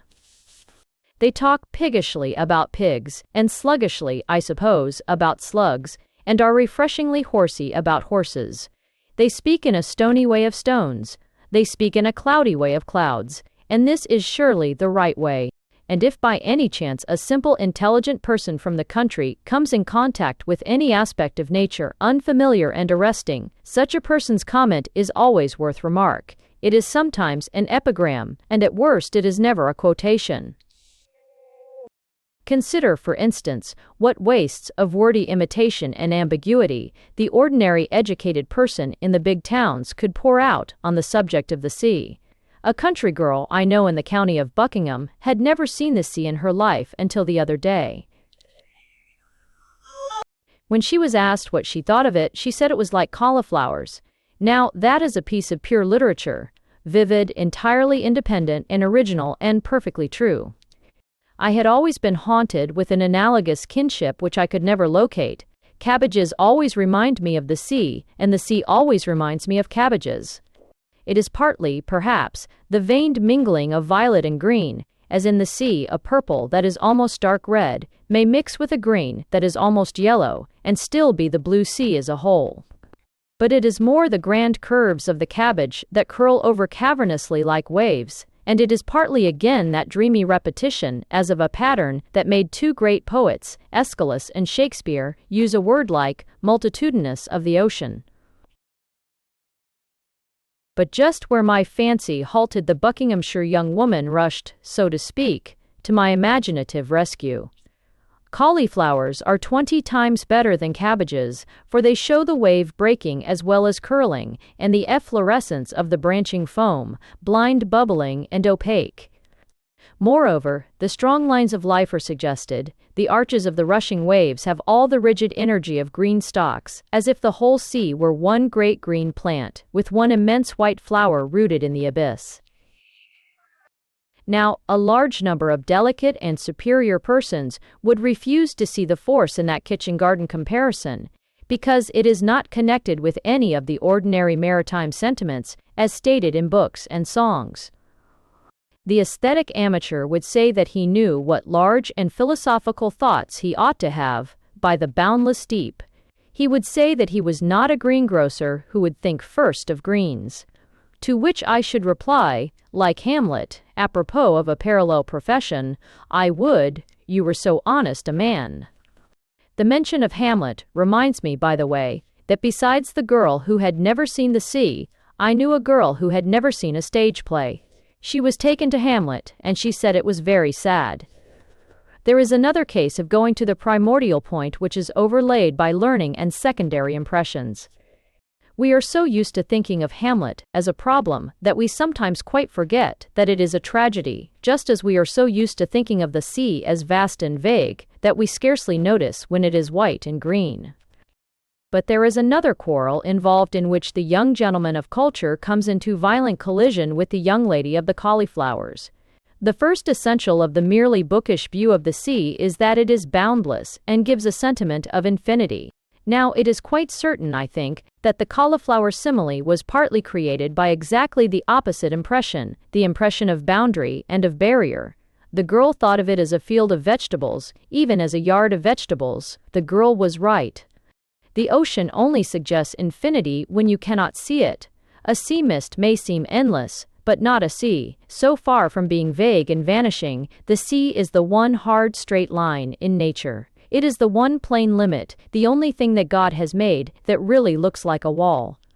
Compared to the sea, not only sun and cloud are chaotic and doubtful, but solid mountains and standing forests may be said to melt and fade and flee in the presence of that lonely iron line. The old naval phrase, that the seas are England's bulwarks, is not a frigid and artificial metaphor. It came into the head of some genuine sea dog when he was genuinely looking at the sea. For the edge of the sea is like the edge of a sword. It is sharp, military, and decisive. It really looks like a bolt or bar, and not like a mere expansion. It hangs in heaven, gray or green or blue, changing in color, but changeless in form, behind all the slippery contours of the land, and all the savage softness of the forests, like the scales of God held even. It hangs, a perpetual reminder of that divine reason and justice which abides behind all compromises and all legitimate variety, the one straight line, the limit of the intellect, the dark and ultimate dogma of the world. The sentimentalist. Sentimentalism is the most broken reed on which righteousness can lean. These were, I think, the exact words of a distinguished American visitor at the Guildhall, and may heaven forgive me if I do him a wrong.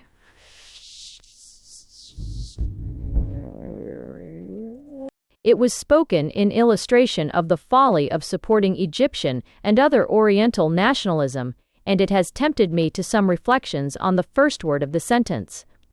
The sentimentalist, roughly speaking, is the man who wants to eat his cake and have it. He has no sense of honor about ideas. He will not see that one must pay for an idea as for anything else. He will not see that any worthy idea, like any honest woman, can only be won on its own terms, and with its logical chain of loyalty. One idea attracts him, another idea really inspires him, a third idea flatters him, a fourth idea pays him. He will have them all at once in one wild intellectual harem, no matter how much they quarrel and contradict each other. The sentimentalist is a philosophic profligate who tries to capture every mental beauty without reference to its rival beauties, who will not even be off with the old love before he is on with the new.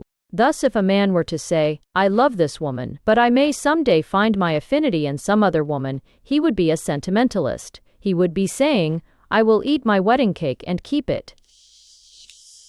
Or, if a man should say, "I am a Republican, believing in the equality of citizens, but when the government has given me my peerage, I can do infinite good as a kind landlord and a wise legislator, what free dog?"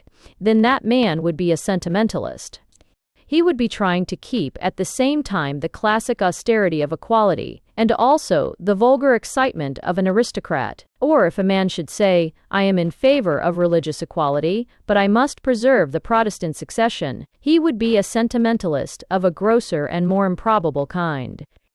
This is the essence of the sentimentalist, that he seeks to enjoy every idea without its sequence, and every pleasure without its consequence. Now it would really be hard to find a worse case of this inconsequent sentimentalism than the theory of the British Empire advanced by Mr. Roosevelt himself in his attack on sentimentalists. For the imperial theory, the Roosevelt and Kipling theory of our relation to Eastern races, is simply one of eating the Oriental cake, I suppose a sultana cake, and at the same time, leaving it alone. Now there are two sane attitudes of a European statesman towards Eastern peoples, and there are only two. First, he may simply say that the less we have to do with them the better, that whether they are lower than us or higher, they are so catastrophically different that the more we go our way and they go theirs, the better for all parties concerned. I will confess to some tenderness for this view. There is much to be said for letting that calm immemorial life of slave and sultan, temple and palm tree flow on, as it has always flowed. The best reason of all, the reason that affects me most finally, is that if we left the rest of the world alone, we might have some time for attending to our own affairs, which are urgent to the point of excruciation. All history points to this, that intensive cultivation in the long run triumphs over the widest extensive cultivation, or, in other words, that making one's own field superior is far more effective than reducing other people's fields to inferiority. If you cultivate your own garden and grow a specially large cabbage, people will probably come to see it, whereas the life of one selling small cabbages round the whole district is often forlorn. Now, the imperial pioneer is essentially a commercial traveler, and a commercial traveler is essentially a person who goes to see people because they don't want to see him. As long as empires go about urging their ideas on others, I always have a notion that the ideas are no good. If they were really so splendid, they would make the country preaching them a wonder of the world. That is the true ideal. A great nation ought not to be a hammer, but a magnet. Men went to the medieval Sorbonne because it was worth going to. Men went to old Japan because only there could they find the unique and exquisite old Japanese art. Nobody will ever go to modern Japan, nobody worth bothering about. I mean, because modern Japan has made the huge mistake of going to the other people, becoming a common empire. The mountain has condescended to Muhammad, and henceforth Muhammad will whistle for it when he wants it. That is my political theory, that we should make England worth copying instead of telling everybody to copy her. But it is not the only possible theory. There is another view of our relations to such places as Egypt and India, which is entirely tenable. It may be said, we Europeans are the heirs of the Roman Empire. When all is said, we have the largest freedom, the most exact science, the most solid romance. We have a deep, though undefined obligation to give as we have received from God, because the tribes of men are truly thirsting for these things as for water. All men really want clear laws, we can give clear laws. All men really want hygiene, we can give hygiene. We are not merely imposing Western ideas. We are simply fulfilling human ideas, for the first time. On this line, I think, it is possible to justify the forts of Africa and the railroads of Asia, but on this line, we must go much further. If it is our duty to give our best, there can be no doubt about what is our best. The greatest thing our Europe has made is the citizen, the idea of the average man, free and full of honor, voluntarily invoking on his own sin, the just vengeance of his city. All else we have done is mere machinery for that. Railways exist only to carry the citizen, forts only to defend him, electricity only to light him, medicine only to heal him. Popularism, the idea of the people alive and patiently feeding history, that we cannot give, for it exists everywhere, east and west. But democracy, the idea of the people fighting and governing, that is the only thing we have to give. Those are the two roads. But between them weakly wavers the sentimentalist, that is, the imperialist of the Roosevelt school. He wants to have it both ways, to have the splendors of success without the perils. Europe may enslave Asia, because it is flattering, but Europe must not free Asia, because that is responsible. It tickles his imperial taste that Hindus should have European hats. It is too dangerous if they have European heads. He cannot leave Asia Asiatic, yet he dare not contemplate Asia as European. Therefore, he proposes to have in Egypt railway signals, but not flags, dispatch boxes, but not ballot boxes. In short, the sentimentalist decides to spread the body of Europe without the soul. The white horses. It is within my experience, which is very brief and occasional in this matter, that it is not really at all easy to talk in a motor car. This is fortunate, first, because, as a whole, it prevents me from motoring, and second because, at any given moment, it prevents me from talking. The difficulty is not wholly due to the physical conditions, though these are distinctly unconversational. Fitzgerald's Omar, being a pessimist, was probably rich, and being a lazy fellow, was almost certainly a motorist. If any doubt could exist on the point, it is enough to say that, in speaking of the foolish prophets, Omar has defined the difficulties of colloquial motoring with a precision which cannot be accidental. Their words to wind are scattered, and their mouths are stopped with dust. From this follows not, as many of the cut-and-dried philosophers would say, a savage silence and mutual hostility, but rather one of those rich silences that make the mass and bulk of all friendship, the silence of men rowing the same boat or fighting in the same battle line. It happened that the other day I hired a motor car because I wanted to visit in very rapid succession the battle places and hiding places of Alfred the Great, and for a thing of this sort, a motor is really appropriate. It is not by any means the best way of seeing the beauty of the country. You see beauty better by walking, and best of all, by sitting still. But it is a good method in any enterprise that involves a parody of the military or governmental quality, anything which needs to know quickly the whole contour of a county, or the rough, relative position of men in towns. On such a journey, like jagged lightning, I sat from morning till night by the side of the chauffeur, and we scarcely exchanged a word to the hour. But by the time the yellow stars came out in the villages and the white stars in the skies, I think I understood his character, and I fear he understood mine. He was a Cheshire man with a sour, patient, and humorous face. He was modest, though a North Country man, and genial, though an expert. He spoke, when he spoke at all, with a strong Northland accent, and he evidently was new to the beautiful South Country, as was clear both from his approval and his complaints. But though he came from the north, he was agricultural and not commercial in origin. He looked at the land rather than the towns, even if he looked at it with a somewhat more sharp and utilitarian eye. His first remark for some hours was uttered when we were crossing the more coarse and desolate heights of Salisbury Plain. He remarked that he had always thought that Salisbury Plain was a plain. This alone showed that he was new to the vicinity, but he also said, with a critical frown, "A lot of this land ought to be good land enough. Why don't they use it?" He was then silent for some more hours. At an abrupt angle of the slopes that lead down from what is called, with no little humor, Salisbury Plain, I saw suddenly, as by accident, something I was looking for, that is, something I did not expect to see. We are all supposed to be trying to walk into heaven, but we should be uncommonly astonished if we suddenly walked into it. As I was leaving Salisbury Plain, to put it roughly, I lifted up my eyes and saw the White Horse of Britain. One or two truly fine poets of the Tory and Protestant type, such as Swinburne and Mr. Rudyard Kipling, have eulogized England under the image of white horses, meaning the white-maned breakers of the Channel. This is right and natural enough. The true philosophical Tory goes back to ancient things because he thinks they will be anarchic things.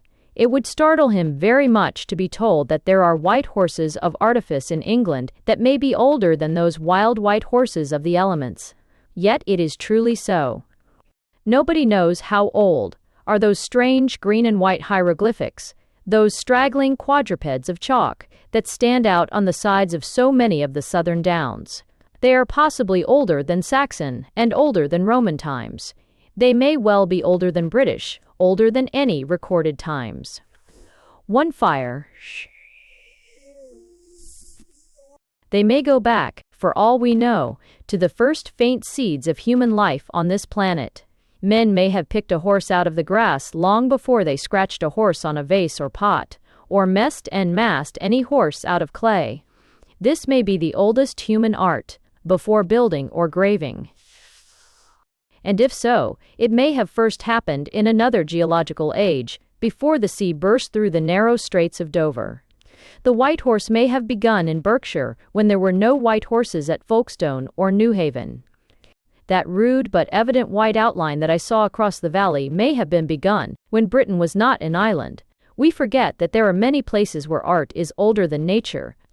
We took a long detour through somewhat easier roads till we came to a breach or chasm in the valley, from which we saw our friend the white horse once more. At least, we thought it was our friend the white horse, but after a little inquiry, we discovered to our astonishment that it was another friend and another horse. Along the leaning flanks of the same fair valley, there was, it seemed, another white horse, as rude and as clean, as ancient and as modern as the first. This at least I thought must be the aboriginal white horse of Alfred, which I had always heard associated with his name. And yet before we had driven into Wantage and seen King Alfred's quaint grey statue in the sun, we had seen yet a third white horse, and the third white horse was so hopelessly unlike a horse that we were sure that it was genuine. The final and original white horse, the white horse of the White Horse Vale, has that big, babyish quality that truly belongs to our remotest ancestors. It really has the prehistoric, preposterous quality of Zulu or New Zealand native drawings. This at least was surely made by our fathers when they were barely men, long before they were civilized men. But why was it made? Why did barbarians take so much trouble to make a horse nearly as big as a hamlet? A horse who could bear no hunter, who could drag no load? What was this titanic subconscious instinct for spoiling a beautiful green slope with a very ugly white quadruped? What, for the matter of that, is this whole hazardous fancy of humanity ruling the earth, which may have begun with white horses, which may by no means end with 20-horsepower cars? As I rolled away out of that country, I was still cloudily considering how ordinary men ever came to want to make such strange chalk horses, when my chauffeur startled me by speaking for the first time for nearly 2 hours. He suddenly let go one of the handles and pointed at a gross green bulk of down that happened to swell above us. "That would be a good place," he said. Naturally, I referred to his last speech of some hours before, and supposed he meant that it would be promising for agriculture. As a fact, it was quite unpromising, and this made me suddenly understand the quiet ardor in his eye. All of a sudden, I saw what he really meant. He really meant that this would be a splendid place to pick out another white horse. He knew no more than I did why it was done, but he was in some unthinkable prehistoric tradition because he wanted to do it. He became so acute in sensibility that he could not bear to pass any broad, breezy hill of grass on which there was not a white horse. He could hardly keep his hands off the hills. He could hardly leave any of the living grass alone. Then I left off wondering why the primitive man made so many white horses. I left off troubling in what sense the ordinary eternal man had sought to scar or deface the hills. I was content to know that he did want it, for I had seen him wanting it. The longbow. I find myself still sitting in front of the last book by Mr. H.G. Wells, I say, stunned with admiration. My family says sleepy with fatigue. I still feel vaguely all the things in Mr. Wells's book, which I agree with, and I still feel vividly the one thing that I deny.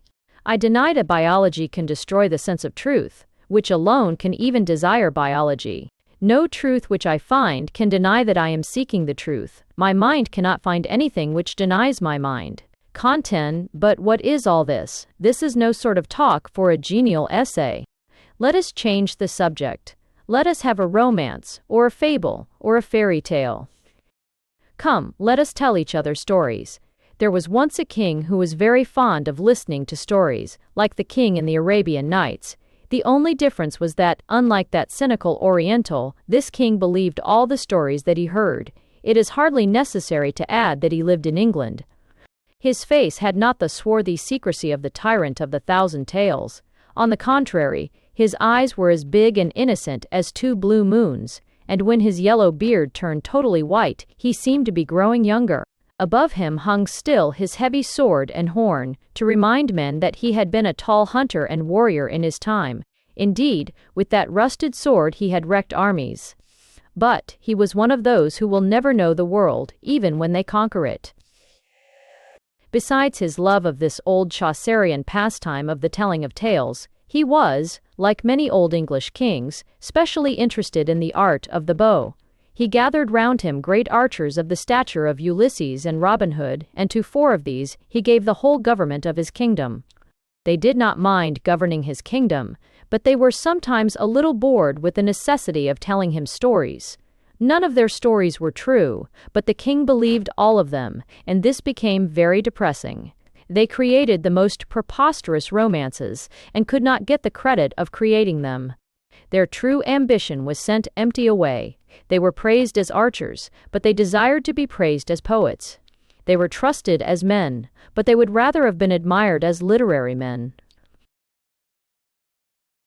At last, in an hour of desperation, they formed themselves into a club or conspiracy with the object of inventing some story which even the king could not swallow. They called it the League of the Longbow, thus attaching themselves by a double bond to their motherland of England, which has been steadily celebrated since the Norman conquest for its heroic archery and for the extraordinary credulity of its people.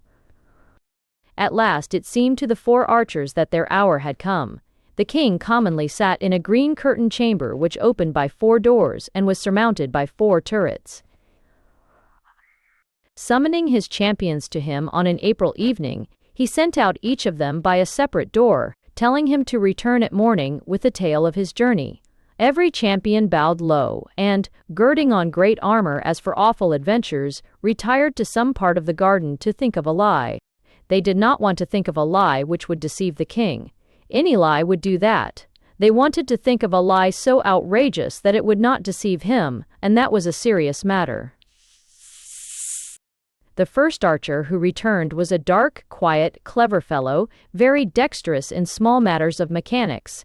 He was more interested in the science of the bow than in the sport of it. Also, he would only shoot at a mark, for he thought it cruel to kill beasts and birds, and atrocious to kill men.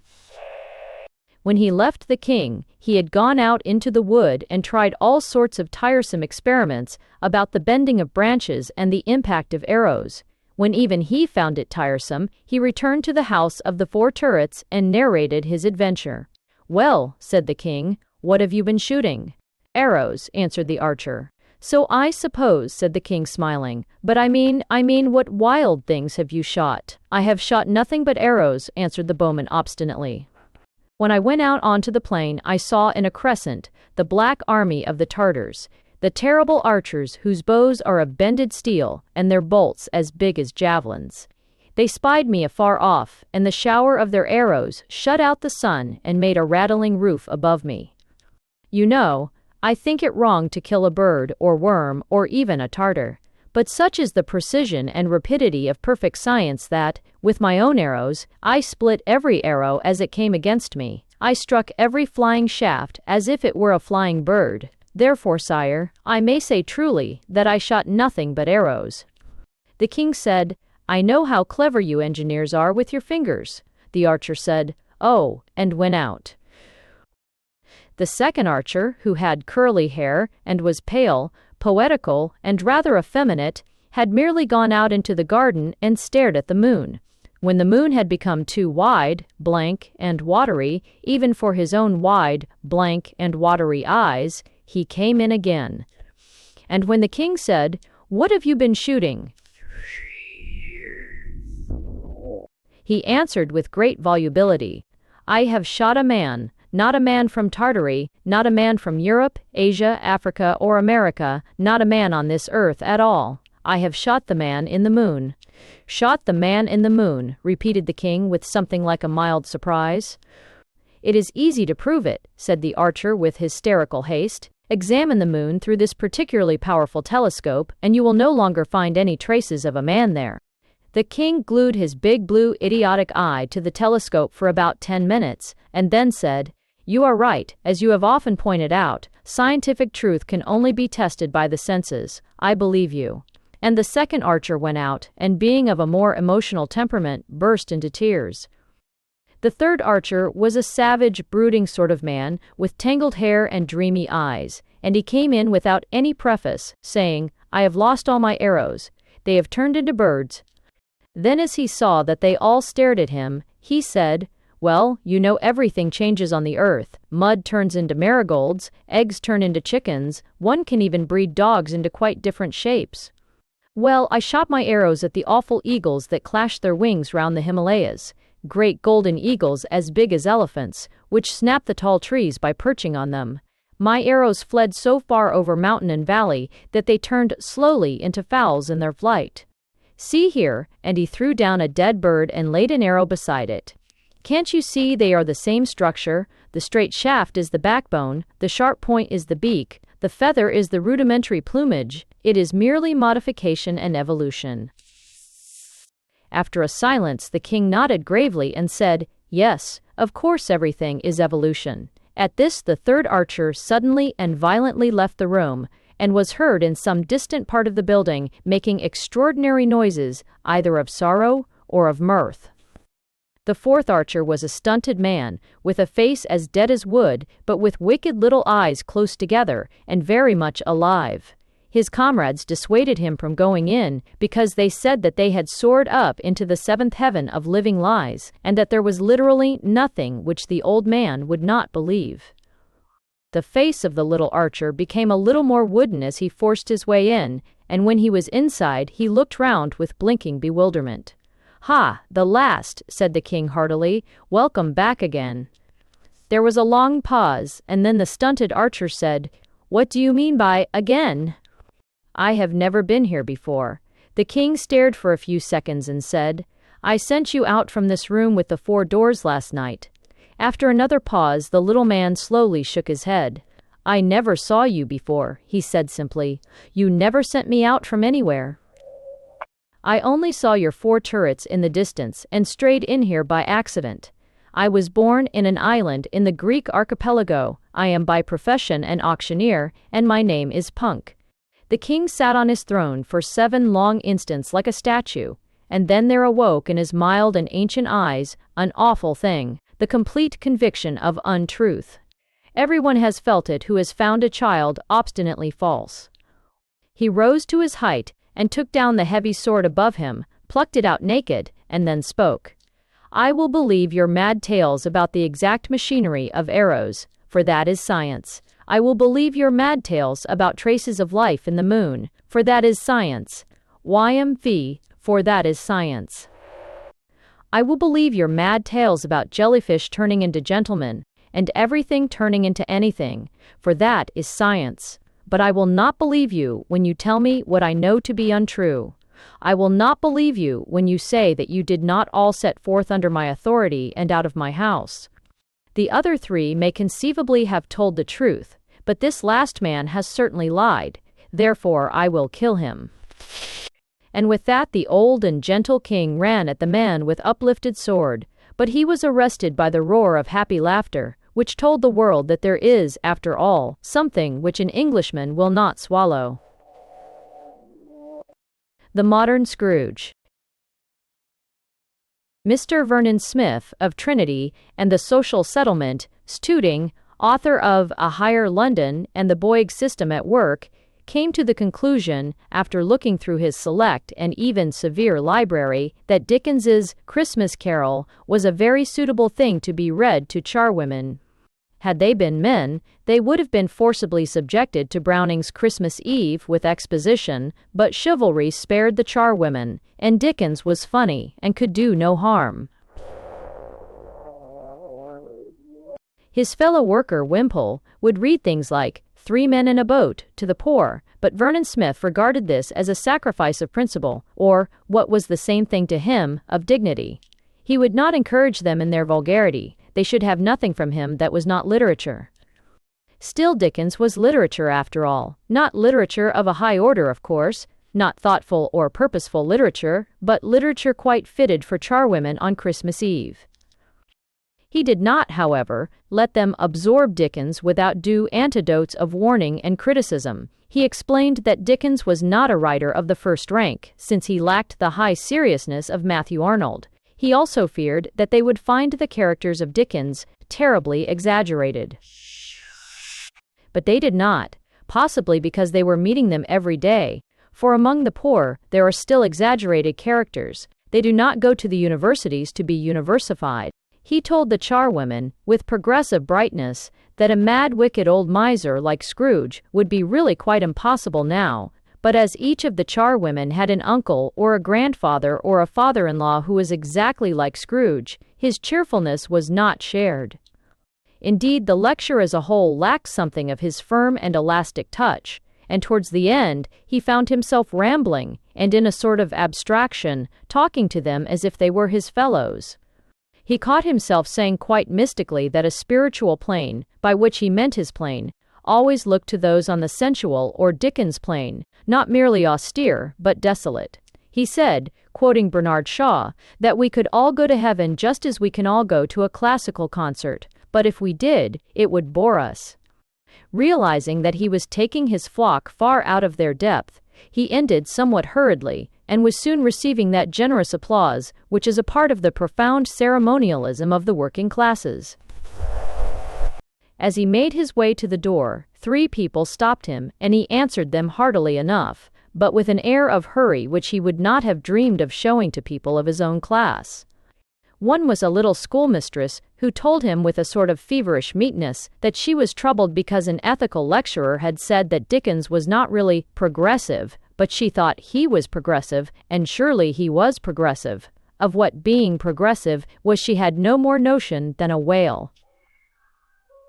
The second person implored him for a subscription to some soup kitchen or cheap meal, and his refined features sharpened, for this, like literature, was a matter of principle with him. Quite the wrong method, he said, shaking his head and pushing past. Nothing any good but the Boyk system. The third stranger, who was male, caught him on the step as he came out into the snow and starlight, and asked him point blank for money. It was a part of Vernon Smith's principles that all such persons are prosperous impostors, and like a true mystic he held to his principles in defiance of his 5 senses, which told him that the night was freezing and the man very thin and weak. If you come to the settlement between 4 and 5 on Friday week, he said, inquiries will be made. The man stepped back into the snow, with a not ungraceful gesture as of apology. He had frosty silver hair, and his lean face, though in shadow, seemed to wear something like a smile. As Vernon Smith stepped briskly into the street, the man stooped down as if to do up his bootlace. He was, however, guiltless of any such dandyism, and as the young philanthropist stood pulling on his gloves with some particularity, a heavy snowball was suddenly smashed into his face.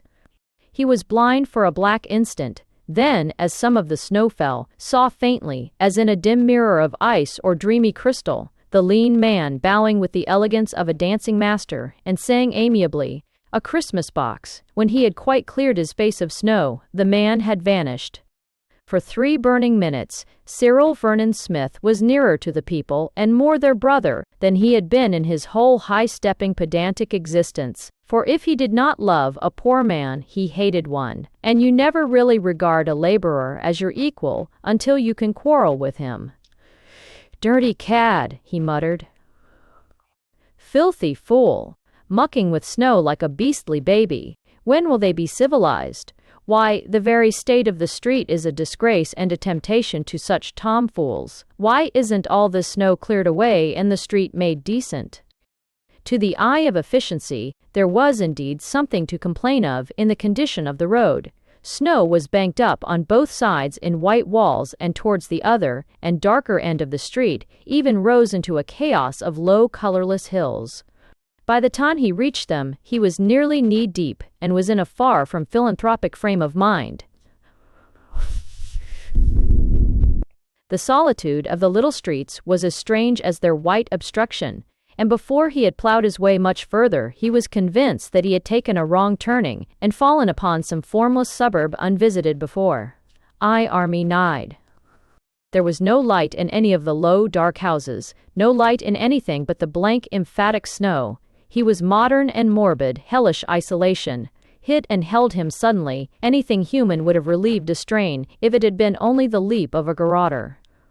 Then the tender human touch came indeed, for another snowball struck him, and made a star on his back. He turned with fierce joy, and ran after a boy escaping, ran with dizzy and violent speed, he knew not for how long. He wanted the boy. He did not know whether he loved or hated him. He wanted humanity. He did not know whether he loved or hated it. As he ran, he realized that the landscape around him was changing in shape, though not in color. The houses seemed to dwindle and disappear in hills of snow as if buried. The snow seemed to rise in tattered outlines of crag and cliff and crest, but he thought nothing of all these impossibilities until the boy turned to bay. When he did, he saw the child was queerly beautiful, with gold-red hair and a face as serious as complete happiness. And when he spoke to the boy, his own question surprised him, for he said for the first time in his life, "What am I doing here?" And the little boy with very grave eyes answered, "I suppose you are dead." He had also for the first time a doubt of his spiritual destiny. He looked round on a towering landscape of frozen peaks and plains and said, "Is this hell?" And as the child stared but did not answer, he knew it was heaven. All over that colossal country, white as the world round the pole, little boys were playing, rolling each other down dreadful slopes, crushing each other under falling cliffs, for heaven is a place where one can fight forever without hurting.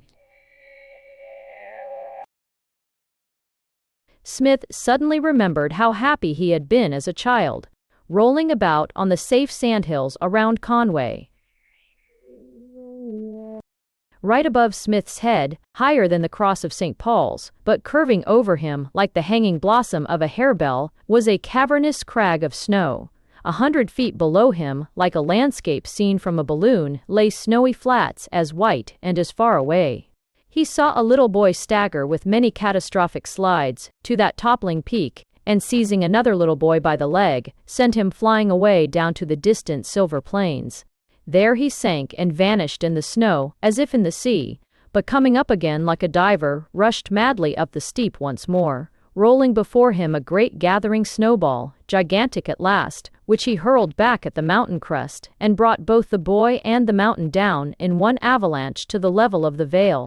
The other boy also sank like a stone, and also rose again like a bird, but Smith had no leisure to concern himself with this, for the collapse of that celestial crest had left him standing solitary in the sky, on a peak like a church spire. He could see the tiny figures of the boys in the valley below, and he knew by their attitudes that they were eagerly telling him to jump. Then for the first time he knew the nature of faith, as he had just known the fierce nature of charity. Or rather for the second time, for he remembered one moment when he had known faith before. It was when his father had taught him to swim, and he had believed he could float on water, not only against reason, but, what is so much harder, against instinct. Then he had trusted water, now he must trust air. He jumped, he went through air and then through snow with the same blinding swiftness. But as he buried himself in solid snow like a bullet, he seemed to learn a million things and to learn them all too fast. He knew that the whole world is a snowball, and that all the stars are snowballs. He knew that no man will be fit for heaven till he loves solid whiteness as a little boy loves a ball of snow. He sank and sank and sank, and then, as usually happens in such cases, woke up, with a start, in the street. True, he was taken up for a common drunk, but if you properly appreciate his conversion, you will realize that he did not mind, since the crime of drunkenness is infinitely less than that of spiritual pride, of which he had really been guilty. The high plains. By high plains I do not mean tablelands. Tablelands do not interest one very much. They seem to involve the bore of a climb, without the pleasure of a peak. Also, they are vaguely associated with Asia and those enormous armies that eat up everything like locusts, as did the army of Xerxes, with emperors from nowhere spreading their battalions everywhere, with the white elephants and the painted horses, the dark engines and the dreadful mounted bowmen of the moving empires of the East, with all that evil insolence, in short, that rolled into Europe in the youth of Nero, and after having been battered about and abandoned by one Christian nation after another, turned up in England with Disraeli and was christened, or rather paganed, imperialism. Also, it may be necessary to explain, I do not mean high plains, such as the Theosophists and the higher thought centers talk about. They spell theirs differently, but I will not have theirs in any spelling. They, I know, are always expounding how this or that person is on a lower plane. While they, the speakers, are on a higher plane, sometimes they will almost tell you what plane, as 5994, or plane F, subplane 304. I do not mean this sort of height either. My religion says nothing about such planes except that all men are on one plane and that by no means a high one. There are saints indeed in my religion, but a saint only means a man who really knows he is a sinner. Why then should I talk of the planes as high? I do it for a rather singular reason, which I will illustrate by a parallel. When I was at school, learning all the Greek I have ever forgotten, I was puzzled by the phrase oinon melan, that is black wine, which continually occurred. I asked what it meant, and many most interesting and convincing answers were given. It was pointed out that we know little of the actual liquid drunk by the Greeks, that the analogy of modern Greek wines may suggest that it was dark and sticky, perhaps a sort of syrup always taken with water. That archaic language about color is always a little dubious, as where Homer speaks of the wine dark sea and so on. I was very properly satisfied and never thought of the matter again until one day, having a decanter of claret in front of me, I happened to look at it. Also to the dedet. I then perceived that they called wine black because it is black. Very thin, diluted, or held up abruptly against a flame, red wine is red, but seen in body in most normal shades and semilights, red wine is black, and therefore was called so. On the same principles I call the plains high, because the plains always are high, they are always as high as we are. We talk of climbing a mountain crest and looking down at the plain, but the phrase is an illusion of our arrogance. It is impossible even to look down at the plain, for the plain itself rises as we rise. It is not merely true that the higher we climb, the wider and wider is spread out below us the wealth of the world. It is not merely that the devil or some other respectable guide for tourists takes us to the top of an exceeding high mountain and shows us all the kingdoms of the earth. It is more than that, in our real feeling of it. It is that in a sense the whole world rises with us roaring, and accompanies us to the crest like some clanging chorus of eagles. The plains rise higher and higher like swift gray walls piled up against invisible invaders. And however high a peak you climb, the plain is still as high as the peak. The mountain tops are only noble because from them we are privileged to behold the plains. So the only value in any man being superior is that he may have a superior admiration for the level and the common. If there is any profit in a place craggy and precipitous, it is only because from the vale, it is not easy to see all the beauty of the vale, because when actually in the flats, one cannot see their sublime and satisfying flatness. If there is any value in being educated or eminent, which is doubtful enough, it is only because the best instructed man may feel most swiftly and certainly the splendor of the ignorant and the simple, the full magnificence of that mighty human army in the plains. The general goes up to the hill to look at his soldiers, not to look down at his soldiers. He withdraws himself not because his regiment is too small to be touched, but because it is too mighty to be seen. The chief climbs with submission and goes higher with great humility, since in order to take a bird's-eye view of everything, he must become small and distant like a bird. The most marvelous of those mystical cavaliers who wrote intricate and exquisite verse in England in the 17th century, I mean Henry Vaughan, put the matter in one line, intrinsically immortal and practically forgotten. O holy hope and high humility! That adjective, high, is not only one of the sudden and stunning inspirations of literature, it is also one of the greatest and gravest definitions of moral science. However far aloft a man may go, he is still looking up, not only at God, which is obvious, but in a manner at men also, seeing more and more all that is towering and mysterious in the dignity and destiny of the lonely house of Adam. I wrote some part of these rambling remarks on a high ridge of rock and turf overlooking a stretch of the central counties. The rise was slight enough in reality, but the immediate ascent had been so steep and sudden that one could not avoid the fancy that on reaching the summit one would look down at the stars. But one did not look down at the stars, but rather up at the cities, seeing as high in heaven the palace town of Alfred like a lit sunset cloud, and away in the void spaces, like a planet in eclipse, Salisbury. So, it may be hoped, until we die, you and I will always look up, rather than down at the labors and the habitations of our race. We will lift up our eyes to the valleys, from whence cometh our help. For from every special eminence and beyond every sublime landmark, it is good for our souls to see only vaster and vaster visions of that dizzy and divine level, and to behold from our crumbling turrets the tall plains of equality. A chorus. One of the most marked instances of the decline of true popular sympathy is the gradual disappearance in our time of the habit of singing in chorus. Even when it is done nowadays, it is done tentatively and sometimes inaudibly, apparently upon some preposterous principle, which I have never clearly grasped, that singing is an art. In the new aristocracy of the drawing room, a lady is actually asked whether she sings, whither she sings. In the old democracy of the dinner table, a man was simply told to sing, and he had to do it. I like the atmosphere of those old banquets. I like to think of my ancestors, middle-aged or venerable gentlemen, all sitting round a table, and explaining that they would never forget old days, or friends with a rumpty-iddity-iddity, or letting it be known that they would die for England's glory with their toral, oral, etc. Even the vices of that society, which sometimes, I fear, rendered the narrative portions of the song almost as cryptic and inarticulate as the chorus, were displayed with a more human softening than the same vices in the saloon bars of our own time. I greatly prefer Mr. Richard Swiveller to Mr. Stanley Ortheris. I prefer the man who exceeded in rosy wine, in order that the wing of friendship might never moult a feather, to the man who exceeds quite as much in whiskies and sodas, but declares all the time that he's for number one, and that you don't catch him paying for other men's drinks.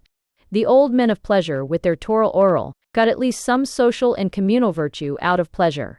The new men of pleasure, without the slightest vestige of a toral oral, are simply hermits of irreligion instead of religion, anchorites of atheism, and they might as well be drugging themselves with hashish or opium in a wilderness. But the chorus of the old songs had another use, besides this obvious one of asserting the popular element in the arts.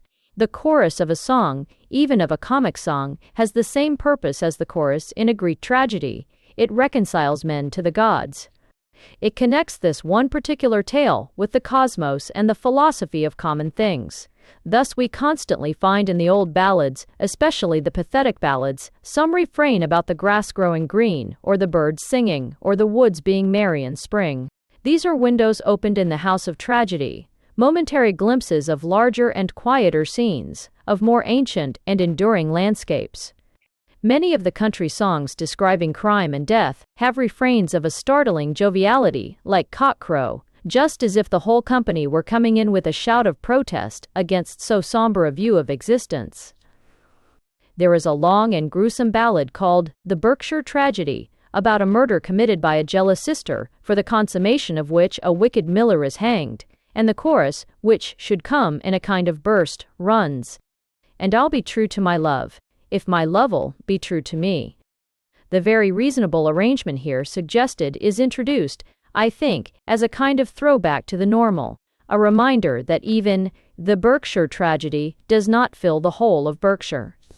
The poor young lady is drowned, and the wicked miller, to whom we may have been affectionately attached, is hanged, but still a ruby kindles in the vine, and many a garden by the water blows. Not that Omar's type of hedonistic resignation is at all the same as the breezy impatience of the Berkshire refrain, but they are alike in so far as they gaze out beyond the particular complication to more open plains of peace. The chorus of the ballad looks past the drowning maiden and the miller's gibbet, and sees the lanes full of lovers. This use of the chorus to humanize and dilute a dark story is strongly opposed to the modern view of art. Modern art has to be what is called intense. It is not easy to define being intense, but, roughly speaking, it means saying only one thing at a time and saying it wrong. Modern tragic writers have to write short stories. If they wrote long stories, as the man said of philosophy, cheerfulness would creep in. Such stories are like stings, brief but purely painful. And doubtless they bore some resemblance to some lives lived under our successful scientific civilization, lives which tend in any case to be painful, and in many cases to be brief. But when the artistic people passed beyond the poignant anecdote and began to write long books full of poignancy, then the reading public began to rebel and to demand the recall of romance. The long books about the black poverty of cities became quite insupportable. The Berkshire tragedy had a chorus, but the London tragedy has no chorus. Therefore, people welcomed the return of adventurous novels about alien places and times, the trenchant and sword-like stories of Stevenson. But I am not narrowly on the side of the romantics. I think that glimpses of the gloom of our civilization ought to be recorded. I think that the bewilderments of the solitary and skeptical soul ought to be preserved, if it be only for the pity, yes, and the admiration of a happier time. But I wish that there were some way in which the chorus could enter. I wish that at the end of each chapter of stiff agony or insane terror, the choir of humanity could come in with a crash of music, and tell both the reader and the author that this is not the whole of human experience. Let them go on recording hard scenes or hideous questions, but let there be a jolly refrain. Thus we might read, as Honoria laid down the volume of Ibsen and went wearily to her window, she realized that life must be to her not only harsher, but colder than it was to the comfortable and the weak, with her toral oral, etc. Astor 2's Effich or, again, Heapy, the young curate, smiled grimly as he listened to his great-grandmother's last words. He knew only too well that since Fogg's discovery of the hereditary hairiness of goats' religion stood on a very different basis from that which it had occupied in his childhood, with his rumpty-iddity, and so on. Or we might read, Uriel Maybloom stared gloomily down at his sandals, as he realized for the first time how senseless and antisocial are all ties between man and woman, how each must go his or her way without any attempt to arrest the headlong separation of their souls. And then would come in one deafening chorus of everlasting humanity, but I'll be true to my love, if my love'll, oh, be true to me. In the records of the first majestic and yet fantastic developments of the foundation of St. Francis of Assisi is an account of a certain blessed brother Giles. I have forgotten most of it, but I remember one fact, that certain students of theology came to ask him whether he believed in free will, and, if so, how he could reconcile it with necessity. On hearing the question, Saint Stent. Francis's follower reflected a little while, and then seized a fiddle and began capering and dancing about the garden, playing a wild tune, and generally expressing a violent and invigorating indifference. The tune is not recorded, but it is the eternal chorus of mankind, that modifies all the arts and mocks all the individualisms, like the laughter and thunder of some distant sea. A Romance of the Marshes. In books as a whole, marshes are described as desolate and colorless, great fields of clay or sedge, vast horizons of drab or gray. But this, like many other literary associations, is a piece of poetical injustice. Monotony has nothing to do with a place. Monotony, either in its sensation or its infliction, is simply the quality of a person. There are no dreary sights, there are only dreary sightseers. It is a matter of taste, that is, of personality, whether marshes are monotonous, but it is a matter of fact and science that they are not monochrome. The tops of high mountains, I am told, are all white. The depths of primeval caverns, I am also told, are all dark. The sea will be gray or blue for weeks together, and the desert, I have been led to believe, is the color of sand. The North Pole, if we found it, would be white with cracks of blue, and endless space, if we went there, would, I suppose, be black with white spots.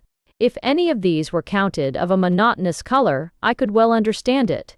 But on the contrary, they are always spoken of as if they had the gorgeous and chaotic colors of a cosmic kaleidoscope.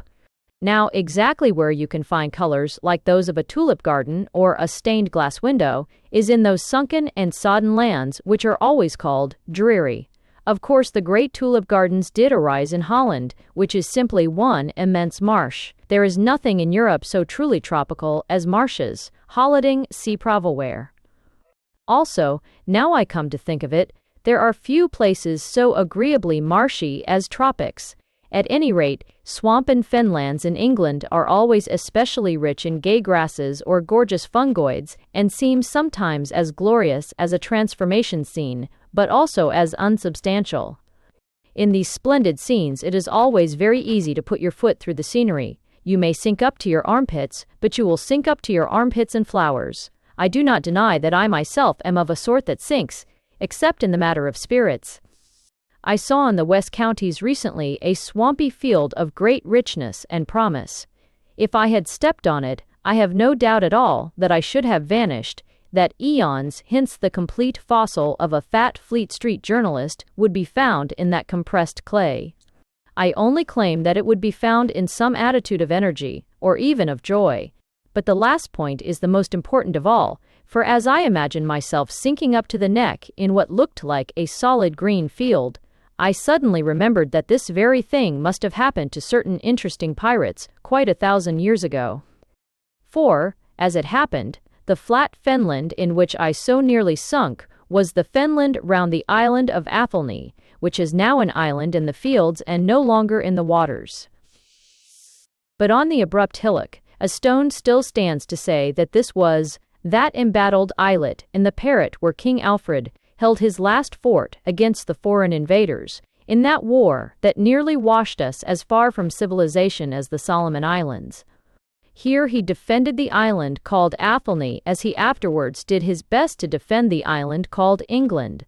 For the hero always defends an island, a thing beleaguered and surrounded, like the Troy of Hector, and the highest and largest humanitarian can only rise to defending the tiny island called the earth.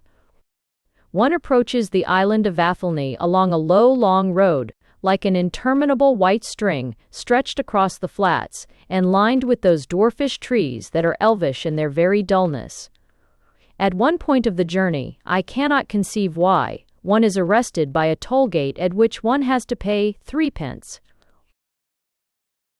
Perhaps it is a distorted tradition of those dark ages. Perhaps Alfred, with the superior science of comparative civilization, had calculated the economics of Denmark down to a halfpenny.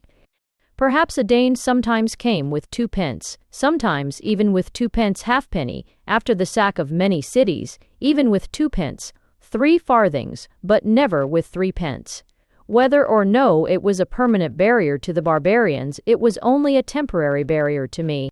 I discovered 3 large and complete coppers in various parts of my person, and I passed on along that strangely monotonous and strangely fascinating path. It is not merely fanciful to feel that the place expresses itself appropriately as the place where the great Christian king hid himself from the heathen. Though a marshland is always open, it is still curiously secret. Fens, like deserts, are large things very apt to be mislaid. These flats feared to be overlooked in a double sense. The small trees crouched, and the whole plain seemed lying on its face, as men do when shells burst. The little path ran fearlessly forward, but it seemed to run on all fours. Everything in that strange countryside seemed to be lying low, as if to avoid the incessant and rattling rain of the Danish arrows.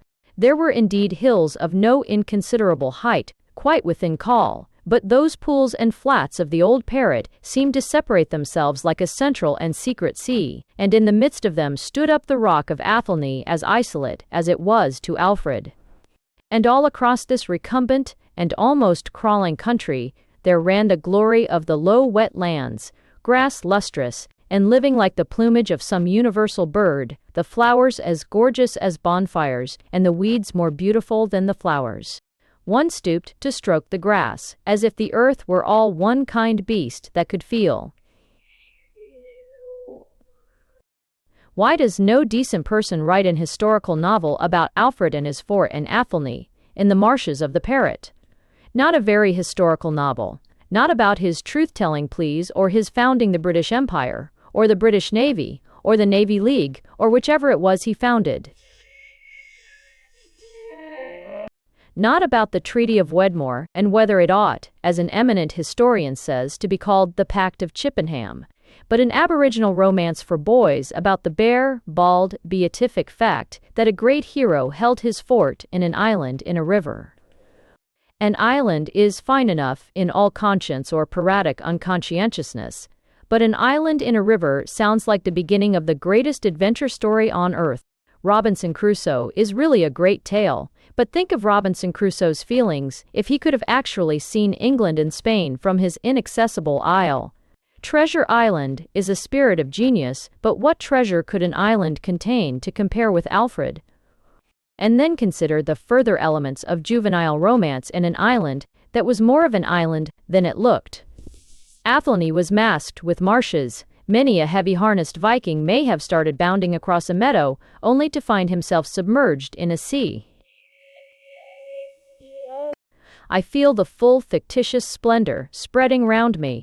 I see glimpses of a great romance that will never be written. I see a sudden shaft quivering in one of the short trees. I see a red-haired man wading madly among the tall gold flowers of the marsh, leaping onward and lurching lower. I see another shaft stand quivering in his throat. I cannot see any more, because, as I have delicately suggested, I am a heavy man. This mysterious marshland does not sustain me, and I sink into its depths with a bubbling groan. Thanks for listening to Alarms and Discursions by Gilbert Keith Chesterton.